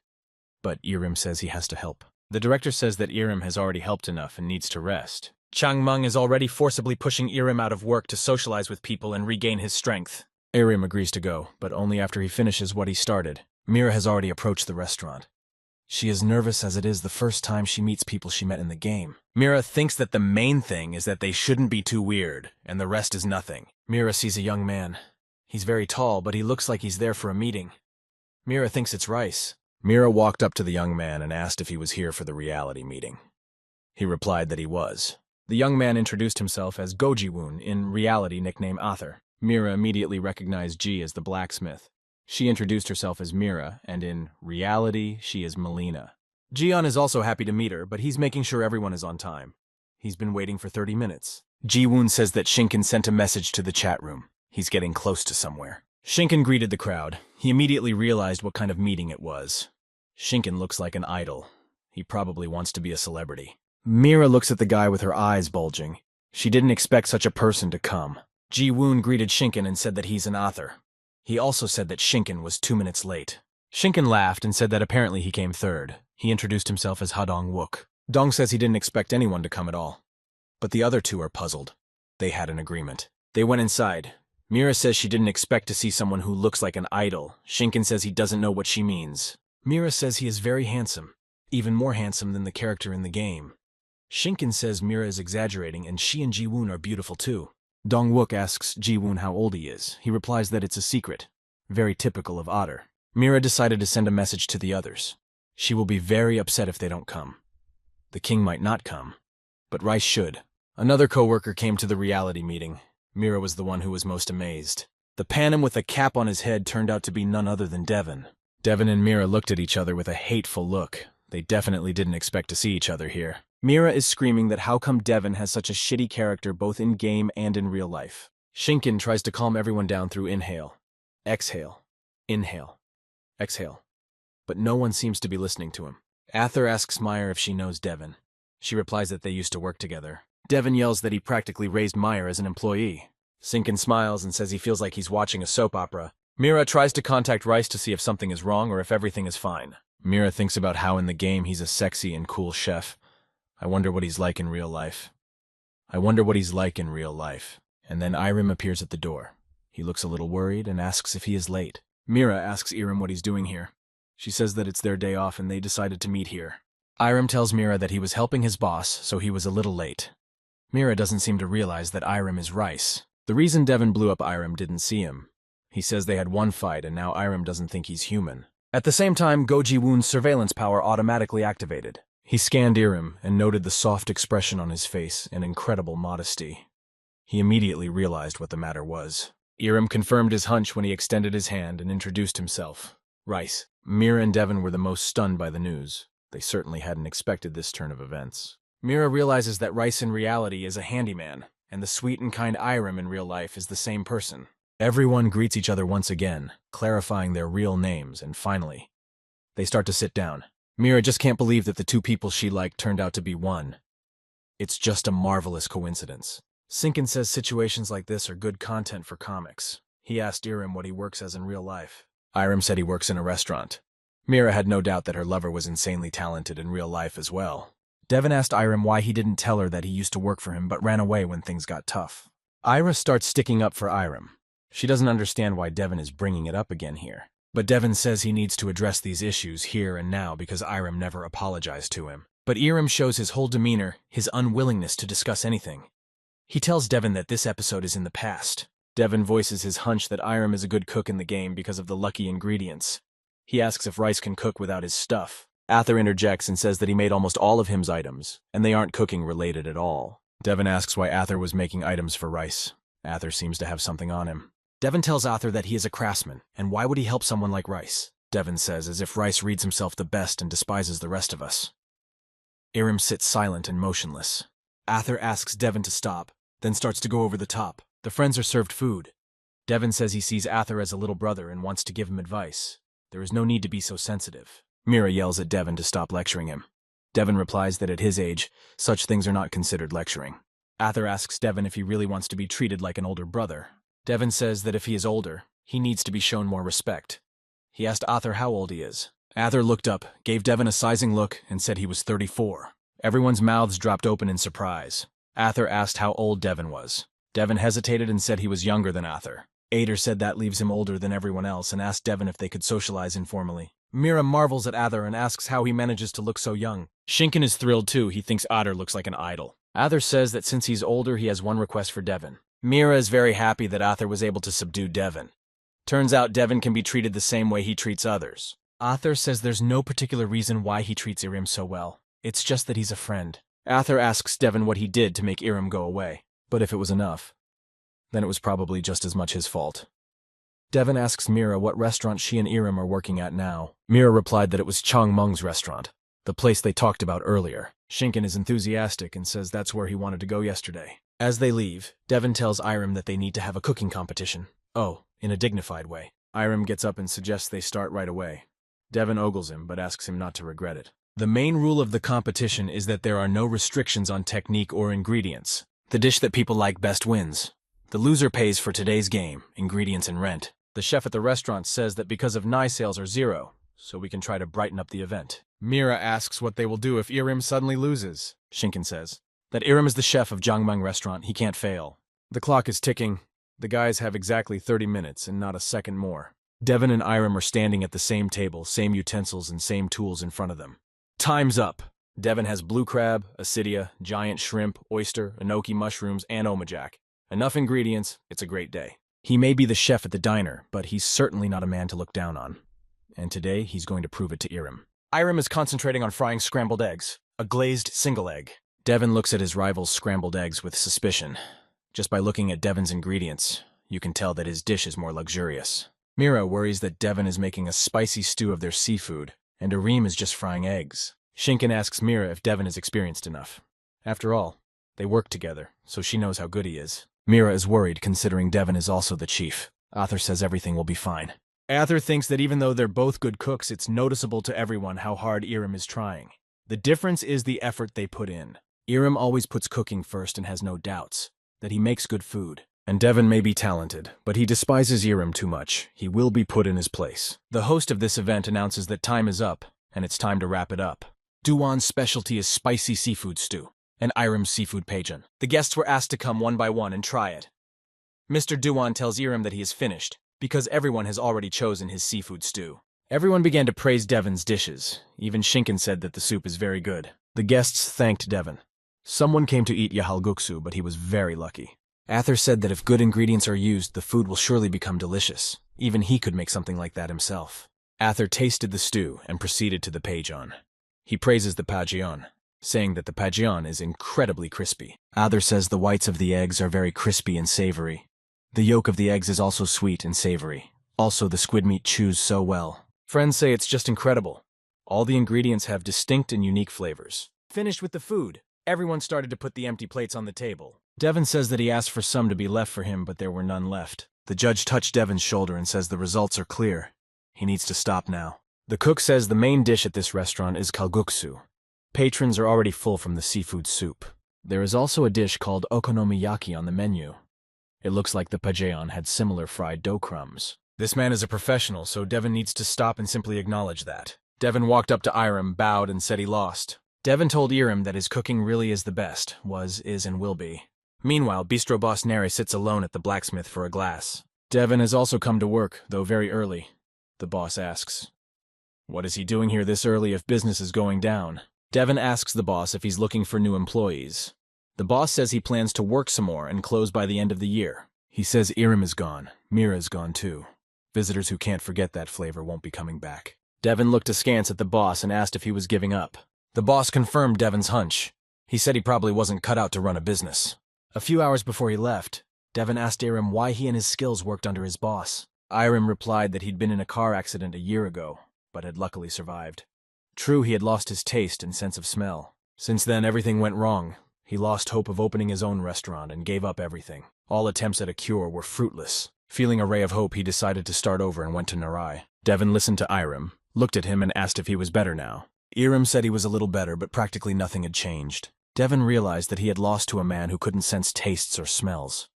It turns out he wasn't seeing the whole picture. Devon has Hen send him the cost of the ingredients and rent. He'll pay for everything. Devon sits with his boss at the diner. He asks if this decision to abandon the business is final. The boss says there's nothing he can do. Geniuses like Iram and Mira are rare. Suddenly, the boss has an epiphany and says he will work harder and asks Devon what they need for the rest of this month. Devon says he too will work even harder and won't be so cocky anymore. Devon asks him not to give up early. The boss can't believe his ears. It's like Devon has been switched. Devon says he just refuses to give up without a fight. It must be the competitive spirit. Devon offered to make the boss some appetizers, but the boss said it was no time for alcohol with that attitude. The boss said until he finds employees, he'll help Devon in the kitchen and they'll save this diner. The entrance to reality has been made. Good earlier morning, there are porous clouds and silence in the sky. To complete Terry's quest, he needs to go to the sea. This is what he decided to do early in the morning. No matter how much he searched the internet, he could not find where the sea is here. Maybe it wasn't here. Rice approached a fisherman on the shore and asked if he had caught anything. The fisherman replied that he had and showed him a basin with his catch. He was surprised at the size of the fish.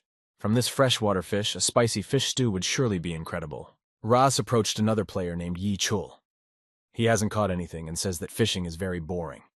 Raz advises him to change places. Yi Chul says he has changed places many times. He asked Rice if there might be a certain level needed to fish. Instead of an answer, the guy got a surprise. A green monster jumped out of the water at him, saying that he was waiting for this silly little man. And Chul looked at the monster without enthusiasm and said that he wasn't waiting here again for this brute. Rice didn't understand why this guy is so calm after all this monster is strong. The young man looks at the monster and it has come out of the water and is sitting wet. Then an ingenious plan comes to his mind. He summoned his Electron Chick. Electron Chick, glowering, asked which turd he should beat up. Rice pointed to the green goblin. Electron Chick said that was no problem and zapped the wet goblin with electricity. The goblin flew into the water from one hit. Electron Chick and Rice were delighted with their prank. Our hero took out his fishing rod and decided to try fishing too. It's evening. Meow is bored. There's no bite. Rice says that if he catches something, he will cook something tasty. Suddenly the float rises and tenses up. Rice and Meow were instantly energized. Rice started pulling his catch at full speed. But what was his surprise when instead of a fish on the end of the line was a stone Adol Harubang. It's a piece of stone statue found on Jeju Island. They are believed to be gods offering protection from demons and fertility. The young man doesn't understand how he got this stone. It appears to have been attached to something. The system says it's the head of a stone golem, broken into pieces and discarded. 1 piece out of 7 has been reassembled. Simon, the fisherman, said people often find other pieces of the golem. He says there are a lot of pieces scattered around because even novices catch them. Rice ponders the 7 parts of the golem. He thinks that if he collects all the pieces, he'll have a whole golem. He asks Simon how to get to the ocean. Simon doesn't seem to know what an ocean is. Apparently he's an NPS with his memory erased. Our hero decided to look for mention of the ocean in the system. But in reality, no one has not seen it. At most, someone has heard about the quest with the ocean. The young man once again asked Simon if he remembered what the ocean was. Simon replied that he did, but he couldn't think right now. Simon turns away from Rice and tries to pull information about what the ocean is from the bowels of his memory. If the NPS is reacting this way, it must be something. Meow is petting his owner. Rice offers the cat a fishing trip. He didn't have to wait long. He was lucky and caught a fish on the hook, which was very happy for his kitten. Soon another fish bites. Rice was very happy with his catch, because it was his first time fishing. It was more fun than he thought it would be. Simon looked at the fish and said it was a mullet. Simon was surprised and said he would try fishing again. The master gives Meow the task of guarding the 2 fish he caught.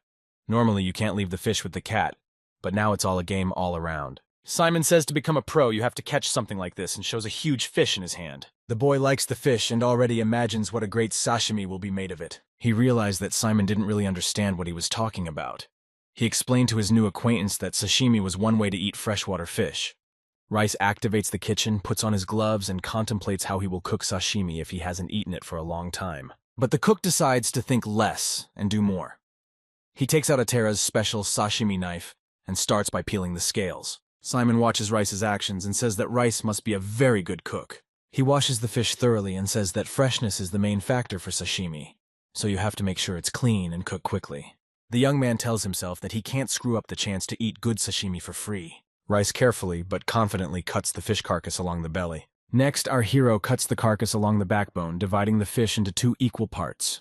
The system reports that his cooking skills have been upgraded. The cooking god Michelin approves. Rice tastes the first piece. It's crispy, slightly sweet despite the tough texture. It's exactly what Rice wanted. He's so engrossed that he doesn't notice the man who has approached their company. It's the knock it out with one punch that Rice had met before. He apologizes but really wants to try a piece of sashimi. He beckons his guest to join their meal. Meanwhile, Simon tries the sashimi and is left utterly delighted. "I'll knock it out in one hit," asks Rice if he's the chef by any chance. He says he hasn't made sashimi in a while.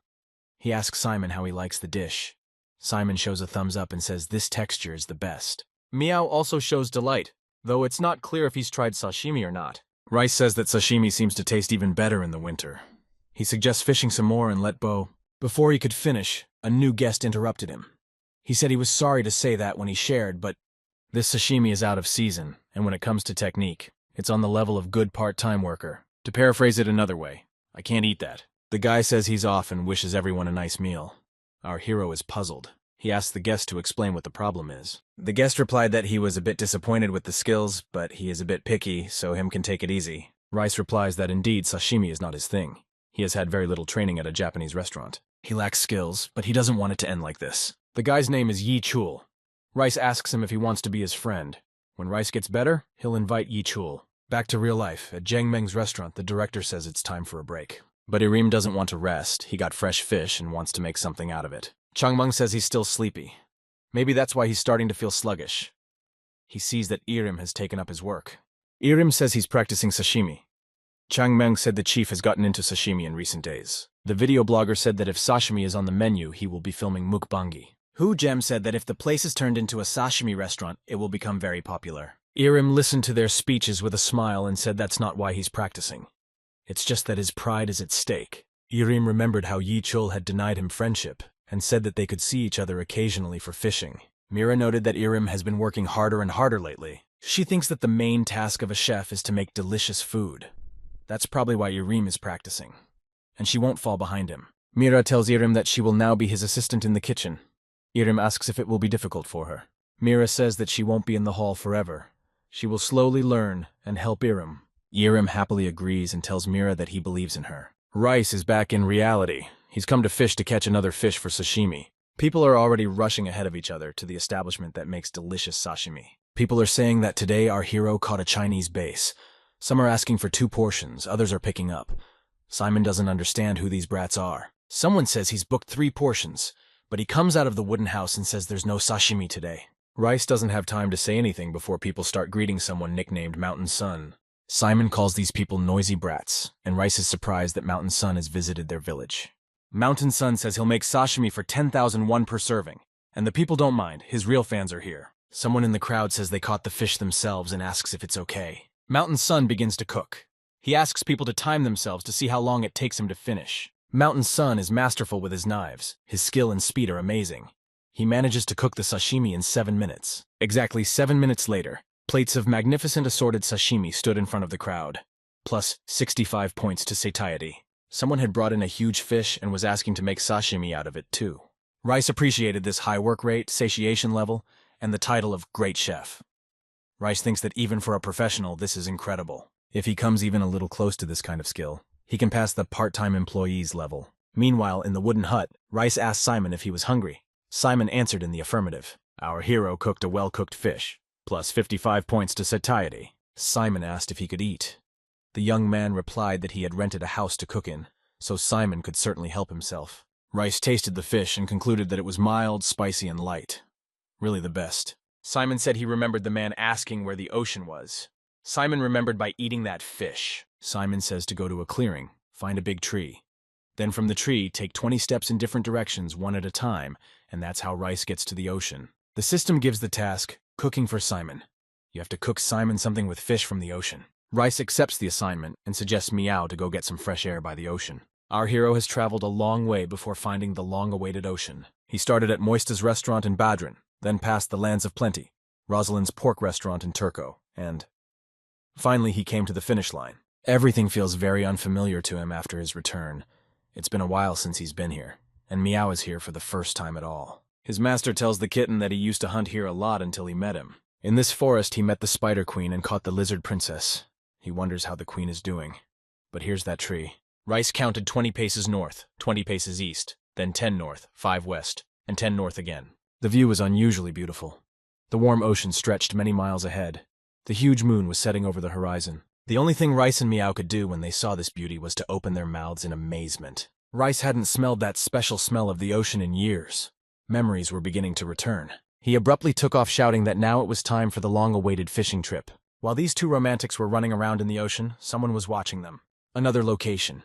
One says the difference in performance is huge. He asks why those fools massacred the rookie zone. Aegis, waving his mace, looks at the guy and slyly replies that it's their mission. Aegis says there's a guy thinks it's unfair, though the question of him joining their guild is still open. The blonde girl said that only work tools come out of them. She suggests that Aegis stop. Aegis says they also die with 1 or 2 hits. That's boring in general. Aegis says apparently the quest is over for the day. He suggests taking things one step at a time. Aegis suddenly notices a cat. It's Meow, he's so damn cute and charming. Aegis doesn't realize what kind of scumbag left his pet here. The girl tells Aegis that she can take care of the kitten herself. But Aegis starts to remember that it was that slob Rice who dragged the gray cat around with him. Aegis hits the cat with his mace with all his might. He said the cat reminded him of his enemy. But Meow is a genius who has mastered the skills of combat. He follows the instruction of the system that says to run 1 meter while avoiding 5 attacks. The enemy will be perplexed. Rice himself appears in the clearing. His gaze is filled with contempt. The girl fights the kitty, which turns out to be not so easy. She dodges Meow's blows and shouts to Muscle to help her. Muscle is happy to help, but Meow's introduction to confusion skill works perfectly. Muscle finally gets up, but the girl warns him that he has someone behind him. It's the beautiful Electronica, a friend of Rice's. Without much thought, Electron sends a bolt of lightning at those present. Aegis fights Rice. Aegis says that he appears when he has almost forgotten about him. The young man asks if Aegis always started the fight first. Aegis replies that no one cares and gives him a crushing blow with his mace. Our hero does not give up and diligently deflects Aegis's blows with his ice shield. Aegis skillfully deflects all the icy blows with his mace. Aegis cries out that he will not suffer anymore because of Rice. He showed all his courage and tried his best to overpower his enemy. But Rice doesn't let the enemy finish. He shoots Aegis in the forehead with a pouch of poison. Everyone is tied up. Aegis yells to him that he won't just get away with this. His guild is going to get to Rice. He got 30 points to his reputation. They tire Rice out with their noise. He tells the seal and Electron that it's time to go back to Simon. He's made the best sea bream sashimi ever. 60 points to satiation, 6 to strength, and 20 to mana. Simon is surprised that Rice actually caught such a huge fish. He says it's actually sea bream sashimi. He figures that a fish that size would cost at least 300,000 won at the market. Even though it can be cut into bigger pieces to get a better texture, it's worth cutting it as usual. The chef takes a piece of sashimi, dips it in the sea cucumber sauce, and puts it in his mouth. It's incredibly delicious, it's not. The flavor is so bright and the texture is vibrant. Sea bream is best eaten with sea urchin or abalone. It's sashimi made from expensive fish that's hard to catch. You can't just say delicious here. It's in season, so the flesh is fatty and thick, and because of the richness of the sesame oil, the sashimi tastes like beef tartare. That spicy flavor overpowers even the meat-to-weight ratio. Plus, the sauce adds a nice flavor as well. It feels like the ocean splashing in your mouth. Simon says that this is really a once-in-a-lifetime dish. Simon thanks Rice for helping him bring back forgotten memories. They are slowly coming back. Rice is pleased that Simon liked the dish. He asked Meow if he liked it, and Chul said that it was really the best sashimi this time. Reese didn't understand why Simon was suddenly so polite. He turned around and realized that it wasn't Simon who was speaking, but Yi Chul. Yi Chul said that he was always nearby, so they quickly met again. Rice asked Yi Chol if it worked out well this time. Yi Chol replied that it was just a phenomenal success. Yi Chol said that in real life he is a 90-year-old man, and now the young man has granted his wish. He says that Rice granted the old man's wish, so he should thank him. And there's no need to refuse. They're not children. Park Yi Chul says he'll come up first in the search results, if a friend searches for him. He said to come to his office, he'll be waiting. As he left, Yi Chul thanked Rice again and said he would be waiting for him. Rice said of course he would come see him. The system reported that Yi Chul was out of the game. Simon asked Rice if his friend had left, and then asked him to go with him somewhere. Our hero agreed and said that he would go with Simon right now wherever he invited him. They walked up to a small wooden house. Simon hesitated and knocked on the door. In his head he prayed that whoever was behind that door was alive and well. No one opened. Simon pushed the door. It opened. A child's voice said the word "Daddy." Inside the cabin stood a little boy who couldn't believe his eyes.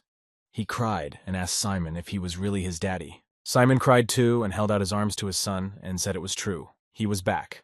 Simon named the boy Terry. Rice stands darting his eyes around. He's trying to piece together all the data he has. Terry and Simon hug as hard as they can. The boy asks his dad where he's been for so long. Simon only repeats that he's sorry, sorry, sorry. Terry asks Simon where Mom is. He replies that his memories came back. Then Mom's should too. Rice thought to himself that this was very thoughtful. Linked quests. Luna was already rushing home as well.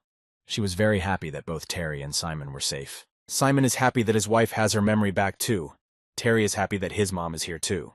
She holds out her arms to her son and tells him that she reached as far as the ocean after losing her memories. The family hugs tightly and each swears that they will never leave each other and will always be together. Rice asks if there is anything to treat them to in honor of such an occasion and has prepared their best dishes for them. The system reported that the Sad Terry quest was complete. A magnificent magical bow had been purchased. Terry ran up to him to tell him something. He said that the name of the rocky mountain that can be seen from here is Guba. He says it's home to demons who are subject to the devil. That guy is watching Luberton and interfering with them. The young man remembered that last time a goblin showed up unexpectedly. So everything may look peaceful on the outside, but in reality it will turn out to be quite different. The system gave a new quest. Save Gale. We need to exterminate the Dark Followers on Mount Guba. Our hero stared at the mountain on the horizon, asking himself if he should go to that mountain. We are transported to the time of the battle. A rider on horseback fights for Sir Raiden. He realizes why the quest involves archery, because horsemen are difficult to fight at close quarters. Rice ponders the need to have the rider fall first, then he will fight him on the ground. Rice is looking for the enemy's weak spot. The rider is bearing down on Rice directly head-on, shouting triumphantly about Sir Raiden. The young man concentrates all his strength and all his skills and delivers a critical blow. After the rider falls, Rice orders Meow and Electron to attack the rider with all his might. Electron flies at the rider ready to launch a lightning discharge, and the kitten spreads her claws. Rider looks disdainfully at the creatures Rice sent. He tells him that this is fooling around. We need to fight on our own. But he didn't have time to finish his sentence. He was attacked en masse from multiple directions. Rice had gotten the koi and was now moving on horseback. He reached the fortress of Beatrice. He says that the NPS mentioned this place when he completed Marina's quest. Everything seems so new now. It looks like a city. The area is filled with people. Meow watches people haggling, looking for quest partners. In some nook and cranny, Rice saw two people. One asks the other why he threw something away. One says he can't swallow it anymore. The other says the first one won't die if he eats it and makes him eat it. The girl in red yells that the taste is fine. She can't eat anymore because she's full. She tries to shove some purple substance at the guy, telling him to eat every last crumb. Rice walks up to the strange company and asks if they're on a quest by any chance. The girl says it's a quest to increase the sympathy of this NPS. She cooked a meal for him. Rice can't believe she wants to feed it to him. The girl takes a closer look at the young man, notices the white hair and cloak, and realizes that the one in front of her is the one. Rice confesses that it's really him. Meanwhile, the guy is throwing up rainbows. The girl says her name is Eliza, and she's an alchemist and also a huge Rice fan. He asked if he could participate in the quest too. He thought Eliza reminded him of someone. Elise said Rice could do whatever he wanted. He said he'd cook something then. He decided to crack an egg first, add 1/3 of a tablespoon of sugar and salt. Then he evenly fried the bacon on both sides to brown on medium heat so there would be less grease. And for the final touch, Rice used the signature Fire Master. This is the best scrambled egg. A chatterbox with a saturation of 40 by 40 minutes, 20 to strength, 3 to speed. Guy thanks the chef for a proper meal, but Eliza shoves him away with the words that she'll have the famous meal first. But he asks Eliza to let the guy eat first. She agrees. The system gave the secret quest, Return of Starling. You have to teach Starling one or more recipes to cure him. The cook asked Elise if she liked her scrambled eggs. She said she thought tasting his food would become a hobby. Reese suggested that Elise try cooking the dish he had just made. Elise happily agreed and decided to start right away. Some guy has found a treasure and thanks Tiger for it because he's the best in the fight. Some guy reaches out his hand to be the first to grab the treasure, but the system says that the save time limit has been exhausted and the game is logged out. Guy wakes up in the real world. He looks really dazed. His brother comes into the room and asks what's wrong. The guy says it's a terrible game. It just disconnected and wouldn't save. The brother tells Hen to calm down, but Hen is hysterical on the bed. He thinks the others must have already taken his part. The brother thought something serious had happened.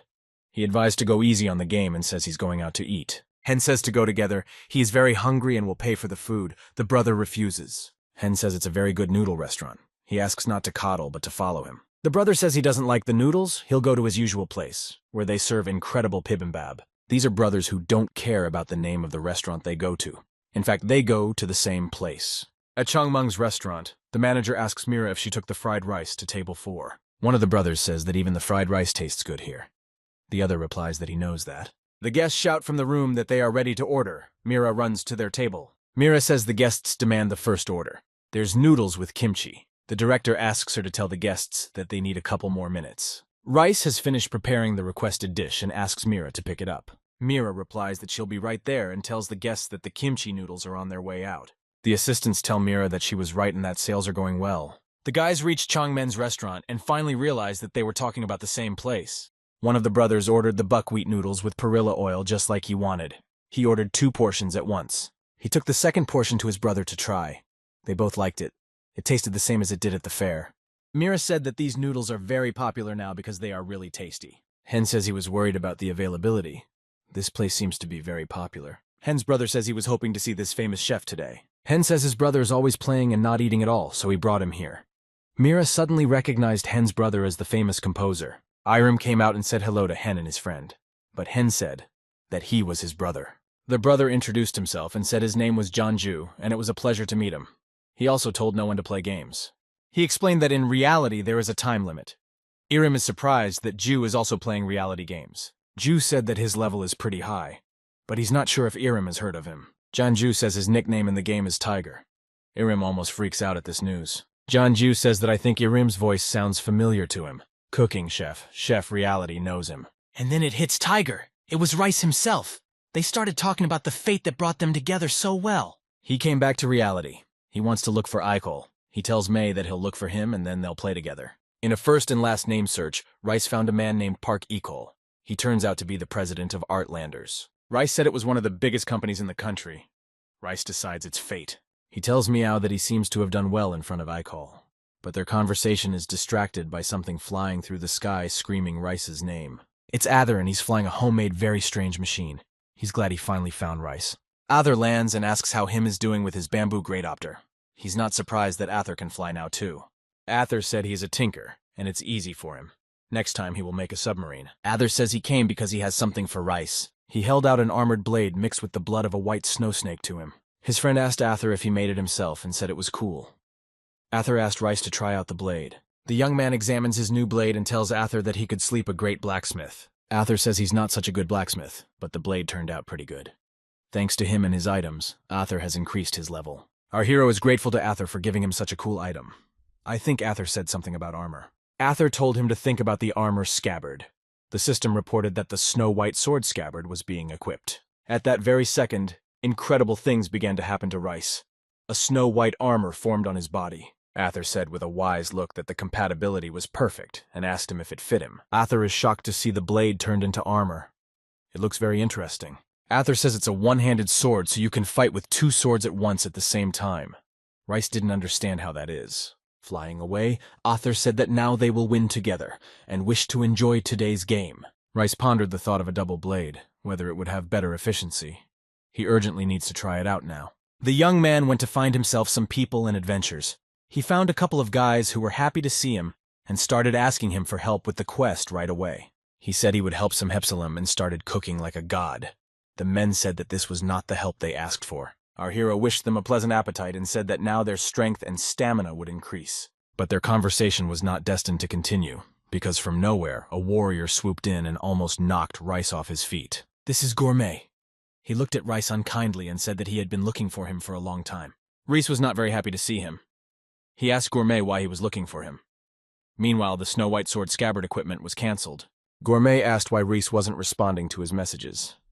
Rice hesitated to answer. Gurman reiterated that he hadn't looked at his messages, but it didn't matter because he had finally found him. Gurman grabbed his comrade by the shoulders and very earnestly asked him to cook for him personally. Someone's voice from above ordered Gourmet to look up and then stop interrupting him. If the Gourmet wanted to eat, he could buy food from the restaurant where the cooks were trained. Why harass and bother the person? This is Eliza. She's determined to protect her comrade, and she's not going to let it slide. She climbs down and yells for the Gourmet not to dare put his claws on their Rice's shoulders. In flight, Eliza opens a vial of green liquid. That's her superpowered tech. She's aiming it at the Gourmet. She conceived a chemical reaction between zinc and sulfuric acid to release hydrogen. But something went wrong, and she just fell between Rice and the Gourmet. Rice asked Eliza if she was okay, and Gourmet said Eliza was stupid. Elise told Gourmet to shut up. Alchemists need to memorize all the spells to activate skills, so Gourmet is lucky. Gourmet says his profession is gourmet.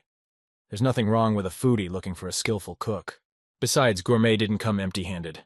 With those words, he began to show him what he had. Eliza took the eraser grass and said that it was inedible. She asked why Gourmet carries it around with him. Rice says it's one of the ingredients in plastic. This herb can be used to create a container, for example. Eliza agrees that this herb can be used to create disposable items if you have the skill to make it. Rice wants Eliza to help him create disposable items in exchange for him teaching her how to cook. Eliza runs away. Our hero started thinking how he could sort all these items. A little boy asked Rice for permission to help him, but the Gourmet took the boy by the scruff of his neck and started to pull him away. The boy asks to be left alone for once. He hasn't eaten anything all day. He heard these words and asked the boy when he last ate. The boy asked if he was a stranger because someone had told him that strangers give money. The foodie impatiently asked our hero if he would do this quest. The boy said that everyone in the slum has no money, so they starve for days. He asked Rice to cook something for him. He agrees and invites the foodie to join him. Rice says he can cook something with most of his ingredients. Toth says that in exchange he can eat as much as he wants of whatever he cooks. The Gourmet says he has already completed that quest, but there is no choice. Our hero, with Gourmet's help, set up an amazing table for the slum dwellers. There were happy cheers everywhere. He announced the opening of the buffet from Rice and began to distribute a plate to each person. People didn't immediately believe that they could take anything and eat it. Rice said they could eat as much as they wanted with no leftovers. The foodie watches Rice and thinks this kid is too kind. People come up and fill up on their food and say they haven't eaten so well in a long time. The young man pours sauce over half the chicken for them so it's sweet and crispy. And this is flounder sushi. Pure flavor from this white meaty fish. Flavorful pulgogi with charcoal roasted mushrooms. And for dessert, a thin seafood flour pancake. It's fantastic. The boy the chef met in the plaza eats with gusto. The Gourmet is not very pleased that the little boy got what he wanted. He listens to the cries of the people. He is pleased that people are enjoying the food and thinks he should try it too. The young boy caught a glimpse of Gourmet, who looked like a hungry beast, devouring everything around him. By eating the food, the Gourmet gets new points, plus 1 point for persistence in devouring, plus 1 point to defense against devouring. Rice has created a place where people can eat to their heart's content, plus a nice option to choose from. Rice received the Magnanimous Heart Award. With a dream of opening a restaurant, Rice had long wanted to see such a picture. The chef was eager to start tasting his own dishes, but his meal was interrupted by the voice of the game's attendant. The voice said, "At this moment, an army of goblins has surrounded Beatrice's manor. Their numbers are reaching 1,000. In an hour, the management will start a grand event, Defense of Lubarton. Users who want to help stop the army can create a group. The group that deals the most damage to the enemy will be awarded rewards and rare items related to their professions. Since time is short, we ask everyone who wants to participate to hurry up." The leader wished all users the best of luck. In the sky above the city, a countdown sign lit up. People around immediately began to hustle and recruit people to their teams. Some are offering themselves and listing their merits. Gurman asks Rice if he is going to join a team. The system informs that Gurman has applied to join a team. He asks Rice to join him. Rice and EPI slam their fist against each other as a sign of allegiance. The system reports that Rice has joined the team of Epicure's player. EPI says they need 4 more people. He asks if he has any friends who might be able to join. He looks at his contact list and asks Ather if he wants to join them on the quest. Ather says he was just about to write to him about it. He would be very happy to go on the quest together. Molina also agrees to participate and asks him to send her an invitation. Rice calls Sinkin, and it turns out he wouldn't mind doing the defense quest together either. The final invitee was the King Macho. He hadn't picked his team for the quest yet and gladly agreed to be on Rice's team. Epicurus expected Rice to have a lot of friends. Rice said just the ones he has. Everyone began to slowly join their comrades. The system named the team leader and the lineup of members. Molina says they haven't seen each other in a while since their last gathering, despite the fact that she sees him every day. The King Macho naively starts to panic. He tells him that he's afraid of strangers. Sinkin decides to play along with him. Rice introduces Coral Macho by telling him that he is a farmer. The King Macho feels that the others are friends both in reality and in life. There are 30 minutes left before the quest begins. Everyone is frantically trying to get something to buy, something to improve. He said that the equipment is good, but he has something better. All the team members stopped to listen carefully to Rice's proposal. Rice had prepared an incredible curry for everyone, 30 minutes of saturation, plus points to attack and defense. He applied the shrewd chef's eye. This skill gives advice on certain ingredients in addition to cooking information. If incredible curry is combined with best rice and best fried egg, the synergy of rice and curry appears. Following the discerning eye of a chef, combine them in this recipe. This can create the best combination ever. You get the best curry rice, a satiety of 90 for 40 minutes, plus points to attack and defense. Shinken says the effects are effects, but it's more than that. The smell of curry with warm rice and spicy egg, everything combines. Thanks to these dishes, the team's fighting power has increased to 200%. The reality leadership once again welcomed everyone present. The quest, Defense of Lubarton, is about to begin. Epicure's team is on full alert. In 26 seconds it will begin. The crowd of zombies are also at the ready. They're coming for Mr. Adrian. They are ready to burn Beatrice to the ground tonight. Molina asks Arthur if he's worried. Arthur replies that it's just a game, so no. They looked into the distance. In addition to the zombies, more wooden golems came to the battle. The system announced 10 seconds to the start of the battle. Epicurus' team is on full alert. The last seconds passed and the army of zombies and goblins rushed into the city. Arthur asks the Coral Macho if he can make the stone trees grow. The King Macho replies that no problem. Rice and Arthur decide to charge a huge catapult. They use the skill, High Damage Catapult.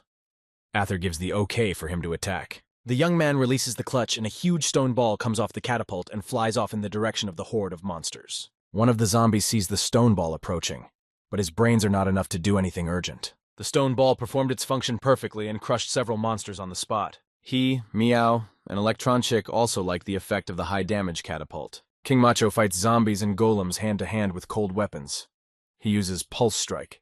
Suddenly, Meow jumps out of his seat. He seems to be up to something and hasn't told anyone. Meow bursts into the crowd of zombies at full speed and blows them to smithereens. Epicurus flies to his aid. The team seems to be working very well together. Epicurus doesn't use any weapons. All he needs is a punch from his fist to knock out a green zombie. The King Macho is still in ecstasy and realistic about everything that is happening. But Molina interrupts his reverie and calls for help. Molina juggles her wonderful battle symbols, and it seems to be a great weapon. Shinken performs War Song. She has raised her command buff for 30 minutes, adding points to attack, defense, and agility. The King Macho is perplexed by the song, but he immediately realized what the point was when he felt the increase in strength. He was immediately overwhelmed with power and used the skill Field Flash. Shinken appreciated the perfectly used skill. Molina had time to glance at the King Macho's antics and noted to herself that he was incredible. That second that Molina was distracted, it was enough for the zombie to seize the moment and strike her. From the surprise, Molina didn't have time to prepare and fend off the attack. She fell to the ground. The zombie prepares to deliver another blow to Molina. He screams his love for Mr. Adrian, but Molina still manages to get her bearings and quickly apply the Complaint Strike skill. The green monster is defeated. Molina is very pleased with herself, but she doesn't deny that it was dangerous on her part. Perhaps she should be a little more serious. But again, her reverie was taken advantage of by another zombie and loomed over her with an axe. Lucky for her, Arthur was nearby and had time to use his unification skill and Tick's trap. At that very second, the zombie's arms were bound in iron pincers and he stopped moving. He asked Medina to step back and applied the skill Powerful Spring, and in a second, the zombie was flying into space. Arthur helped Molina up and asked if she was okay and if she needed any potions. Molina replied that she was fine and alive thanks to him. Arthur said that they are not aiming to get first place, so one should just stay alive until the end. The leadership reported that the goblin army was down by 2/3. The goblins began to slow down the pace of the offensive. When Epicurus found himself next to Rice, he asked if he had any buffs. Rice hesitated to answer, but Rice got his bearings and said he had the Joy of Satiety buff. He immediately applied it, and the system reported that the command buff had increased 10% on basic stats. Electronic also contributed to the overall battle and hit a bunch of zombies with a powerful lightning strike. This command does some serious damage. The leadership reported that the phase had changed as half the time had passed. The wooden golems were coming. The young man froze when he saw the wooden golems. Some thoughts swirled in his mind. He remembered his fishing trip with Simon. He asked Simon if he could catch all the pieces of the golem, but Simon only smirked. Simon said that rice has quite a few pieces. You have to wait a bit. When all the golem pieces are collected, our hero, holding the parts of the golem in his hand, said to the imaginary Simon that he would be good to be right. In a second, a huge stone doll harobang grew before everyone's eyes. People froze in incomprehension as to where doll harobang had come from out of nowhere. They don't understand if the golem is technically on their side or not. Rice doesn't understand why he can see everything from such a great height. Everyone down there seems like a bug. And then he starts to realize that he's suddenly magically become a giant stone golem called doll harobang. The King Macho says he doesn't know what it is, but while Rice holds off the golems, they need to focus on attacking. The young man can see that the others have some kind of plan, but he himself still doesn't understand what he's supposed to do in this huge body. The system tells him that the exclusive golem skills, rooting and column breaking, can be used. Rice decides to not think and go for it.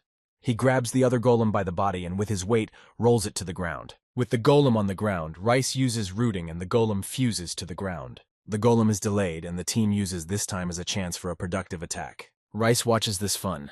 You can't find fantasy movies like this. Kaki expected adding doll harobang was a great idea. In the reality leadership, everyone is engrossed in watching the battle unfold. Letitia's assistant says that the battle is ending and the boss needs to rest. Letitia says she needs to make sure there are no bugs. The assistant says that the magician's team is in first place and Epicurus's team is in second place with 690,000 damage. Letitia doesn't understand why Epicurus' team has so little damage. Our hero decided to destroy as many monsters as possible while he is golem. Suddenly, the system reported that the 10-minute limit had expired and golemization was complete. Rice was stunned to hear this, but he was even more stunned when he began to fall down in his human form. In flight, he decided to make an emergency use of the armored blade. The system reported that the armor was on, the 30 minutes had begun. Rice, dressed in snow-white armor on a snow-white horse with 2 swords, rushed into battle. At this time, his team is doing very well against the remaining Golumas. The King Macho applied a maximum charge. The guide reported that the last wooden golem had been destroyed. The quest, Defense of Lubarton, has been successfully completed. The warriors raised their weapons upwards and cheered. The system reported the acquisition of the title, Defender of Lubarton. The King Macho and Molina shout joyfully to him that all of their team survived. Sinkin says that thanks to Rice's golemotion, their team's damage is just skyrocketing. He hopes they can claim a spot. Management has finally tallied up the results and reported that Team Epicure is in first place, beating Team Trickster by 2 points. All members of Epicure's first place team will receive a special professional item. Epicurus is very pleased with himself and his team. But the team of the magician is in decline. They were separated from the first dream by only 2 points. He got the Beatrice family seal of honor. He's glad he was on Epicure's team. Everyone survived and also won. The leadership is also happy with the results of the battle. Now they can go rest. Letitia is especially pleased with Rice. He's done well this time too. A team of a cook, a waiter, a blacksmith, and a musician and a gourmet took first place. Backup of the administrator's information. The game update is complete. Administrator mode has been disabled. Ha-En gets out of bed and removes the headphones from his head. On the TV screen is footage from the game. Ha-En was worried about the first large-scale raid. Fortunately, there were no bugs and everything went off without a hitch. 3,000 users participated in the quest. The game informed Ha-En that they would be monitoring the administrative server. Ha-En logged in once more to look at Rice's team. She's quite intriguing. Ha-En ponders that she would be interested in playing together. She thinks about trying to play with Rice on a second character. Come to think of it, Ha-Yun hasn't eaten anything. The pancakes of their kimchi she had recently gobbled up looked very appetizing. She ordered food from a restaurant with delivery. The courier left the package at the door and wished her a pleasant appetite. They brought tofu with kimchi. Ha-En thinks that since it's tofu, it'll probably be soft. Ha-En instructs herself not to overdo, not to eat everything. The main thing is to eat at least a little bit. She puts a small piece of tofu with kimchi in her mouth and chews. That's already a success. Now she tries to focus on the texture. The tofu is soft and the flavor of the fried kimchi adds spice. Ha-Yun thinks, that's so far so good. If it continues to be like this, it'll be fine. Memories pop into his head again. The mom from the past asks Ha-En if she's eaten. You have to eat on time. Ha-En's food gets stuck in her throat. She chokes and starts coughing. It's the same thing again today. Ha-En's throat feels like it's on fire. She asks the universe for recovery. She doesn't want to be sick anymore. On the screen at the live game broadcast, Rice praises everyone for a great job and presents everyone with leftovers from last night's buffet. He hands out wings to his friends and says that eating after working hard is the best. Ha-En puts his food away. with conversations from the game playing in the background. The players discuss pizza and ask Rice to make it for them. Rice says he has pizza too. He cooked it recently and still has some left over. He pulls out the pizza and is the first to munch on a slice. Ha-yoon looks at the hero through the screen and tearfully thinks how he can eat so happily. Ha-yoon wants to be happy too. She wants to be the same as before. She wants to overcome it, and she will overcome it. No matter if she's in pain, she'll definitely recover. Esophagitis and trauma won't stop her happiness. Meanwhile, back in reality, Rice's team is busy gluttonizing. Meow has already stuffed his belly and is sleeping. Someone called out to the owner. It's the magician. He congratulated Rice on his first place and readily admitted his loss. The magician offers him friendship. Rice shakes the magician's hand. He had seen the magician fight earlier. His skills were very impressive. Epicurus is about to leave. He needs to walk around and eat some monsters he hasn't eaten yet. Epicurus told him that if he found any new ingredients, he would bring them to him. Rice said he would be very grateful. Sinkin is getting ready to leave as well. Rice tells Sinkin that it was a lot of fun. He would love to work together next time. Sinkin is out of the game and wakes up in his room. He is lying on his mattress with unopened boxes and a guitar next to him. He gets out of bed and thinks that being on a team with Rice is a lot of fun. Sinkin remembers that GK has a new song coming out today. He needs to listen to it. The singer didn't understand how the title song could be in last place, how he sang it to make it that way. Shinkin listens to the track. He thinks that GK has taken it too far. He should have swapped the joyful original rap song for a rock ballad. He believes that if you're going to do it right. Instead of ignoring the chorus and shouting out the high notes, Toth threw out his headphones and said that GK's skills are still at a very low level. Shinkin sits sadly on his mattress and doesn't understand the purpose of GK stealing his song in the first place. It's a sunny morning. A typical high-rise building looms in the middle of a blue, slightly cloudy sky. Ather wakes up, stretches, and thinks about how nice it is to wake up late after all this time. Ather asks Winnie's smart speaker to turn on the Lemon Chat songs. Winnie turns on the music. Ather listens to the track and listens, and something alarms him about it. Next to Hen, some other guy in a lettuce t-shirt says he was going to use a massage chair. Hen says that's the song that came out today. Hen doesn't understand why GK is singing a song he wrote. The guy in the lettuce t-shirt is surprised that Hen worked with GK. But Hen says he only works with talented people. Hen doesn't understand how this happened. After all, he gave the song to the talented newcomer who was recording the demo. Irim is already at work cooking. He hears conversations from the audience. Someone came in and says hello. Ji-woon brought his friend to Jiangming. Ji-woon said that the food here is delicious. Molina confirmed what he said. Little Jae-yoon is also here reading a book. He listens to what the guests are talking about. Ji-woon asks if they have the ingredients for the buckwheat noodles with perilla oil. Molina says they have a special menu. The chef cooks something special for everyone.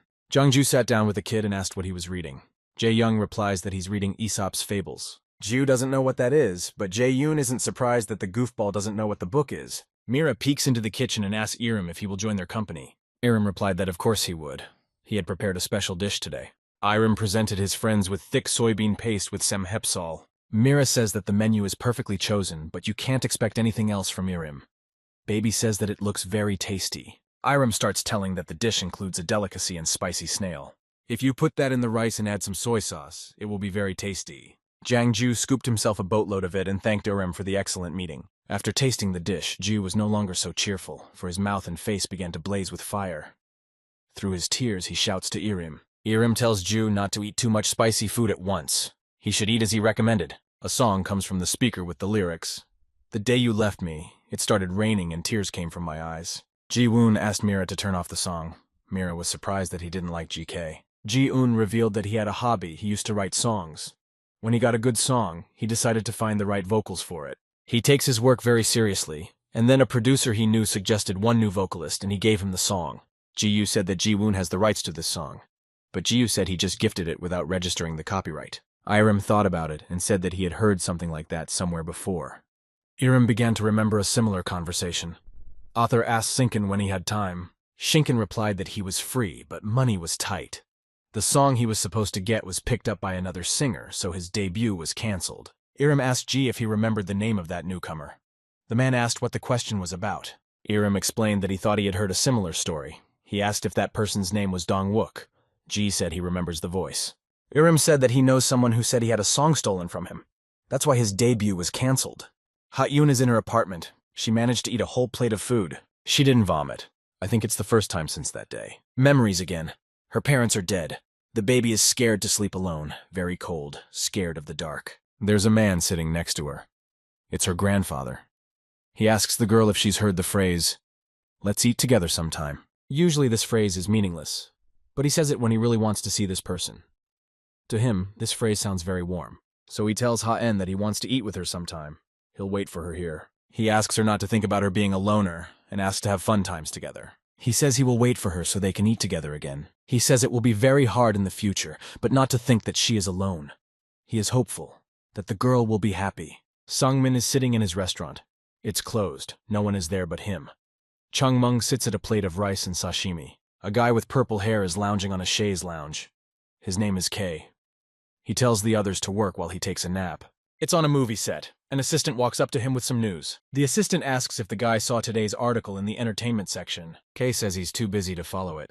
Besides, what could there be but articles praising his new song? The assistant says he sent him a message, so the boss better take a look for himself. K does open the news and starts listening. There's an interview with Jeonju in which Oh says that the songs were just practice. The assistant says that it looks like Jeonju is really pissed off. He will contact the company and ask them to remove the article. K is really angry. He won't let Jeonju do that to him. He will regret looking down on K. Irem is out on the town tonight. He's waiting for someone. Suddenly, someone shouts at him. It's Dong-wook. He apologized for making Irem wait so long. Irem says there's no need to apologize. He just came. It's okay. Dong-wook was surprised when Irem asked to see him. He asked what happened. Irem suggested to start with something to eat and then start talking. Dong-wook looks at the delicious table and thinks he hasn't eaten chicken feet in ages. Irem asked Dong-wook if he likes chicken feet. He wasn't sure and ordered a small portion. Dong-wook said he used to only eat them. Dong-wook thinks to himself that he doesn't have much money, so he was hesitant to come to meet Irem or not. Irem and Dong-wook happily had a drink to each other's health. Irem reminded Dong-wook that last time they had a conversation about the stolen song. He asked what had happened since then. Dong-wook said that he had been working on that song for a year, so there was no time to even get a part-time job. He can't ask his parents for money at that age, so it was a shame. He thought he wasn't cut out for it after all. Dong-wook says that no matter how hard he tried, things didn't go his way. The song ended up being stolen. Irem asks if GK's manager knows about it. Dong-wook says of course he does. Irem doesn't understand what kind of people these people are. Irem pours more for himself and his friend. He asks if Dong-wook left the company. Dong-wook says he couldn't stay with the company, the one that stole his songs. Dong-wook was so drunk that he knocked over a glass and fell asleep on the table. In his sleep, he hummed the lyrics to his songs. The other bar patrons didn't understand why the guy was singing GK's songs, but they liked the voice. He seemed to sing even better than GK. Irem hears people saying that this guy's voice is much better than GK's voice. They get Dong-wook on camera. Dong-wook finishes the last line and falls asleep for good. The listeners say that the face is not wine in the frame. Maybe put it on the street musician's channel. Meanwhile, Jeonju finally finished a new song after many hours of work. The track itself is much better than the damn GK track. But Jeonju doesn't know who he can give this song to. No matter who he listens to, he doesn't like anyone. He can't give it to just anyone. Jeonju sees a news story on the internet with 700,000 views with the headline, "Repeated GK Drunken Food Truck." He looks closely at the video and realizes that the back of one of the characters looks a lot like Irem's back. He zooms in closer on the image. Yes, it is indeed Irem's back. Ju turns on the video again. The day you threw me away and left, rain poured down from the sky and tears accumulated in my eyes. Ju remembered how Irem had told him that he knew this aspiring singer. He had once said that another artist had stolen his songs. Ju smirked slyly and thought that he seemed to have found his singer. Irem wrote to Jeon-wook and offered to introduce him to someone. Jeon-wook has no idea who that might be. If it's an acquaintance of Irem's, he can probably be trusted. While there's time, Jeon-wook decides to look up the prices at the restaurant they're meeting at. The prices turned out to be mind-boggling. 1,500 won per serving.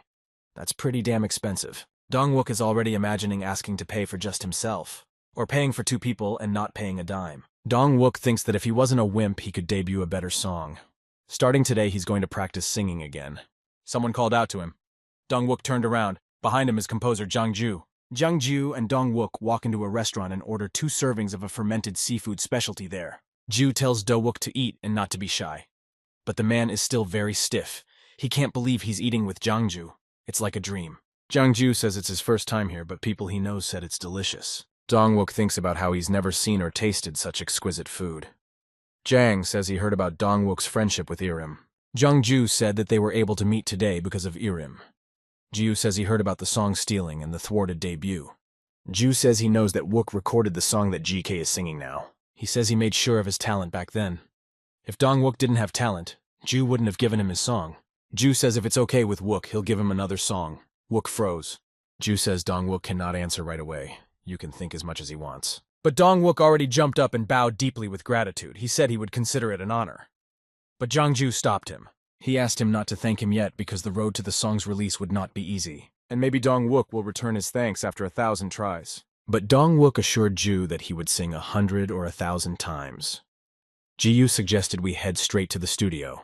Switching to reality, the login is being performed. Eliza tries to cook a dish, but instead of tasty noodles, it turned out to be a burnt dish. Rice doesn't understand how this happened. He comforts the girl, saying that he wasn't that good in the beginning either. If you keep trying, you can become successful at cooking. Rice is contacted by the King Macho. He asks to meet with him right away. He says he has found a great place. The young man asks Elise if she wants to go with him. Elisa replies that she doesn't want to. As soon as she is done with this, she is out of the game. Reese teleported over to the Coral Macho. The Coral Macho greeted him and said they are at a point where many are giving up. Coral Macho points to the top of the mountain and says that he seems to have found a way to get there. He says that he was going to go there alone at first, but he got something and decided to send Rice up there. He enthusiastically says that sounds great and asks what he needs to do. The King Macho handed him a giant's bean. This is the bean that giants eat. The young man told the Coral Macho that his glowing eyes would not help. This bean he could not eat. But the Coral Macho snatched back the bean from Rice's hands and planted it in the ground. The King Macho ordered the bean to grow, and it began to grow at an unprecedented rate. The King Macho told him to grab the vine quickly. Our hero in bewilderment grabbed the vine and it began to carry him higher and higher following the growth of the giant stem. The cook rushed upward with the vine until it threw him to the top of the years. The King Macho watched from below. Rice saw a place that looked like a secret dungeon. He ponders when to get off the vine. He decides to jump right now in flight. He asks Electron to help Meow with the landing. Electron catches the kitty and notes that the kitty is not fluffy at all, but rather fat. After a few seconds of flying, Rice landed on solid ground. Meow and Electron joined him. He noticed that it was rather quiet. Looking at the gate, he told the pets that they should go this way. But someone stopped him. The blue-haired creature asked Rice who told him it was safe to come here. The creature said it was their master's resting place. If you walk around without a guide, you could get lost and die. Rice was very surprised at these words and asked the creature who he was. The creature introduced himself as Tom. Tom said that he was the guardian of this tomb. Our hero returned to the city, put the kitten down on the ground, and said that was enough for today. Rice left the game, and Ma remained sitting on the sidewalk, thinking about what to do. In a moment, a beautiful blue butterfly landed on Meow's nose. Then it flew up and took him with it. Meow did not think about anything. He just followed the butterfly where it led him. The butterfly led the kitten into the forest, where he met Mishka and Hare. They greeted Meow and said they remembered him. Meow's mind flashed back to unpleasant memories associated with the cave. But Bear said they had shrunk because they had lost the witch's magic. As a sign of apology, Mishka held out a chamomile to the kitten. But the kitten did not understand and decided that this chamomile should be eaten. Mishka and Bunny did not understand at first, but then they guessed that the kitten was just hungry. The bunny said that the kitten must have eaten nothing all day if he had come from such a faraway place. He asked where his master had gone. Mishka and Bunny said that since they were connected by history, they would find Meow food. They really don't know what to feed cats. They saw an apple on a tree. It was very pretty and surely a cat should like it. But the apple was too high, not easy to reach. Then Mishka came up with a clever plan. Mishka kicked the hare and he flew high enough to flick a few apples with his paw. One of the falling apples fell on Meow's head, giving him a huge bump.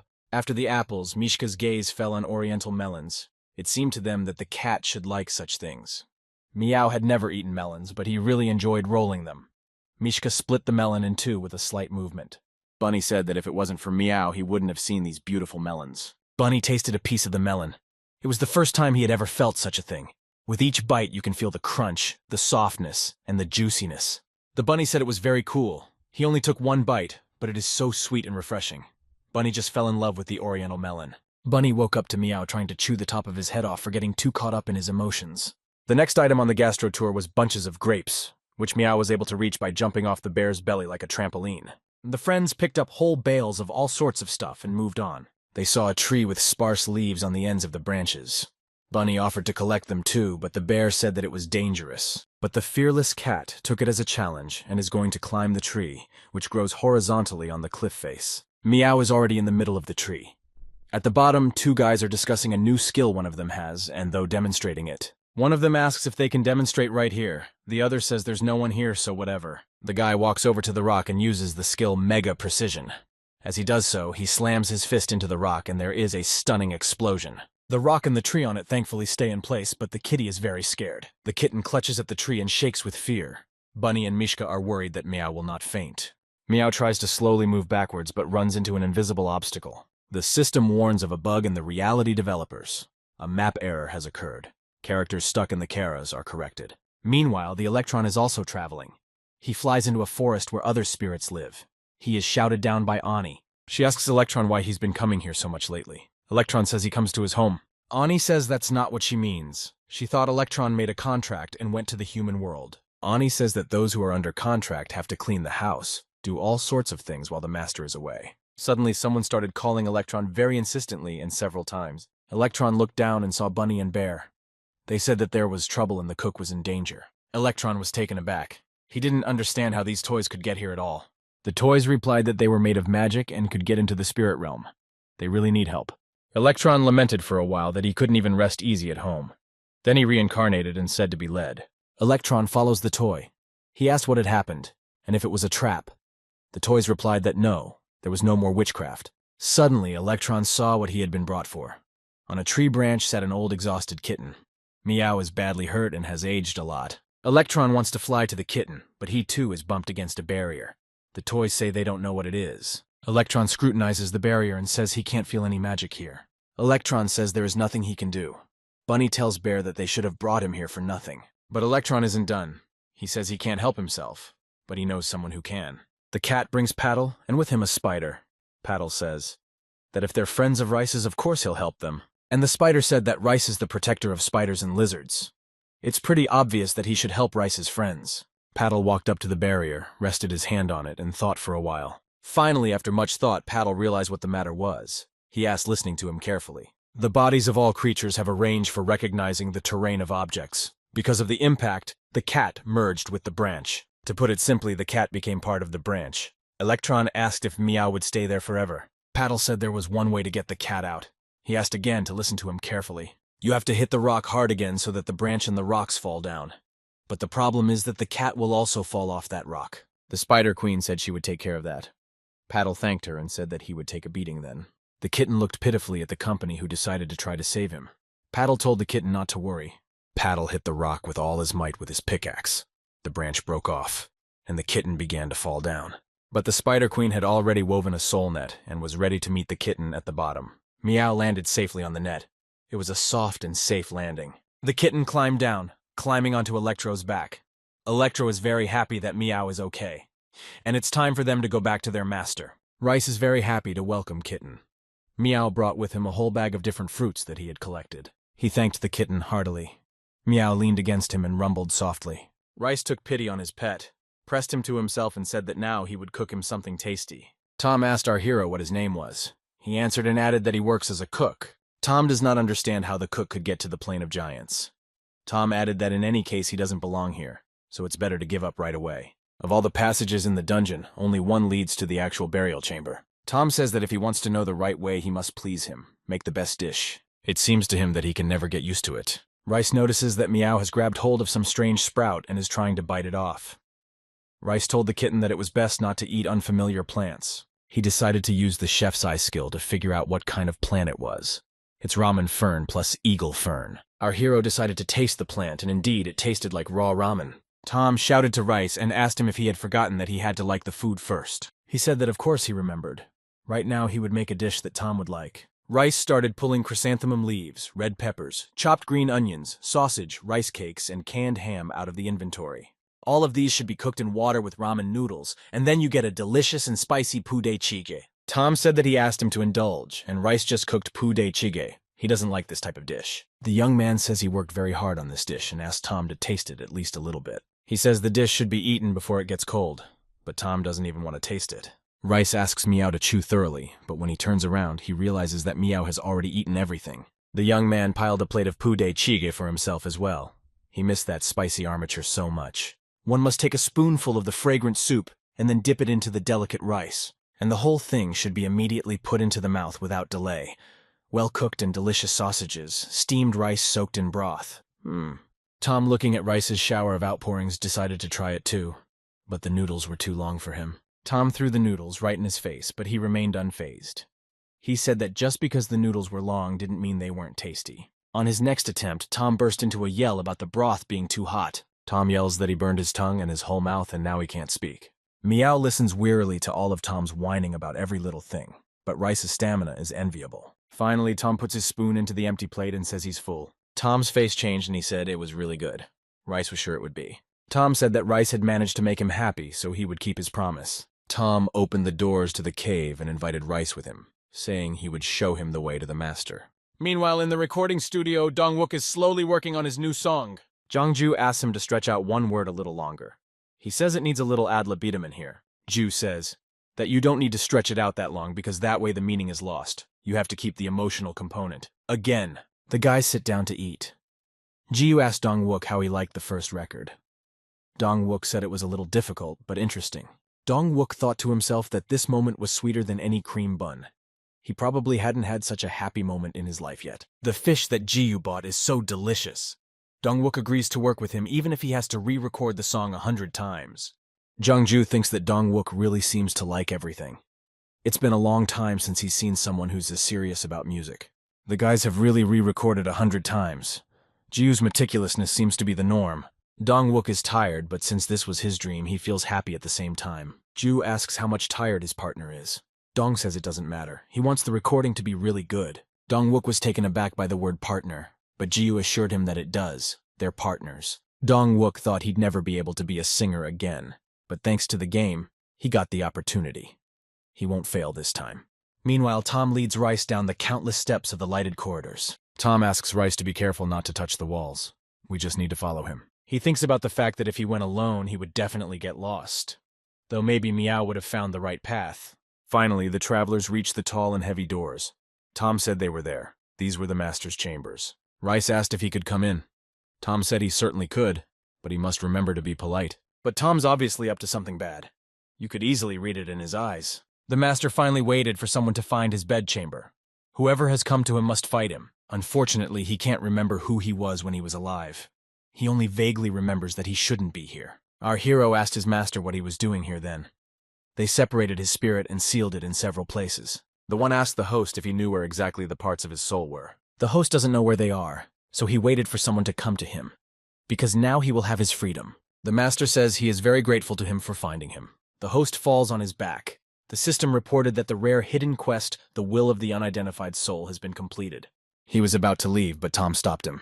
He said that part of the host had died. Tom told him that when he got here, he lost his memory. The master said that he needed to find someone to be a support for him, but now his memory is back, and he asks Rice's permission to go with him. His real name is Pepesh. A handsome boy stood in front of Rice. The system informed him that a new assignment. We need to help Pepesh grow up. Minus 100 points for failure. Our hero thought it wasn't a heavy penalty, but he still couldn't leave the boy in a place like this. He allowed Pepesh to go with him. The cook asked the boy not to complain about the food now. Pepesh agreed and said he would eat everything. Rice said that it was very good. He asked the boy if he knew where the exit was. Of course Pepesh knows. Finally, they came out of the cave and were in the fresh air. He said that this rock looked the most ordinary, but if you investigate the new skill, exploration... Rice guessed that there was a hidden path here. That way they could descend quickly. Pepesh asked Rice if he could call him Master, but the latter said that Pepesh could call him by his first name. Pepesh thanked Rice and wanted to ask if they could go down now, but he was already tearing down. Our hero flew through the air on his cape as if on wings, and next to him flew Electron with Meow on his back. He shouted to Pepesh not to be afraid and to go down the rocks. Pepesh looked at Rice in surprise. He didn't think Rice could fly. Pepesh said he could fly too and let out his adorable gray wings. Now it was Rice's turn to be surprised. He felt like he had taken custody of the Demon King's son. Meanwhile, at Changmeng's restaurant, not all the customers are on their best behavior today. One of the guys yells that he's not drunk and he's fine. Another says his face is so red, it looks like it's about to burst. A girl tells another girl with a red cap that she's blushing too. The latter tells her to shut up. They accidentally drop a glass on the floor and it shatters. The girls ask to change their glass again. Ani tells the guests that it's too late. Let them finish their drinks and leave. Mira tells Ani that it's okay. She can go home too. Mira says she will stay and clean up after them herself. The time is late. The girl in red cap turns to Mira and asks why she is staring at their company like that. Mira says embarrassedly that she wasn't looking or staring, but the girl says she saw everything. She says that the attendants have no right to behave like that. After all, she is paying them money. Ani stands up for Mira and apologizes to the girl, saying that she was sorry for upsetting them. The girl poked her finger at Mira again and asked what she was staring at, what she was unhappy about. But Mira didn't intend to stand for it. She recoiled from the girl and asked her not to behave like that. But the girl is drunk and won't stop. She laughingly asks everyone to look at this rude girl. Then this girl with all her might pushes Mira right in her chest. Ani tries to intervene. Suddenly someone hits the table with a strong fist and orders to stop it immediately. The stranger says that people are eating and drinking here. They should be ashamed to behave like this. But the girl is beyond drunk. She yells at the stranger and asks what he was saying. Then she turns to Mira again and asks her to answer for her actions. The man turns around and in a thunderous voice orders the girl to apologize for pushing his employee if she wants to go home on her own 2 feet. The man once again asked the girl in the cap to apologize to his employee whom she pushed. Ani asked Mira if she should call the police. Mira said that she would call them now. Male asked what were they thinking when they went on a rampage and caused trouble to the staff and regular guests. The drunk guy in the bunch grabbed a bottle with thoughts of running over the man and smashing the bottle over his head. Well, the guy was ahead of the guy and smacked him in the face with all his might. He had no other choice. The guy dropped the bottle and began to cower on the floor, moaning. Ani said it didn't seem necessary to call the police anymore. The man stood up and said that the company didn't want to do the right thing. If they want to say something, now is the time. The drunken group decided to leave the establishment.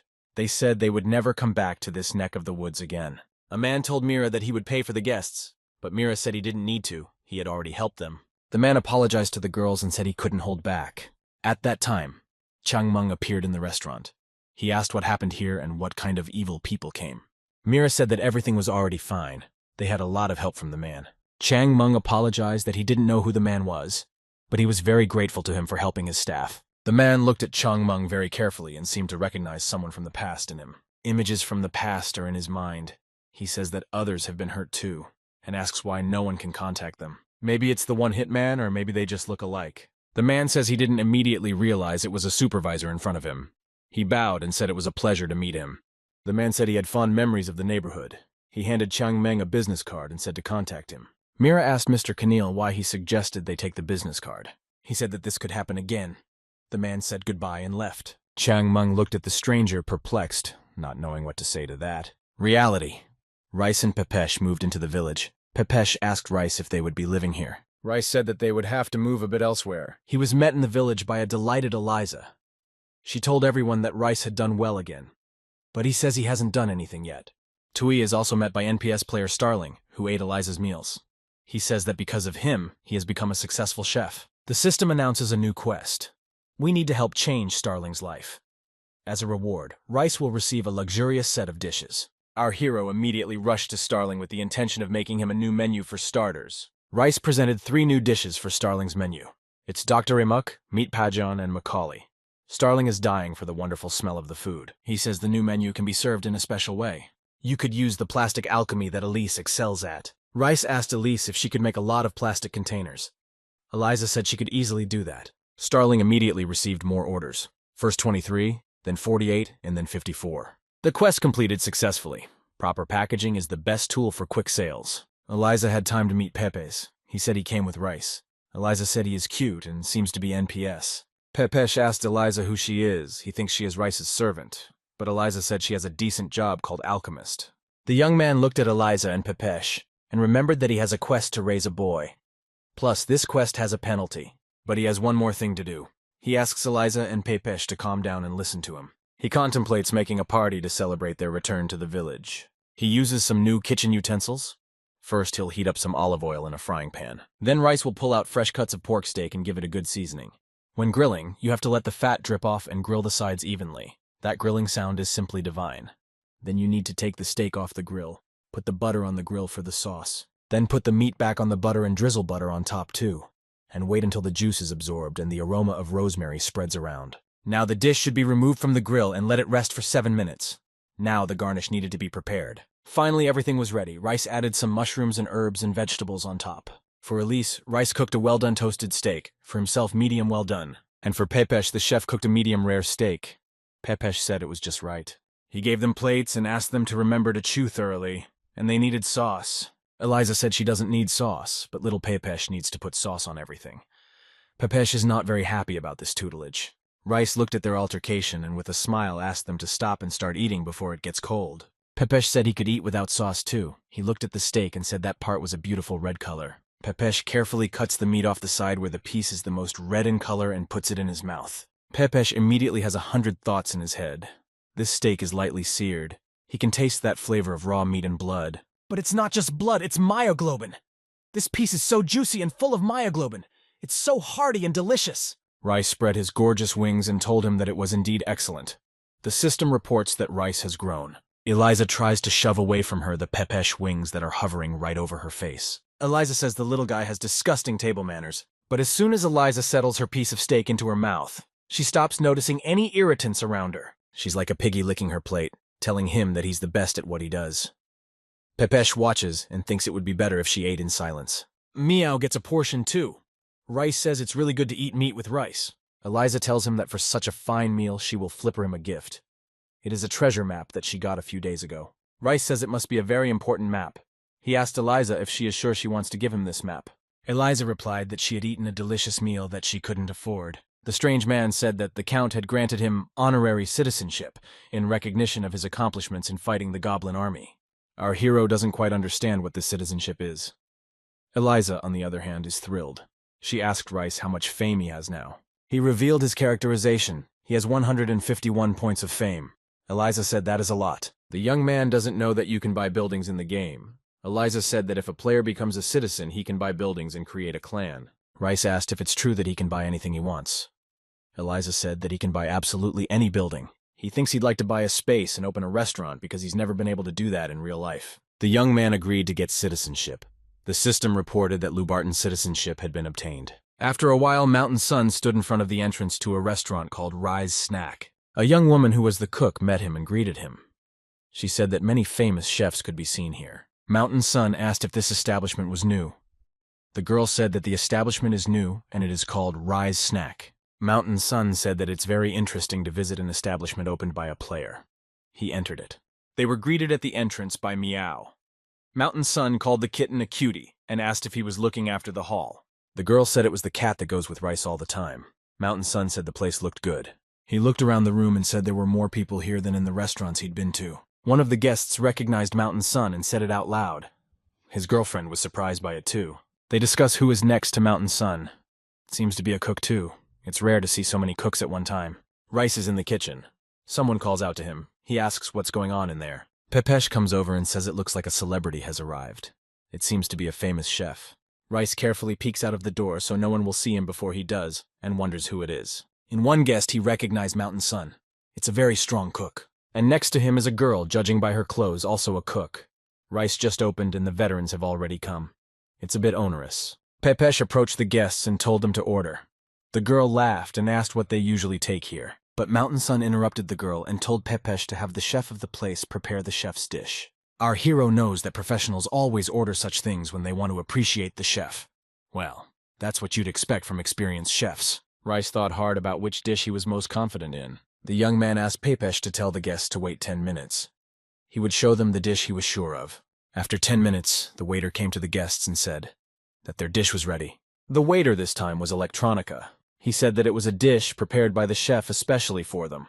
On the tray were rapoki and assorted shrimp and vegetable stir-fried shrimp. The girl chef clapped her hands. She thought that he had never seen shrimp before.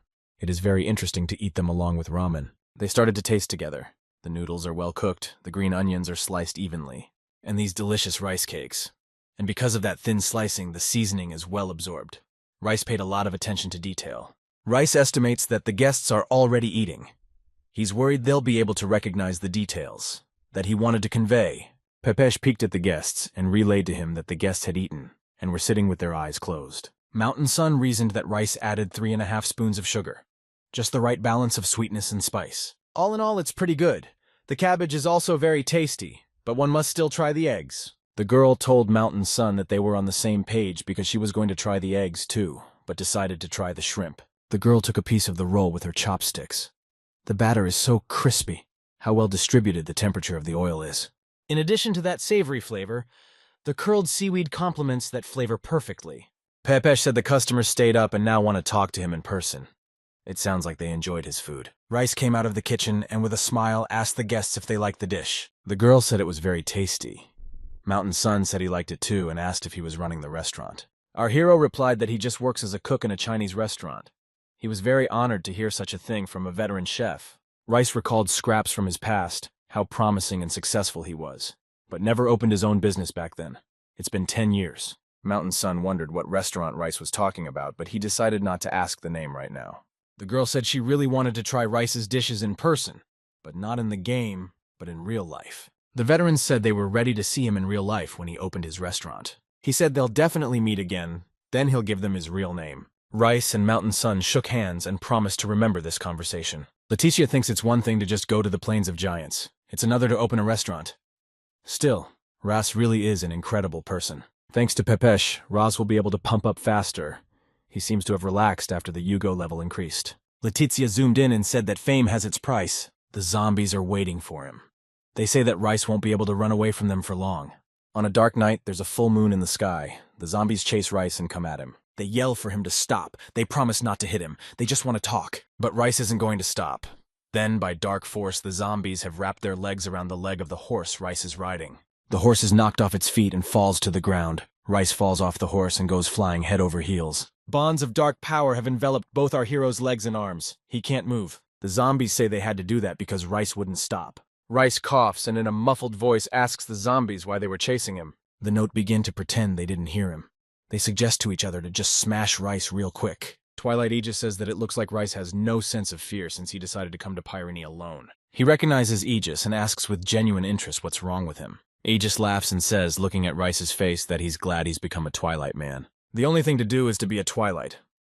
Killing players just for personal reasons is the perfect job for him. The young man looks at Aegis carefully and realizes that perhaps he has become stronger and will not be easy to defeat. Rice looks at the weak spot. Our hero summarizes that he can handle this level, but he won't overpower 3 people at once. He needs help. Rice asked Pepesh if he would help him. Pepesh readily agreed. Pepesh used Sacrifice Rage. For 10 seconds, attack, defense, and agility increased by 50%. Rice forcefully broke the magical bindings. They shattered into 100 small shards. Aegis couldn't believe that Rice had broken the bindings. He thought it was impossible. He clearly had someone helping him. The hero was already in white armor and carrying 2 blades, one in each hand. Aegis yelled that if Rice wanted to fight, then it was time to get started. Rice realized that Aegis was definitely stronger than he thought. He calls for help from Electron and the kitten. They rush to their master's aid. Aegis is relieved. It has been a long time since he has enjoyed a battle with a strong opponent. The young man prepares to attack and thinks he should get this over with as soon as possible. Rice realizes that his salvation is to attack at a weak point, but suddenly he feels his strength running out. Aegis thinks he will definitely finish Rice off this time. Aegis has become much stronger, and it's all the fault of the dark forces. With Electron and Meow down, Aegis rejoices and says that this time no one will come to his aid. He uses the Black Lance. Rice sees the attack being aimed at him again. He realizes he doesn't have time to dodge. Suddenly, Author appeared from nowhere. He used Flower of Vengeance and launched a powerful attack. The system reported that Choryun had logged out. Kachak logged out. Rice turned to look at his saviors and couldn't believe his eyes. Molina said that she and Aether were hunting not far from here. They saw the young man being attacked and immediately ran to help. Aegis wrinkled his nose. He was not happy that there was little time left. Rice told Aegis that if he crosses the line again, he won't let it go. Aegis said there was a quest going on here. It's all because he went Twilight. The devil gave him a quest. The young man asked about the devil. Aegis said that's the way it is. It wasn't his fault that he was targeted by our hero. Aether said that there was logic in it, but he couldn't just be forgiven. If Aegis is on the devil's side, he will attack again. And so he did. Aegis attacked Rice. It was a deceptive maneuver that made Rice's attention slacken. The magical slings went through the kitten right in front of a stunned Rice's eyes. The system reported that the pet could not be summoned for 24 hours. Aegis resented the damn cat for screwing up and taking the hit. Molina intervened. She says that since Aegis became Twilight, he's been bothering them all the time. They won't put up with it forever. Idris burst into laughter, but it was also a deceptive maneuver. He crept up behind him and delivered a devastating flaming blow to Aegis. The system reported victory over the Twilight man. Molina asked her friend if he was okay. Aether said that Rice must have lost his stamina. He will give him a potion. But Rice doesn't listen to his friends. He is on the sidelines crying for his kitty and apologizing for dying for him. The friends ask Rice to calm down. Meow will be back in a day. They have to wait a little longer. The friends come to the village of Pyrene, but the atmosphere is kind of deserted. There is some Reaper wandering around in a very gloomy place. Arthur and Molina asked Rice if he is sure that this is the place. He said they were, according to the treasure map. Molina didn't understand which treasure map they were talking about. Rice says the map says to find the biggest tree in the village of Pirin, but it doesn't say exactly what treasure is hidden there. Molina laughs at the treasure map and tells Arthur that the map must be fake. He notices that Molina and Arthur have become very close lately. They tell him they just see each other a lot because they're hunting together. Our hero has already missed his kitten. He longs to find the treasure and return to Meow. Just as he's thinking about it, he sees a tree in front of him. He thinks it's the same tree that the treasure map says it is. He looks at the map again and realizes he has to go to the place where the cross is. Suddenly, Pepesh shows up. He asks Rice what he's doing here. He told the boy he was looking for the big tree on the treasure map Elise had given him. Instead of answering, Pepesh pointed to a strange man by the tree who was saying something, to which Rice asks who the man is. Pepesh replies that it is not a man but an undead monster and tells him what the monster is saying. He says he can't leave here because he needs to bring the spirit of 1,001 fruit tree that is hidden underground. Pepesh says he's human, so he can't hear those words. He wonders what the spirit of the 1,001 fruit tree is. Now Rice is going to seek information about it. He wants to talk to an NPC named Tom. Tom is the caretaker of the cemetery. He's the only one who has to deal with the underground monsters. Tom is about to put the candy bar he brought into his mouth, but someone shouts at him. Tom asks Rice who he is in indignation. He gives his name and says he's here to ask a question. Our hero asks Tom how to get to the Pyron dungeon. Tom asks Rice if that's what he came for. He thinks he's been hitting on his lovely candy bar. Actually, Rice really wants a piece of chocolate because he smells that nutty smell of almonds and peanuts. Tom says he can tell him how to get to the basement. With that, Tom holds out the chocolate bar to him. Tom says that if he takes this and shows it to his wife, she will give him more sweets. Rice asks where Tom's wife is. Tom says his wife is at Margaret's bakery, and our hero rushes over there. But he doesn't know where the bakery is. He's driven by a craving for sweets. He's dreaming of tons of sweets on the way.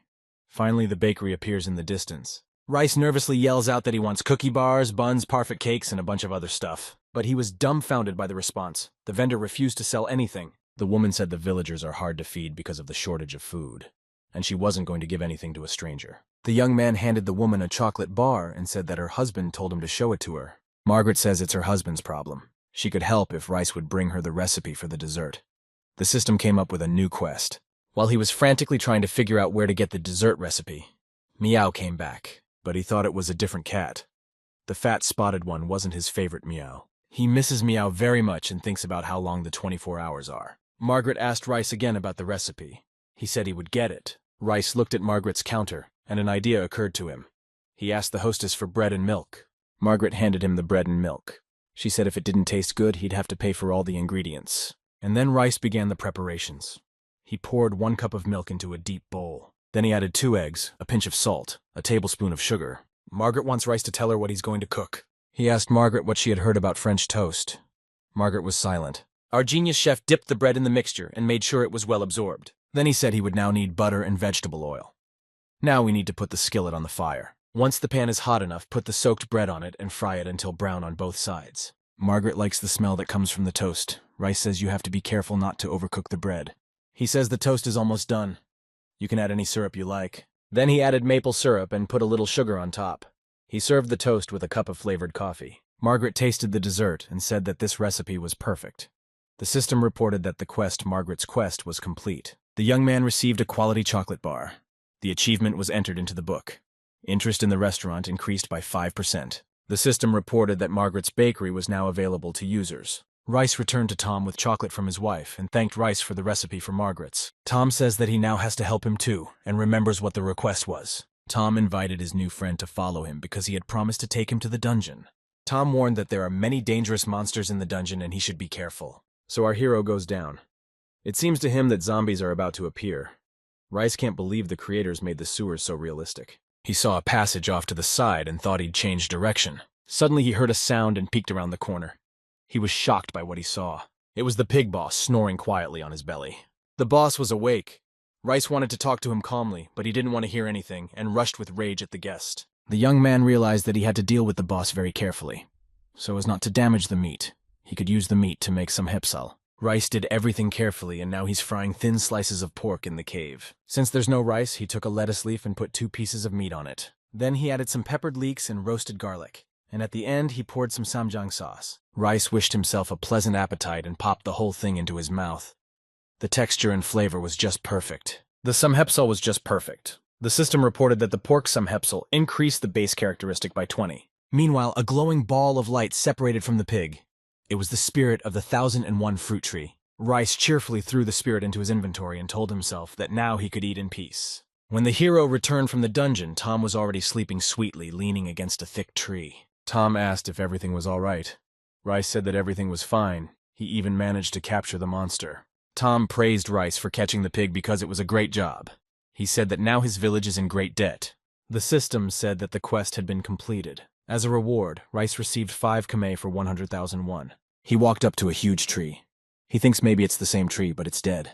Maybe a bead can revive it. He holds the bead in his hands and wonders how he can revive the tree with it. He decides to try just putting the bead on the tree.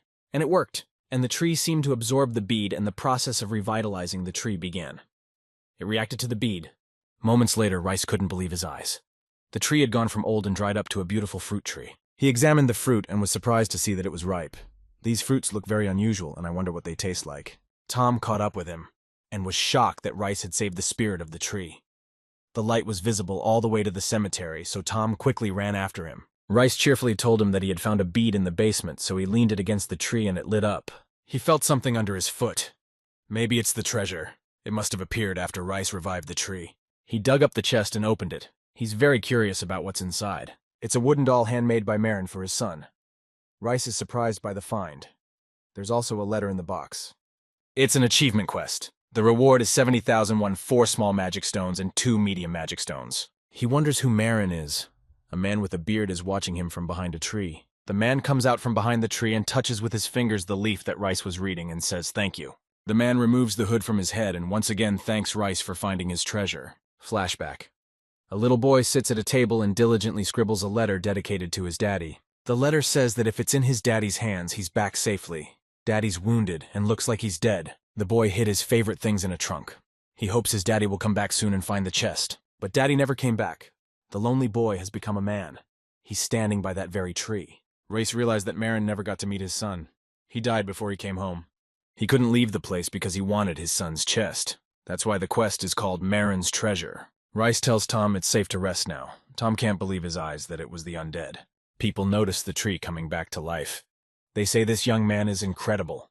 Tom happily picks the ripe fruit and wonders how much he can sell it for. Tom holds out a fruit from the tree and offers him a taste first. Tom says that since our hero saved the tree, this fruit should be a kind of souvenir for him. People turn around. They can't believe it's the fruit of the fruit tree spirit. Rice thanks them for the treat. He tastes the fruit with pleasure and is surprised to note that it has an unusual flavor. This fruit looks like a mango, but the flavor is from a different fruit. It's an amalgamation of many different fruits. The system reports that the yellow fruit has been eaten, adds 200 points to satiety, and 10 points to the earth attribute that works once. Our hero realizes this flavor doesn't exist in real life. The system says red fruit has been eaten. To Rice's great joy, Meow comes back to him happily ducking on the shoulder of his best friend and master. He squeezes his pet and squeals with joy that he's back. A stranger watches Rice while he squeezes his critic. The strangers approach him and ask if he saved that tree. Meow looks at the strangers unkindly. His eyes burn with a greenish light. The stranger says the tree belongs to the Night Gentleman. If he touched the tree, he must go with them. The system has unlocked the epic hidden quest. You need to know from 1001 fruit trees. The reward is the treasure of the gods. The stranger said that if Rice rebelled, they would have no choice but to punish him. Quest accepted. The system says to fight off the Night Gentleman for 3 minutes. Rice is determined to try. In a second, everyone was mingling. A scuffle ensued, with everyone trying to win. The stranger advised his colleague to deal with the cat first. Rice heard this and rushed over, wanting to save his pet and not put it in danger anymore. He's not ready to lose Meow anymore. He tells Meow to back off and intends to use a double cut. A red-haired player came to the young man's rescue. He tells him to hurry up.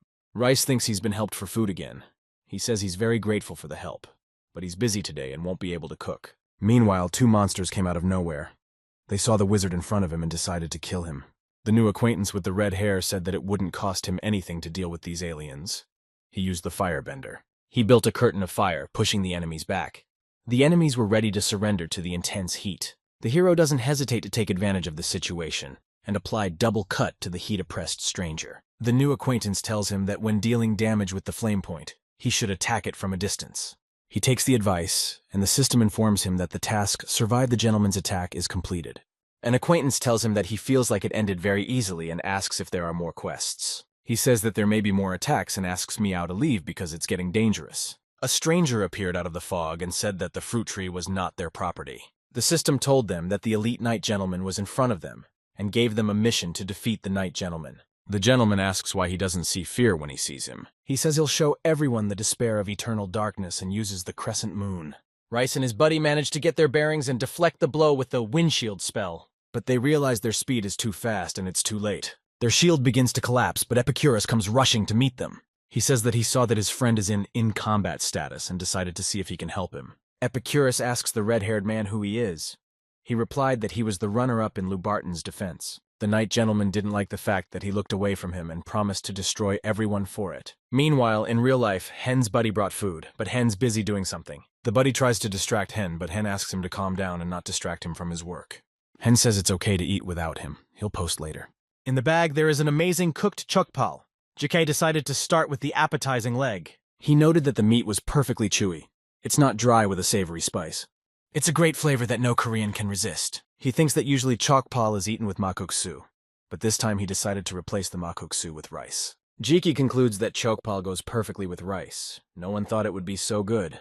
Jiki finishes his entire portion and once again asks Hen when he will eat. Instead of answering, Hen asks what JK thinks about Jungju's training. The reporter says that Jungju must be sad since he wasn't the one working on the song, but Jung says that's not true. Jungju says that a song is an art created by a composer and singer. He's happy that he's the reason the song is coming out. Hyeon realizes that Jiki is the one who finished the unfinished song. That's very brazen of him. Hen gets up from his desk and thinks that a song is an art created by a composer and a singer. Hen is sure that he and Donok together can make a simply amazing song. Hen turns to Jiki and says that now is the time to have chukpal. Mira is on the phone and says that they'll probably hear news about Jae-yoon's parents soon. She hangs up the phone and sighs. Mira hopes Jae-yoon will be okay. She wonders where his parents are. Suddenly, Mira gets a message asking her to play in reality, to which Mira happily replies positively. And in reality, the battle is in full swing. On the battlefield, Ather calls out to the magician and calls him Wizard Number 2. The magician yells with indignation. He doesn't want to be called Wizard Second Place. It's insulting to him. He attacks sharply. Rice hopes the quest is over, but he hears people behind him talking. People want him to cook something tasty for them. The magician says he seems to have it all figured out and asks if he needs any more help. Suddenly, a very excited Tom comes running up and says he's glad he's finally found everyone. He says excitedly that the gentleman of the night stole Jerry. Rice realizes that finding Jerry is now a new quest. Suddenly, Meow meowed and the system told him that the kitten had grown up. He received a reward and the skill baking bread. Our hero began to coddle his pet. Epicurus doesn't really want to see it, so he says goodbye to his friend. Suddenly, Rice invites Epicurus to go on a quest with him. He says that as soon as he gathers the right ingredients, he will make him something delicious. The friend looks at his friend like he's a little crazy, but agrees. The friends find Jerry tied up hand and foot. His eyes and mouth were blindfolded. Rice tells him not to be afraid. He gives his name and says Tom sent them to help. The guy looks very unhappy and clearly needs help. He's glad they found him in the middle of nowhere. The magician suddenly appeared and angrily asked why they were making a fuss in his neighborhood. Rice jumps up, shoves Jerry off of him, and yells to Epicurus to get the boy. Meanwhile, the magician was aided by some nasty zombies. They were all closing in on our hero. He was staring at the zombies, not expecting to see them here. Before Rice knew it, Meow was on the zombies. The owner was scared for his pet, but Meow is very brave and resourceful. He used the bread baking skill. The mage is puzzled and doesn't understand how he could destroy a zombie with a single blow. Instead of answering to the mage flew Epicurus, all his appearance showing that this is not the end. Epicurus put the gentleman of the night on his back with a single blow. He flew away with tremendous force. Our Jerry screamed that it was impossible to go alone against such a powerful magician. But Epicurus assured him it was quite easy for him. Everyone marveled at the hero. Suddenly, Rice anxiously signaled to his comrade to be careful because they weren't finished yet. They're being mobbed by nasty, eyeless zombies. There's nothing good about that. The problem is Epicurus can't see anything. Rice said it looked like magic was involved. As the situation began to look hopeless, green glowing glasses appeared in the darkness. Someone called out to the comrades. It's Elise. She's asking her friends what they're doing in this horrible place. Of course, Rice is also surprised by the girl's sudden meltdown. He responds by also wondering how she got here. She asks if the friend has intelligence skills and says that he can use the skill to reduce the effect of the view blocking. Rice did what Elise said. Now he can see everything. He asked Elise how she got the scouting skill. She said that she made herself night vision goggles with alchemy and wanted to check the situation, but then she saw that her friends were in danger. Without thinking long, Eliza opened fire on the crowd of zombies and hit them all with the first click. But when the smoke cleared, to the surprise of her friends, the zombies were still alive. Rice and Epicurus say we should attack the wizard. The girl is a little shocked by this turn of events and says that she first needs to recharge, which will last an hour. Our hero thinks of something and asks Eliza to lend him her glasses, and he will cook her something tasty later. The girl agrees and hands the glasses to her friends. Epicurus gets them. He puts the glasses on and he can see everything at once. He attacks the wizard. But the wizard's not so bad and says he's going to turn the whole bunch to ash. He points a fireball right at Epicurus and he's covered head to toe in fire. It was very sudden and the friends didn't have time to prepare. Rice started screaming in despair. The wizard cheered and said no one dare touch him, or the same thing would happen to everyone.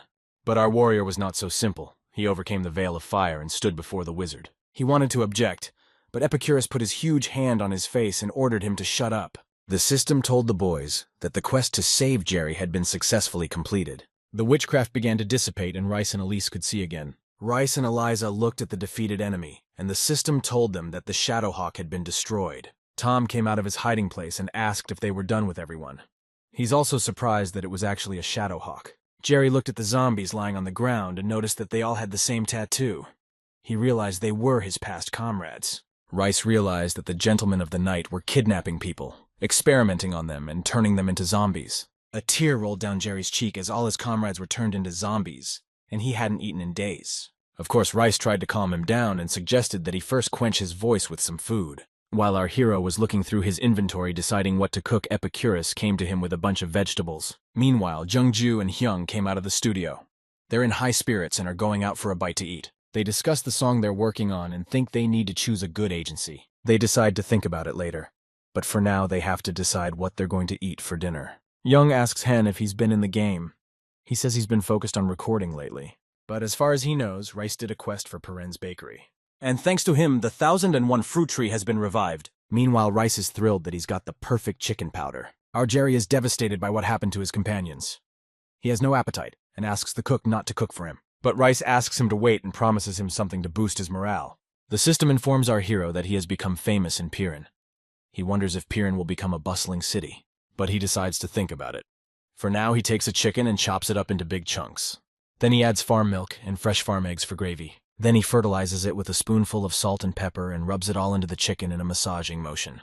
Then Meow pulls out an old earthenware pot that's over 100 years old. It's time to sprinkle the chicken with the powder. This makes the crust thin and crispy. After this, Pace sets the timer for 30 minutes. After half an hour, the system tells the owner that the dish has been successfully cooked. He says it's done and it's time to fry. Once the chicken is lightly fried, it needs to be picked up with special tongs. Drain the oil and slice it. Thanks to this, the meat is fried to the core, and the remaining oil works as a flavor enhancer. Now you should pour the sauce over the crispy pieces. Rice's signature beer-battered chicken is ready. Everyone's delighted with this culinary masterpiece. The chef walks up to Jerry holding a plate of crispy chicken legs. He tells the young man to eat. At times like this, it's just what you need to cheer up a little. Jerry respectfully agrees to try but only one small bite. He tastes a juicy morsel that melts in his mouth and he feels very good. And all around him he sees his lost friends. He realizes that he can't get his friends back, but he feels warm at heart because he feels their presence near him. The cook also tastes his chicken and is delighted with it and is very happy that he can at least try chicken in the game. He drinks the chicken with beer and falls into a state of bliss because cold beer goes well with chicken in a savory sauce. And Jerry starts to tell us what's going on. The power of the gentlemen of the night began to grow and it became hard for the people of Piran to stay here. People kidnapped by the gentlemen were turning into zombies, but Jerry didn't know it was that bad. Jerry said he recognized his friends by the Solarian mark. In normal times, the tattoo is hidden by the captain's magic. Rice then asked who the Solarian captain was, but Jerry said that information was confidential. It's clear that our hero will have to find out for himself. Rice then volunteered to escort Jerry into town, while Epicurus and Eliza went to collect useful items from the forests and huts. Our hero answered Jerry to that, and there was a joyous reunion. Tom was over the moon at the sight of Jerry. The system reported that the reunion quest was completed.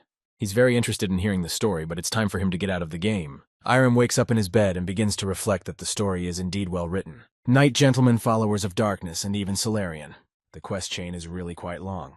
Irem decides to look up information about Piran on the internet and freezes. He comes across the news that Yi Chul is currently in the hospital dying. The boss was reading the morning paper when he suddenly saw Irem in front of his eyes. He said he woke up early today, so he decided to come to work early. The boss says it's great to have such a reliable cook, but as long as there's time, He can rest a bit before the workday starts. In the newspaper, he also comes across the news that the chairman of a large entertainment company is in critical condition.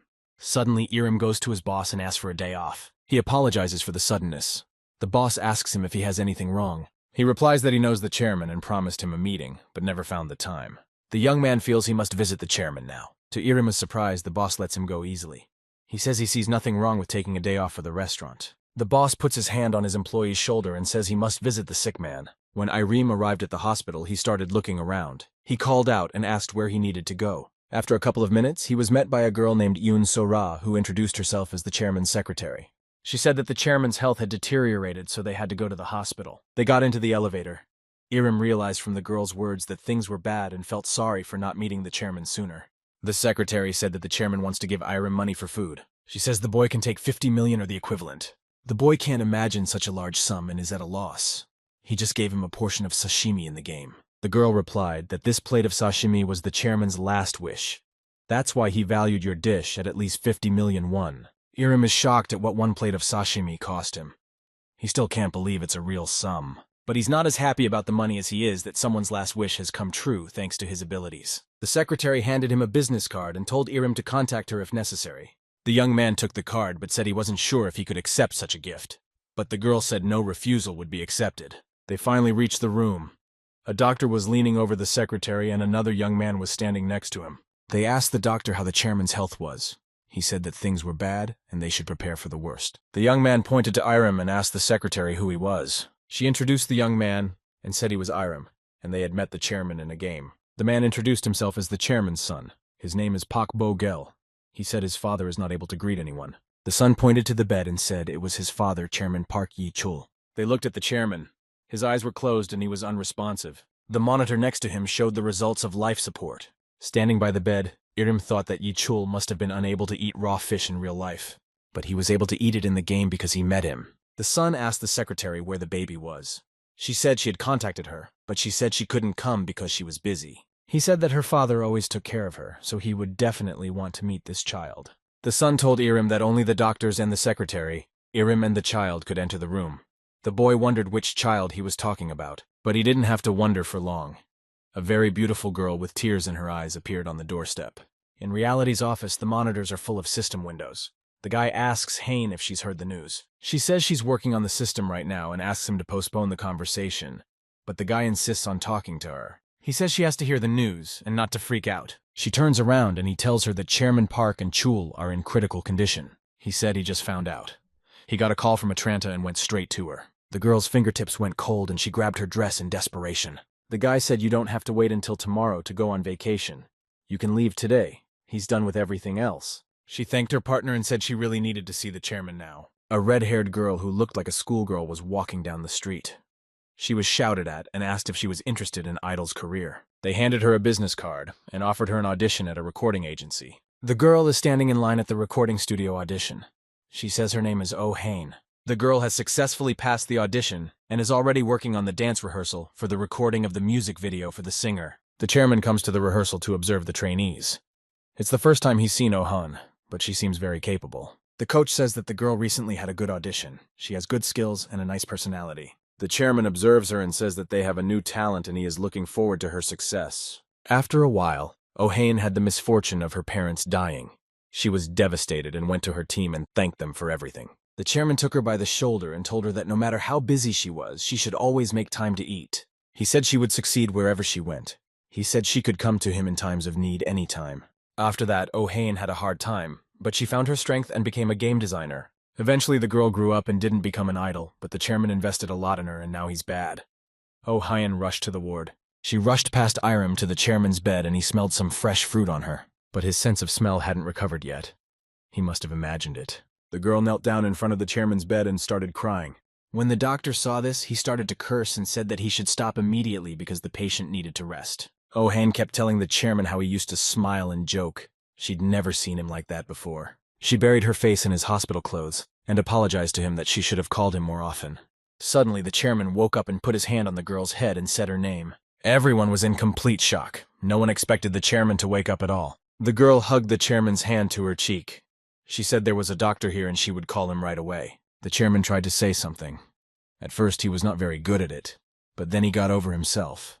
He asked Oh-han if she had been eating well all this time. At this unexpected question, and her father's tender concern, she burst into tears. Everyone around them could feel the concern in his voice and the sense of farewell in the air. The chairman and the girl put their arms around each other. Oh-han said that she would eat healthy food from now on and succeed. The graphs began to smooth out and soon became a straight line. This meant only one thing. This was the end of the chairman's life story. His last wish was to see Oh-han. It was fulfilled, and he left this world. The girl was sitting in the empty dining room of the hospital, thinking. The chairman's assistant quietly approached her and asked how she was doing. Assistant Sora Oni said she hadn't seen Oh-han for a long time. She looked at the girl and said that she had lost a lot of weight and was probably very busy with gambling. She said that she was busy with her gambling, but she didn't think about useless things. The assistant said that she understood her, but she had to take care of her health despite her busy schedule. Miss Hain wanted to say something to Ani, but she thought it was even harder for her because she had been with the chairman for so much longer. The assistant said she had to go help with the funeral arrangements. Oh-han asked if there was anything she could do to help. The girl left, and on her way out, she met Irim and the chairman's son, who were standing near a drink machine. Irim remembered the smell again and wondered how it could have been something he had imagined. The chairman's son told him the details of the transfer, and they said goodbye. Suddenly, Irim smelled that pleasant fruity aroma again, as if it was permeating him. Hain called out to him from behind and said that they had already met at the hospital. She said that she felt that Chairman Park was very dear to him. The girl held out her hand to Irim and said it was a good time to get acquainted. She was an intern at Chairman Park's agency. They shook hands. Irim said he met the chairman in a game. She asked what kind of game, and Irim told her. Hain smiled mysteriously when she heard the name of the game. They agreed to meet. Our Irim was sitting in the train and thinking about what he had just witnessed in the last minutes of a man's life. He began to remember how they had seen each other in the game. It may not have been long, but it was a memorable encounter. Irim must not have been as sad as the people at the funeral, but he still feels very bad and doesn't know how to get rid of it. He goes home, goes to bed, and enters reality. In reality, the happy Pepesh and Meow are already waiting for him. They greet him. He immediately gets a message from Elise. She has looked through Hoten's hut, but there is nothing there but junk. She asks Rice to look through the inventory. In the inventory, he found a bandana made by a master craftsman out of cold energy. It says the item is a kit. The hero wonders if there are other items in the set, but decides to try on just the bandana first. The system adds 100 points to defense, 30 to dexterity, and 100 to ice modifier. Rice is very excited about his new acquisition. This bandana is perfect. His stats have increased and his hair will not interfere with his cooking. Rice was about to pick fruit from a fruit tree, but there were a lot of people around. Rice noticed Tom in the crowd. They were very happy to meet each other. He says there's a lot of people out to eat the fruit of the tree. Rice says that's to be expected because the fruit is really good. The good news is that the tree is always producing new fruit. The boy asks Tomu if he knows that Piren was once called the City of Beggars. He tells him that when people pluck fruit from the tree, new fruit springs up immediately. So the people of Piren considered the tree sacred. Because of the tree's endless fruit, people relaxed. There were many unemployed people on the streets. So Piren became a town of lazy vagabonds. Old Tom thought about it, and said he was afraid that Piren would become poor again. So he's not very happy that the tree has revived again. Our Rice is surprised. He thought everyone would be happy to see the tree revived, but it's not that simple. He approached the tree and noticed a figure in a black cloak. He called out to a man named Marin. The man in the cloak said something in a language he didn't understand. Pepesh translated, "You are strong enough to resist the gentleman of the night." The system says there's a new quest called Uncovering the Truth. You need to find Don Janelli and uncover the truth. The stranger said he asked Rice to defeat the night gentleman and save Piren. He handed the young man a glowing object. The boy took the object and looked at it as he finally realized what it was. It's a magic button. It's a quest item. You have to find Don Janelli and give him the button. The stranger said that if they gave the button to Don Janelli, they could find out who killed him. Our hero is shocked that Marin was killed, and now he can find out who did it. But how to find who he needs? Our hero has requested information on the powerful men of Piren. One is Baron Bram Crowneel, the ruler, and the second a wealthy citizen, Don Janelli, while Crowneel's knights and power give him apparent dominance. The wealthy Don Janelli controls the economic sphere. Rice decided to ask Tom for more information. Tom replies that there is no one in Piren who has not heard of Don Janelli. He owns the most luxurious mansion in town. Tom also told us that Baron Crowneel protects the village from the Night Gentleman by leading the Knights of Pirene. And while the Baron is making efforts to deal with his enemies, the Knight's commander, Nickwood, is only thinking of loafing.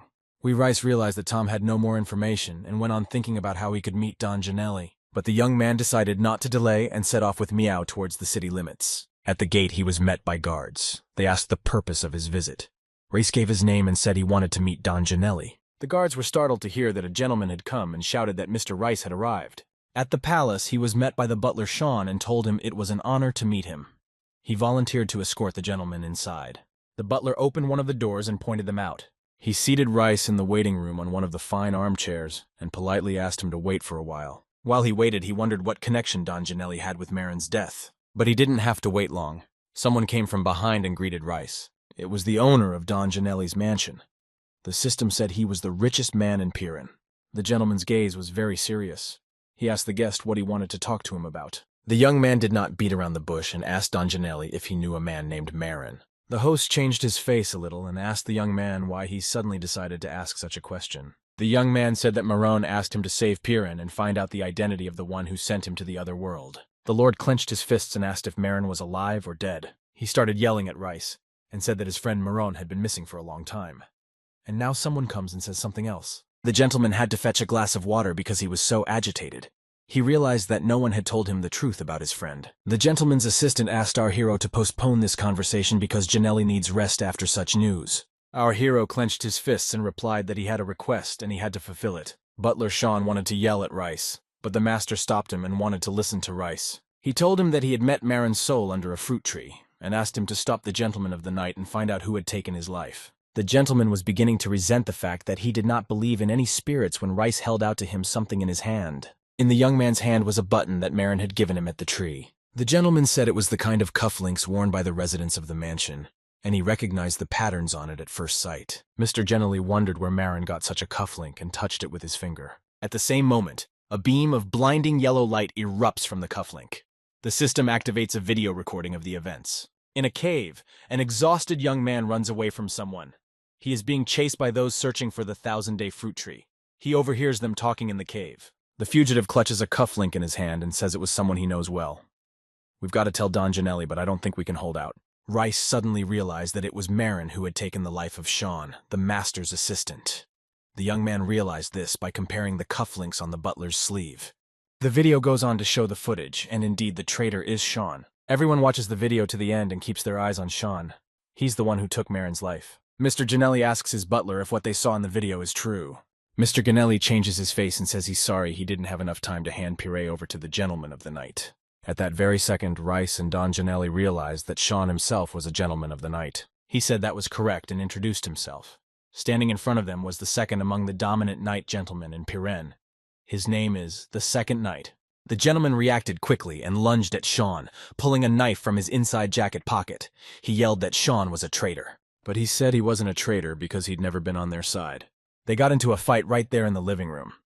The butler drew his sword and the odds were stacked against them.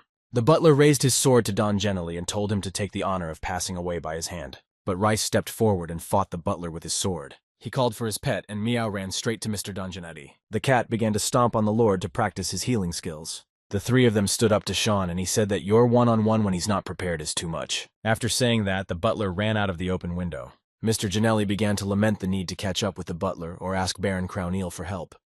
Rice said he would do it. The lord thanked him for his help and asked him to take a letter he would write to the Baron. He gave the young man the letter and said there was not a moment to lose. It was urgent to go in pursuit of Sean. The system announced the quest.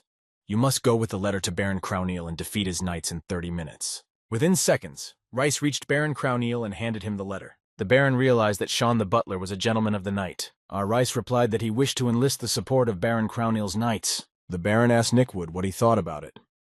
Nickwood is the lazy knight commander Tom's talking about. The commander says it's probably too late for them to find any trace of him. Baron Crowneel threw the letter at him and said that Nickwood was right. He can't get the knights together immediately. It's better to meet tomorrow. But our hero won't give up so easily.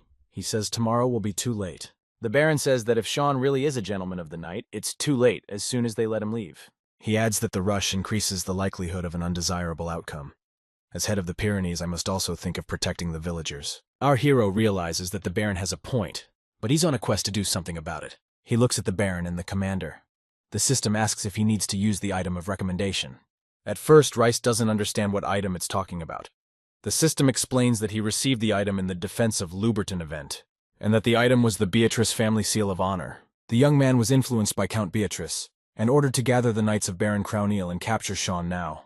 The Baron obeyed Rice's order and ordered to gather the knights immediately. Commander Nickwood asked if his support could be enlisted, and they agreed to discuss it over a cup of tea. Our hero is enjoying a cup of fragrant jasmine tea when suddenly he feels something strange with his body, and the cup falls out of Rice's hands, spilling its contents. The cup shattered. The system reports that Rice has been paralyzed. His movements are restricted for 5 minutes. Baron Crowneel gives the young man a sly look. He's pleased that the paralyzer worked quickly. He says he was beginning to worry he'd have to use restraining magic, but that's not the case. Meow won't leave his master in the lurch. He's already attacking the Baron, but the Baron is not slumbering. He uses a restraining spell, and the cat is bound in chains. Rice wanted to call for help, but the Baron said this room was immune to summoning magic. The Baron held his hand out to him, and the young man realized that he was also a member of the League of Knight Gentlemen.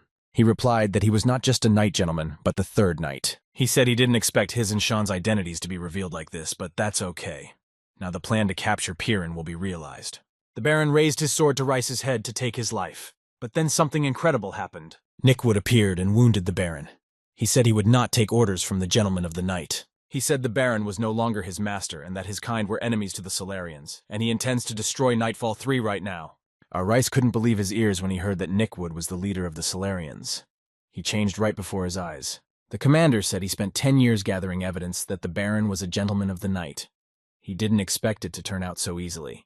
The Baron called the captain an asshole and said he couldn't think of a spy being right under his nose. Meanwhile, the paralysis effect and the restraining spell had worn off and Rice and Meow were free. The hypnosis spell also stopped working, and the guards in armor also woke up. It turned out they were all under the Baron's hypnosis. Commander Nickwood knelt before Rice and said he would do anything the Earl ordered. The young man said he'd have to go after Sean as soon as possible. But the Baron was already on the intercom with Sean. He said that he too had been declassified and that the damage was extensive. Then he spread his arms and said that there was no time to delay and that we should take Piran in a full-scale battle. He smiled gloatingly at him and Nickwood and said, "Let's see who's who." The Baron gestured at the hero and his pet and invited him to join in. Then he flew out the open window and said he was waiting for everyone in the Valley of the Winds. The commander apologized to Rice for his behavior. He had to play it cool to keep from giving himself away. A golden exclamation point appeared above Nickwood's head. This is a rare hidden quest, a full-scale battle with the Gentleman of the Night. The commander asked Rice to invite his comrades to defeat the Night Gentleman. The young man happily agreed and was about to invite everyone he'd added as friends.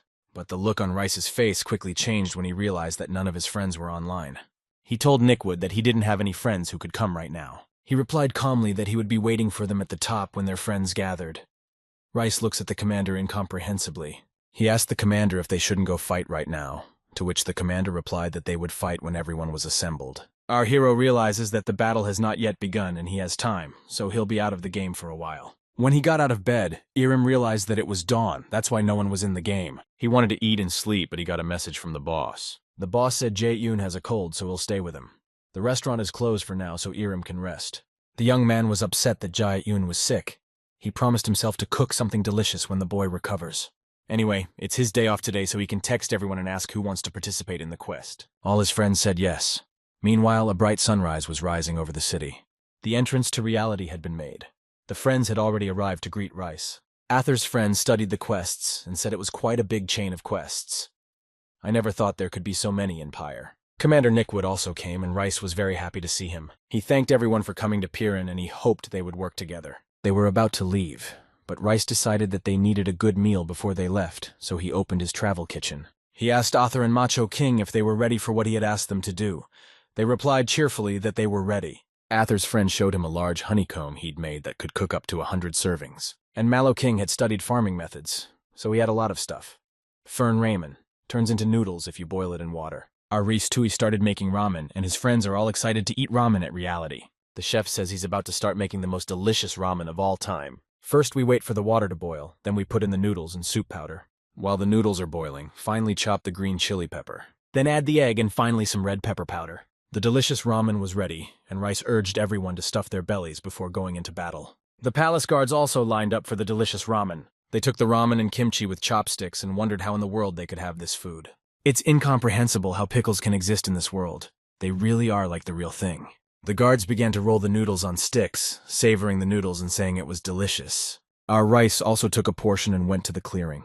He was glad he'd done the usual, but everyone liked it so much. He tasted his creation and realized he missed it so much. In a wonderful broth with green onions and green chili peppers, and finally that wonderful egg flavor. Suddenly everyone felt a burst of energy. The ramen effect increases attack and defense by 10 for 40 minutes. The young man stood up and commanded, "Go." The system signaled entry into the battlefield. A battle is about to take place between the Night Gentlemen and the Solarians. Our Nickwood, Tom, and Jerry decided to come along on the quest. The commander said that eating Pice's food made everyone feel stronger. It would help them in battle. The guards asked the captain if they could win. The captain said there was nothing to worry about. The system says there are 0 minutes left in the final battle between the two. Butler Sean is in charge because you don't have to use a cow knife to butcher a chicken. The system reported that to win, Nickwood needed to beat all the gentlemen of the night, and they needed to beat Nickwood. Rice realized that wasn't fair. They needed to protect Nickwood first. The butler gave the command to finish off the commander with a wave of his hand. Rice then ordered his colleagues to move in. Commander Nickwood is already wounded and needs help because he's bleeding. Suddenly, Tom was a spy for the gentlemen of the night, and finally a terrible secret is revealed. Turns out Tom is a night gentleman too. And what's more, he's chief among the first. Our hero is a little bewildered by the information he's received. One thing is certain. They are in a very dangerous position.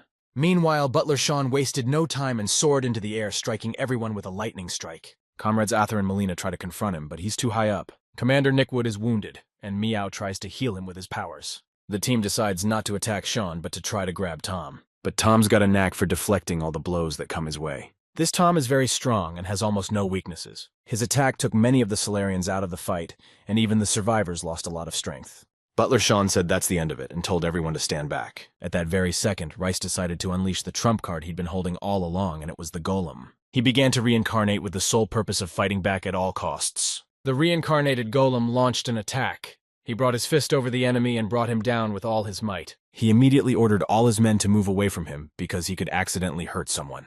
Golem swung his hands into a fist and struck the Night Gentleman with all his might. Rice's team saw that it could still work and rushed to the Dove's aid. Thanks to the food buff, they were full of energy and could make a significant contribution to the battle. Commander Nickwood was wounded but said he would heal quickly.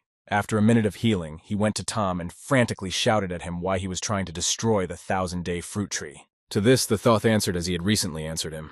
Better Perrin's death than hundreds of beggars on the road. Meanwhile, the system reported that the 10-minute period for golemization had come to an end, and Rice turned back and began to fall. But his friends didn't let him fall. They caught him in their arms. They agreed that there were fewer gentlemen of the night, and the battle seemed to be coming to an end. Sean comes up, and it looks like he's up to something. He's holding a glowing ball of light. He threw the glowing ball into the crowd, including his comrades. Tom and Sean decided to stop there. They flew up into the air and surrounded themselves with a beautiful bluish ball. Rice shouted after them, asking Margaret if it wasn't real. He replied that she was loved by stupid Tom, who had forgotten who he really was. But he was gone. An information window popped up and the system said the full-scale battle was over. The guards crowded around the prisoner and shouted that he had betrayed them for money. Our Rice told the prisoner that he had saved him from being kidnapped by the gentlemen of the night. But if he was their agent, why would they want to kidnap you? The prisoner said he wanted to quit because he couldn't stand to see his comrades like that. That's why they tried to kill him, because he was useless. The situation is understandable, but because of him several comrades died. The prisoner has chosen the path of betrayal, so he must take responsibility. The prisoner asked the captain to tell everyone that he apologizes, and for this he gives his life. After these words, the prisoner raised his blade to his throat, but Nickwood knocked the sword out of the prisoner's hands, saying it could not be avoided even in this way. When they heard the incomprehensible sounds, they all turned to see the prisoner crying bitter tears. The system reported that Rice had received additional abilities and a new inventory due to the end of the full-scale battle. In addition to the other items, Rice noticed the cold gloves made by the master. The young man realized that this item was from the bandana set he received in the last quest, so he had collected 3 items from the ice collection. Suddenly, Arthur said that he had a costume that would fit well for this item, and he would give it to him. He put on all the items and thanked his friend. Thanks to this, he feels how he has become stronger. Laughing 8 said that it suits him very well and wished him to use it for good. The system reported that the boys and the Solarians had defeated the Night Gentlemen and taken control of Pirenne. During the battle, someone was shaken by the news of the loss of a loved one. Some felt the pain of betrayal by their comrades. Some faced the sad loss of their lover. Pirenne is now in darkness, but the day will come when the sun will come out and all these people will be able to get back on their feet. The system also reported that the event was complete. A new cedar was left and the divine fruit was received, which immediately fell into the palm of his hand. It's a fruit containing a small amount of the 1,000-day fruit tree that allows the bearer to do things that others can't. Rice, of course, decided not to guess what it was, but to try it right away. The divine fruit was so juicy and delicious that Meow wanted to taste it too. The young man said that he didn't know what the fruit tasted like, but if it was from a deity, it would probably be him. The system reported that they ate the divine fruit and now Rice has divine power. It also reports that Rice has used his divine power, and the barrier between the two worlds is dissipating. Now anyone can post footage from the game. The system asked Rice if he wanted to link his YouTube account and upload the video. Rice's finger immediately reached for the yes button and pressed it. With the help of divine power, he was able to unlock the uploading of videos on YouTube. From now on, all walkthroughs of the game could be watched online. He looked at the numerous messages on the network and thought about whether to upload everything to YouTube. It's a good thing he'd set up an account beforehand. Various rewards were showered on him. Apparently, it was for completing the quest to Piran. Reese looked to see if there were any awards he hadn't seen. Michelin's interest was piqued, and our hero got a two-dimensional farm, which was just great because the farm had cattle, cows, pigs. At that time, a black car pulled up to Changmeng's house. It was night, and the moon was shining brightly.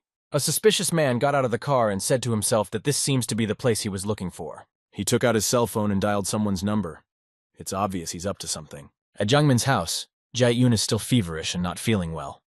The man takes care of the boy and says he needs to take another medicine. The boy says he'll eat the tasty porridge first, and then he can eat the unpalatable medicine. As the boss is walking out the door, he gets a call. It's Chairman Kang Il-eun calling. The chairman says he wanted to contact the boss after hearing about the case he was assigned. He told something else to the boss. This information clearly agitated Changmeng because his face changed dramatically. Chairman Chan said he would call again soon and hung up, leaving the boss standing there with mixed feelings. A few minutes later, the boy was devouring the delicious porridge with great appetite. The next morning, the boss at the restaurant informed Iram that someone had been found regarding the boy. The boss asked Iram to be quiet so the boy wouldn't hear anything. The young man realized the boss had found the boy's father with the help of Chairman Kang. He did a good job. But Iram is wondering where the boy's father is now and what he's doing. The boss said he can't answer that question now. He'll be told in detail later. In the meantime, Kang was still outside the house of the alleged Jae-yoon. He saw a man and a woman in the window of the house. The man's name is Do Sung-dae, and he is 32 years old. The man abandoned his son for gambling. The chairman got determined and knocked loudly on the door. A disgruntled Sung-dae looked out the door and asked who had come at such a late hour. When he didn't get an answer, he shouted for the person who had parked his car in front of his gate to move it immediately. Instead of answering, Sunbae received a strong kick. The impact was so strong that he was thrown backwards onto the pavement. The man now looked fearfully at the stranger who had so unceremoniously barged into his yard. He asked the stranger who he was. The chairman balled his fists and replied that he was the one who would take him to his son. Song-dae's girlfriend ran out and asked if what the man was saying was true. She was furious at the information she received. The guy said it was true and asked the chairman what happened to the man's child and who was taking care of him. He replied that the child went to a local restaurant and asked for help, and after that the owner of the restaurant took care of him. The girl got very angry with Sunday and started calling him all sorts of names. The chairman asked not to call the police since the girl understood the situation, but she asked him to explain one thing to her. The guy lost all the money she earned and even sold her ring recently, so she wants to report him. The chairman assured the girl he'd help her later and took the poor guy away. He desperately called out for his girlfriend, but Mion ruthlessly closed the door and said she didn't want to see him anymore. The chairman drove Sung-dae in his car and said he didn't deserve to be a father. After saying that, the poor guy got hurt again. Kang asked the guy where his ex-wife was. He didn't want to answer at first, but then he admitted that she died after the accident. The chairman said the kid doesn't know anything about it. Sunbae said he didn't see anything wrong with it. He was also very confused because it was shortly after the divorce. The chairman asked if someone wanted to take Jae-yoon away, would Sung-dae give up his parental rights? The guy's affirmative answer was followed by another slap, as if there was a difference in what Sung-dae would say. The guy started to think about running away. All he has to do is wait for the car to stop. He allegedly unbuckled his seatbelt discreetly. The chairman noticed it and asked him to put the belt back on immediately or he'd tighten it around his neck. In the morning at the restaurant, Changmeng and Jae-yoon greeted Iram, who came to work early today. He said he hadn't eaten breakfast yet, and decided to come early to cook something delicious and have breakfast together. The boss suggested to set up the dishes and cutlery while Iram was cooking. At the same time, Chairman Kang entered the restaurant with Sung-dae leading the way. The boy turned his back to the table and the adults blocked the way so that the child wouldn't see who came with him. But the boss didn't have time to warn Iram about the night call, so he asked who was behind the chairman's back. Little Jae-yoon heard that and turned around. When he saw the person behind the chairman's back, he immediately realized who it was. The boy shouted Dad Song-dae, reluctantly called his son by name. He wasn't happy to see him. The boy's arms fell out of his hands and he rushed but not into his father's arms. He quickly hid behind Irim. He began to shiver so badly as if he'd been out in the cold for a long time. Irim doesn't understand what happened. If he's so frightened what the man was doing to him, the young man invited the boy to talk about it. The father reached out his hand to touch his son but was intercepted by Boss Jangmin. The boss's hand tightly gripped Sungdae's hand. He noticed that the child was afraid of something and asked him not to touch him. But the father immediately started yelling that he had every right to touch his own child. He managed to escape from Changmin's grasp for a second and flew towards the unfortunate child, when the chairman tripped him and brought the man to the floor. This man is from the same world and he looks just like him. That's how Chairman Kang stands and thinks. The boy was asked who he'd rather stay with his grandfather or with his dad. Jae-yoon was worried about giving the wrong answer, but Irim gently stroked his head and told him not to be afraid and to tell the truth, and that he and his grandfather would protect him. The boy shyly replied that he'd rather be with his grandfather, but Sung-dae yelled like an injured man. And little Jae-yoon said again, even louder, that he likes being with his grandpa, but not with his dad. He remembers how daddy beat him and mommy every day, so mommy ran away. And he was so hungry he thought he was gonna die. And the boy roared his heart out. Irim couldn't believe the child had to go through such a thing. Turning to Sunbae, he said that having a child is not the same as being a parent. He added that just having a child and forgetting about it doesn't make you a parent. Irim asked the man to never come again. The chairman apologized to the boy for scaring him. He said he brought the father to fully understand the situation. He put his hand on Sundae's shoulder and said that he would deal with him and file the necessary paperwork. The chairman and Jae-young's father left, and Irim stood there wishing that the boy would be happy and free from all these worries. The young man decided to make everyone happy with a delicious breakfast and went back to work. He made osam bulgogi and asked the boy if he had ever tasted this dish. The boy said no, he hadn't.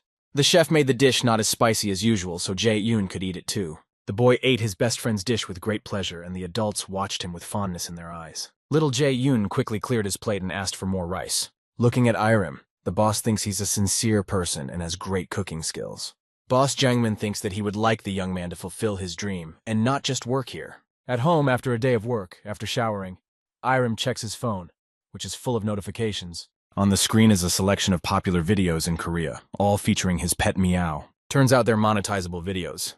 Irim clicked a button and money poured into his wallet in just a couple days. The young man had time to doze off, but not for long, because there were new alerts about the news that had arrived. New video of the battle with the participation of his gaming staff. It looks cool and already 280,000 views. In the recording studio, preparations for the release of a new song are also well underway. And it's all thanks to Irim. The young man is happy that Dong Wook-hyun will be making his debut soon. Then he remembered the agency and the business card Han gave him and cried at the memory. He decided that now was the time to immerse himself in reality. He put on his headphones and glasses. An old man named Mac Bain was already waiting for him at his ranch. He greeted Rice. With the system, it was now possible to travel to the farm from another dimension. And now you can use various ingredients unlimited. And there's an NPC named Mac Bain who keeps an eye on the farm and runs it. He says they've just collected a bunch of new ingredients and Rice can check them out for himself. Little Pepesh lives on the farm too. He and Meow brought the cook lots of fresh eggs. The boy asked if the young man would enter Beatrice's cooking contest. Rice wondered. In Lubarton, Count Beatrice is holding a cooking contest. Rumor has it that our hero is a very talented cook. Old man McBain asked why he shouldn't participate. He said it sounded very interesting and thanked the old man. The old man, Pepesh, and Meow said goodbye to the young man for a while, and he began to reminisce about the past. The cooking contest reminded him of the old days. It was his first competition, so he was very nervous. But despite his worries, he had a very good experience. The day of the cooking competition had arrived. At the entrance to the building, there are NPCs. The arriving contestants look at them and say that these NPCs and rights do not move. One guy wonders if he can get any special cooking tips at the competition. The other guy says he doesn't even know how to cook. Someone heard that players can also be judges, but he doesn't know how to become one. The NPS guard listens attentively to what the visitors are saying. Suddenly, one of the NPCs turns his head and stares. His gaze is fixed on Rice. He greets him and says they haven't seen each other for a long time. They notice the young man far away in the crowd and greet him very cheerfully. The guys' names are Karen and Gale. The young man greets them cheerfully too. As soon as the gawkers realized who was in front of him, they started shouting his name. Karen let him go ahead and wished him good luck in the upcoming contest. The young man walked inside the building and marveled. This is a very beautiful and interesting place. He saw upstairs beautiful chairs in red velvet. These must be the judges' seats. While Rice was looking around, he was told that his application was confirmed and he could go to the kitchen table as a contestant. Among the contestants, he saw Molina, who also noticed him and greeted him cheerfully. The young man came over to say hello and told the girl that it was the first time he had seen her like this. There are only 2 of them so far. It seems that the others will only come to the beginning. The girl said she was bored waiting, so she decided to use the kitchen table. He asked if he could taste what she had made. The girl said sure, but it would have to wait a while. She took the appetizing ball and crushed it with a special device. The girl handed the flatbread to him.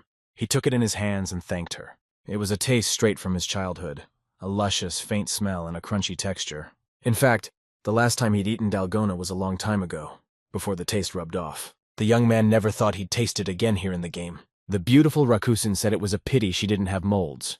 It would have been more believable. Rice replied that he knew an artisan and an alchemist who could help. The girl asked him to tell her how to contact them. She had burned many ladles as a child to learn how to make dalgon, but Rice was distracted by a man who had just entered the arena. This man's name is Han Shik-wan, and he is the king of Korean cuisine. Our hero took a closer look at the guest and realized that it was the character of Debon, the same one he had failed to work out with not too long ago. Suddenly, Shik-wan walks towards him with a confident stride. Our hero doesn't realize what he wants to do this time. But as he approached, he bowed to the ground and apologized to Rice. He said he'd behaved badly the last time and apologized. He's been thinking and practicing a lot since then, so he's decided to get back to basics. Although he doesn't think Rice will forgive him after apologizing so suddenly, he doesn't want anyone to feel uncomfortable because of him. He wanted to meet in person and apologize, but didn't have the courage to do it. Rice listened to Shik out of the corner of his eye. After these words he left, but when he heard the word thank you from our hero, it was very unexpected. The girl shouted after him for the king of Korean cuisine to taste her dalgon. He was startled because he thought his nickname was hidden. But since the audience must know the contestant's nickname is displayed in the status window, a man in a green cape came up. This is Luke. He greeted Rice and asked how they were doing. He praised the young man and said it was cool to have the courage to come here. All the contestants arrived and announced over the loudspeaker that it was time for Beatrice's cooking contest to begin. Announced that they had invited 3 players as special judges and asked them to applaud. Among them, Rice saw Epicurus. So the people next to him are also special judges. I wonder what their profession is. The contest manager thanked all the contestants for the cooking contest he had personally organized. At this point, Rice is stunned because he knows who's standing in front of him. It's his boss. He's asking for long, boring speeches. He hopes the judges will give their unbiased assessment of the contestants tonight. The assistant has announced that the contest will have 4 stages, and for the sake of fairness, you are not allowed to use your skills. The organizers have prepared all the necessary ingredients. Use of outside ingredients will result in disqualification. In the first round, you must select your own fish from the pantry and carve it. The order is determined on a first-come, first-served basis. As soon as the first round was announced, everyone rushed out. Only Rice remained perplexed and standing still. Although there's a lot of fish, there are only 2 of each species, so you have to hurry to pick the perfect fish. The rush for everyone to get ahead was to outrun Rice himself, but he was 2 jumps ahead of them and chose a fish called the gobiosha. The competitors were delighted that he'd chosen the hardest fish to cook. It's small and has a lot of slime. While Shik-wan is also watching Rice and thinks that he chose this fish not only because of his self-confidence, as everyone around him says, the host suddenly raises his hand and is about to announce who is eliminated from the first round. The contestants are outraged and don't understand how they can announce who is eliminated when they haven't even done anything yet. The NPS announced that Master Chef Caramel Sunnyday and 5 other contestants were eliminated from the first round. The goal of the first round was to select fish in good condition. Those eliminated chose fish not fresh enough to cook with. The chef has to look at the condition of the food to be served. The contestants began to resent, saying that the terms of the task were not clearly stated. Many immediately looked at Rice as if to convince him that he knew the terms of the task. But the young man thought that half of these fish were in such a state that they couldn't be used for cooking. Most of the contestants are cooks, and if they had the opportunity to use the skill discernment, they would not have made a mistake. Also noted those who passed the first stage due to the fact that late to the choice of fish. Our hero was still sneakily looking at Count Beatrice and wondered if it was his boss, because they are so similar in appearance. Then announced the beginning of the second round and that it will be a team. The 8 contestants who passed must come out ahead. A NPC showed a box and said there were 8 stones in it. The people who choose the same color stones will be on the same team, so the contestants would be divided into 2 teams. Everyone was only interested in what color Rice would be, because he was the desired partner for everyone. The 3 who were all familiar with the naked hero also pulled out stones of the same color as him. The other team was in a depressed mood. They had already written themselves off as losers. The NPS said that in the second round, they have to cook 1 dish from the team and asked everyone to check their numbers. Since everyone will be going out in order of their number, the first contestant must bring 10 ingredients from the pantry. Sugar, salt, and butter are standard, and you have to choose everything else. In our hero's team, gourmet was number 1, and rice was number 4. He immediately wanted to discuss the dish they'd be cooking, but the NPS told him that the contestants weren't allowed to talk until the contestant brought the food. The start was set for number 1 and his assignment. If you can't talk, you can't agree on a dish. We can only hope that the gourmet will bring good food. The second number is given 8 minutes to prepare a dish from the food brought by the first number. By special rule, number 3 can bring 3 additional ingredients. After a minute, the mute mode goes off and Rice looks at the food the gourmet brought and asks what the idea was. The gourmet says he wanted to make grilled meat because there's nothing tastier than grilled meat. Our hero asks if he's sure he wants to grill, and that's it. The second team, seeing the confusion of the first team, realizes that this could be a chance to win, and they have to try. Our Rice wonders how they can win with a dish that's basically just grilled meat. The NPC announces that number 2 should now begin cooking for 8 minutes of food. As the gourmet looks on in bewilderment, suddenly our hero asks the king of Korean cuisine to do nothing but chop the food. Our hero has an idea to make a very tasty hamburger patty, then they have a good chance of winning. Then the king began to filigree all the ingredients for the future hamburger. The gourmet had a fit when he saw the king cutting up the meat, but the girl consoled him saying it would all be very juicy in the end. But he kept yelling that it's rare to find food of such high quality and he was sorry. But the girl said they couldn't taste any of the food because the judges had to taste it. Meanwhile, Rice commanded that the ratio of pork to beef was 6:4. Not all the fat, just 1/3 of it. Then he handed over the rice cooker. And though it looked strange, everyone trusted him. Kang Ji-han is watching the teams invisibly. He's the star chef in real life. He looks at Rice and wonders if he's the greatest chef in the world. He's very curious to see what kind of dish our hero will serve. The NPS says there's 1 minute left and asks contestant number 3 to get ready for his shift. The girl Rakusen is the 3rd member of the team. She's going to bring breadcrumbs and ingredients and sauce. Our hero confirmed her thoughts. As it turns out, the girl has good taste. If there's no Worcester sauce, she'll forgo the garnish and take ketchup and soy sauce to make her own sauce. Time was running out and the girl took the breading. No Worcester sauce after all. We'll have to go back to ketchup and soy sauce. Meanwhile, the other team decided to make kujolfun. They've chosen the sauces and ingredients well, so we can't relax. Migrakusen started frying chopped onions in butter. This way, the bitterness turns to sweetness and the flavor becomes more pleasant. If these onions are added to the meat, the flavor will be more intense. She keeps adding the mushrooms, garlic eggs, breadcrumbs, salt, and pepper, and then Rice stops her and asks how about adding parsley as a spice substitute. The girl thinks it's a great idea. She kneads the mince and keeps an eye on the pan, which she decides to leave on the gas. Now she has to divide the meat into 2 balls and give them a good pat. In the center of the ball, you can press down a little with your hands. Thanks to this, the center will be well fried. Next, you need to slightly brown the meat, and when it is golden, add water and cover with a lid. This way the steak won't burn and will be perfectly cooked inside. Meanwhile, time's up and it's Rice's turn. Everyone has confidence in him and relies on his skill. First, the chef turned down the heat a bit for the pot of rice and then checked the steak. It's well done. Now it needs to be carefully turned over and put the lid back on. Our Rice is very happy with the result he's getting. The steak should be placed on a plate when it's golden. The base of the sauce is the juice left over from the steak frying.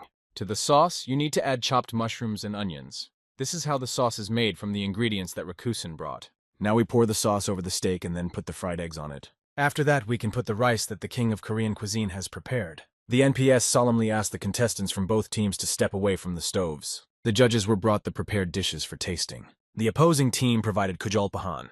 There is nothing special about his recipe, but there should be only well-selected fresh ingredients. Hamburg steak is quite simple in ingredients, but difficult to prepare. The judge is surprised and never thought he'd see such opposite dishes. He tries the kujolpahan.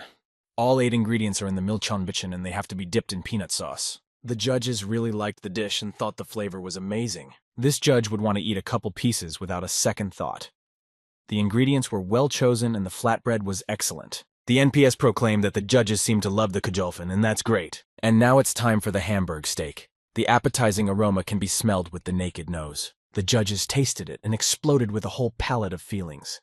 That sweet and sour sauce and the savory flavor of the egg. That divine meat gravy that goes straight to the mouth. And most of all, it's the mushroom rice that brings out the flavor. The aroma and flavor of the mushrooms makes this combination even more luxurious. This is simply haute cuisine, no less. The judges made a quick decision and awarded the ride to Team White.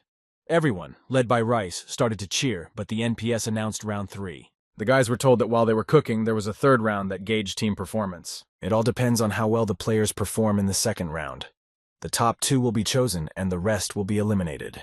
The judge says there's a total of 100 points that the judges have divided among the 4 contestants. He announced that Rice had scored 45 points, Rakuten 36, King of the Kitchen 15, and Taster 4 points. Those eliminated from rounds 2 and 3 must leave the floor. The Taster could not believe his own failure because he chose meat, which is already a bid for victory.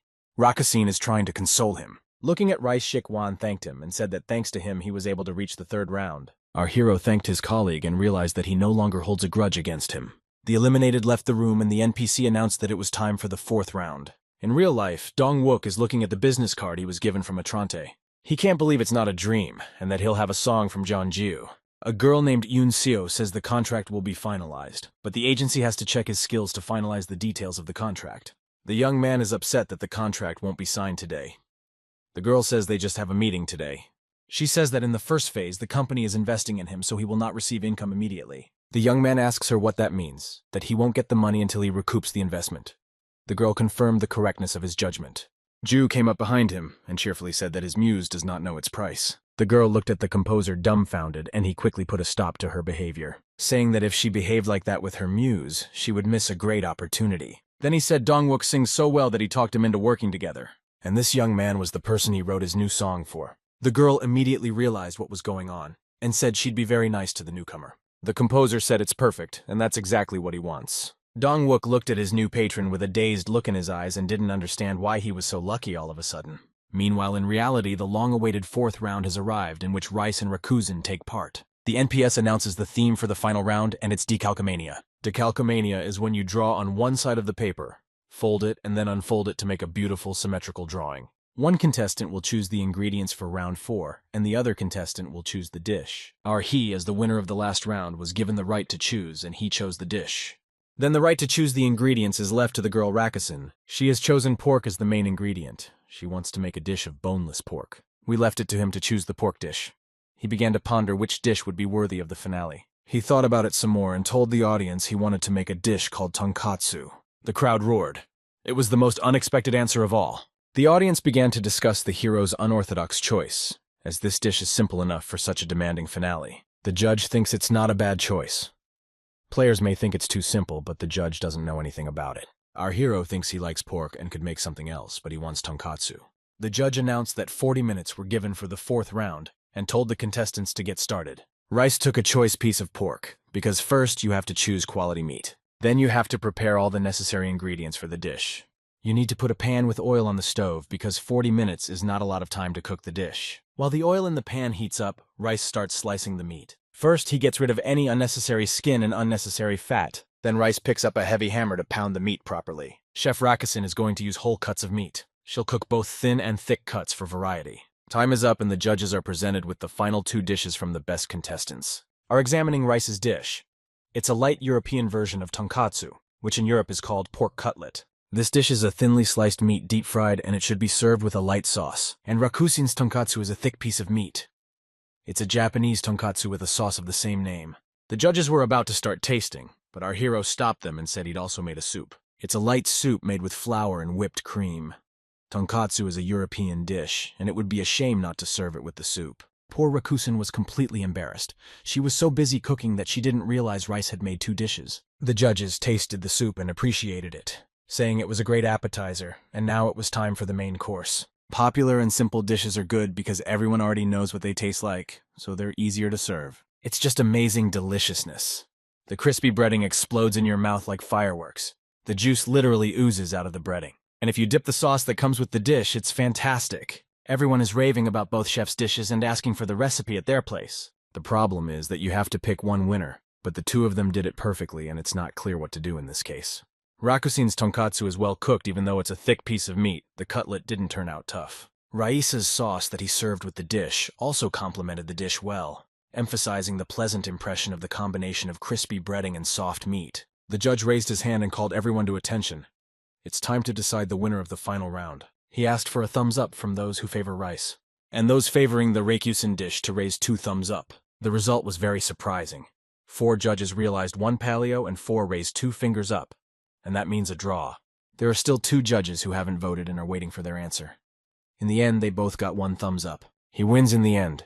The host says that they had a masterpiece tonkatsu and it was hard to decide.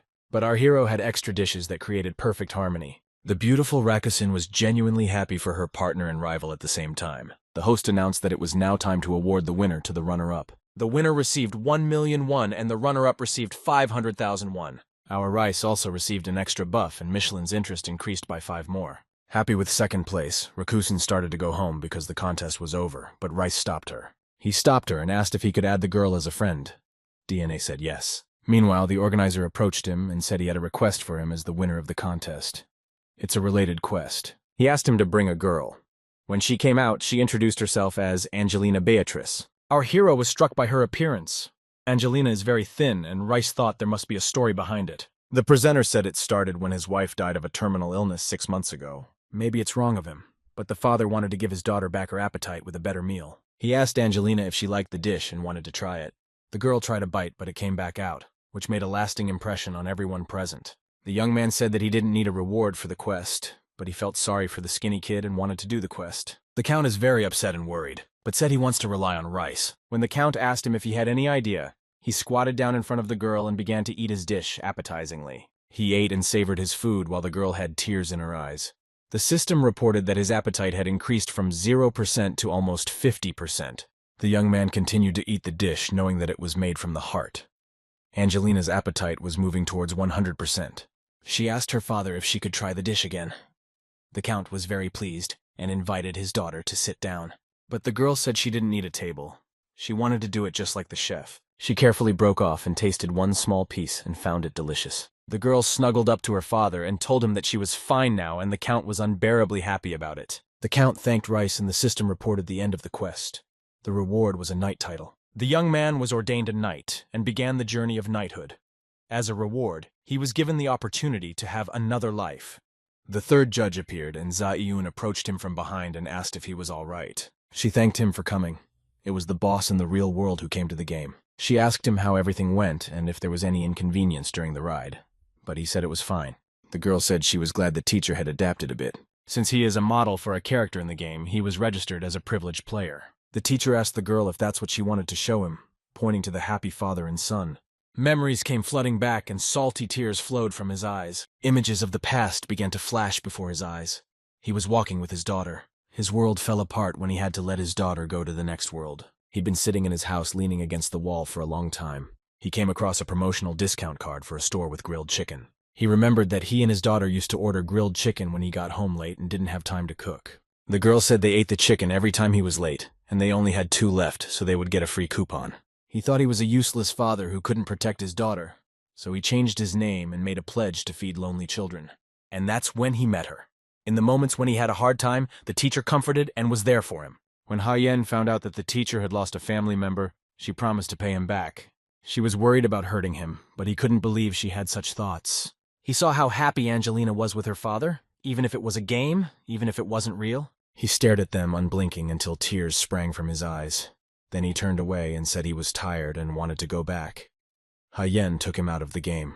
He took one last look at the happy two and concluded to himself that everything was okay now. The boss woke up to Jae-yoon taking off his headphones and looking at his grandfather fearfully, asking if he was okay. The boy asked why he was crying, if he was having a good dream. He asked his grandfather not to cry and hugged him, so they sat hugging each other on the bed. In the afternoon of the same day, the restaurant was taking orders and it was time to close. Irim was preparing the kitchen for closing, but the boss asked for more orders. He was curious to know what kind of customer they were waiting for until he saw the girl in the doorway and was stunned. They were staring at each other with their eyes bulging. Rai realized it was the girl he met at the hospital, and she recognized him too. The boss walked over to them and welcomed Ha-En into his restaurant, and she greeted the teacher happily. He took her hand in his and said that she was very thin, so they had prepared a lot of delicious food today. The boss suggested that Irim cook and eat together, because Ha-En had traveled so far and was hungry. He made delicious buckwheat noodles with perilla oil and pibim-kuksu. The girl is feeling a little better today, so she can eat it. The main thing is not to be nervous, but to focus on the flavor first. The flavor is very pleasant, and the perilla oil smells divine. The girl put the first batch of noodles in her mouth. The girl didn't expect it to be so good. The flavor is nice, not spicy and light, so you can eat it without a second thought. Happy Ha-Yoon can't remember the last time she ate with such pleasure, and Irim is eating very concentrated, watching him even more enjoy the flavor of the food. And then she remembered that she felt something similar when she looked at Rice in reality. The boss decided to introduce them to each other. He said that this is Ha-Yoon, with whom they've had a good relationship for a long time. And this is Irim, his chef, who cooks amazing dishes that can't leave anyone indifferent. The girl said she and Irim were old acquaintances too, and he said he was happy to see her. The chef looked at the girl's plate and noticed that she had left a lot of noodles. He thought Ha-Eun was so thin because she didn't eat enough. He chopped the radishes very finely to make them easier for her body to digest. Suddenly he began to doubt the taste of the food. Maybe she just didn't like the perilla oil noodles.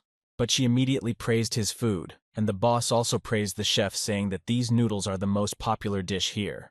The boss started asking the girl about her work. He's worried she's very thin. She said it's a lot of work, but it's not that hard. The boss asked if she also works at a game company, and she said yes. Our Irim immediately realized what company she was talking about and was very surprised. The girl asked if he plays Reality and said that he and Chairman Park met there. But when Ha-Yeon said she was the developer of the game, just stared at her in amazement. As an administrator, she's in charge of the game as a whole. That's why she's always busy and does almost nothing else but that. She said that there's a lot of talk about the game now, especially after the cooking contest, and asked Irim if he had seen it. The young man replied that he hadn't seen it, but had participated in the contest. Then it was Ha-Yoon's time to gawk and wonder. Then it was revealed that Irim was rice.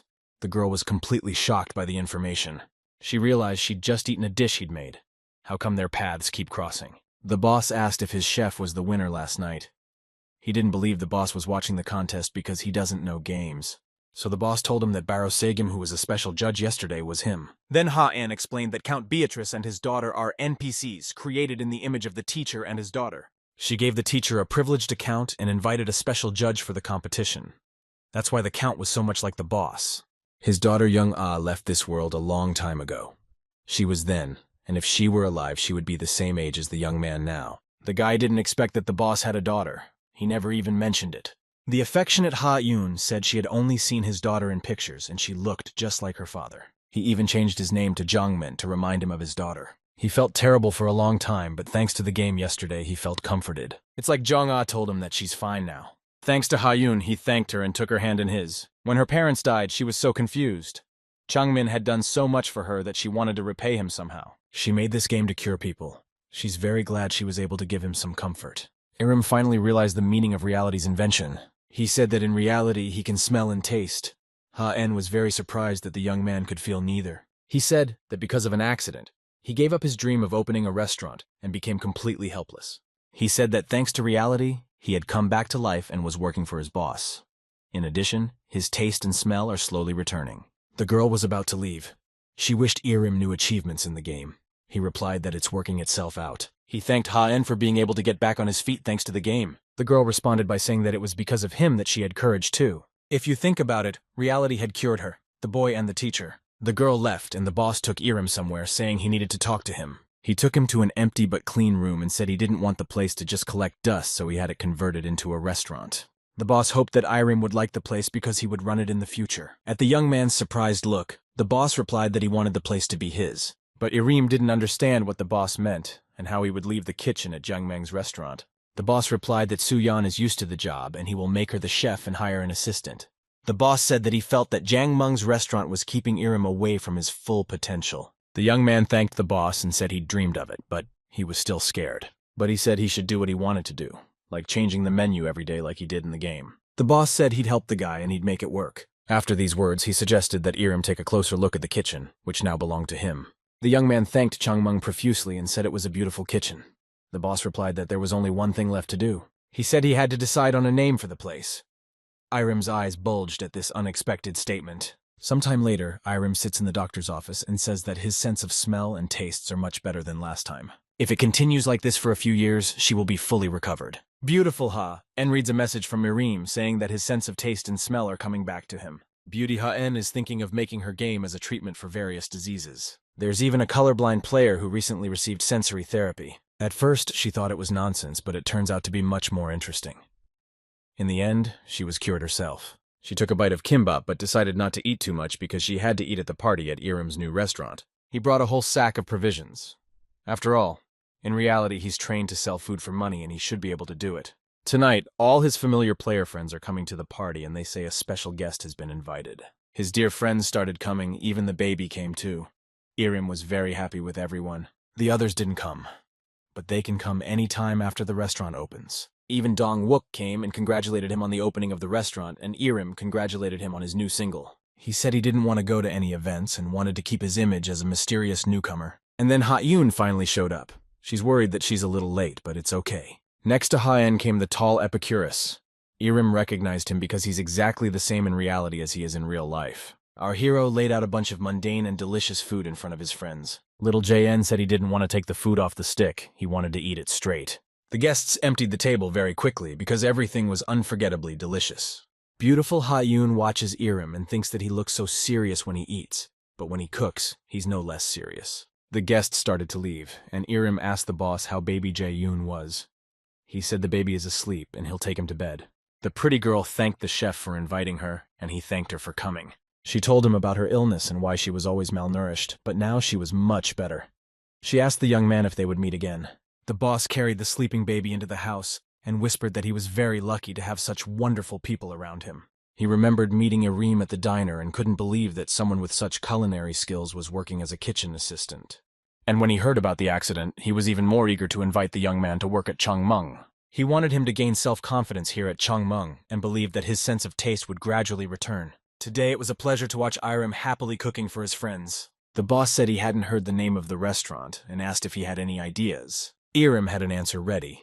He said that his restaurant would be called Great Taste, and he liked the name very much.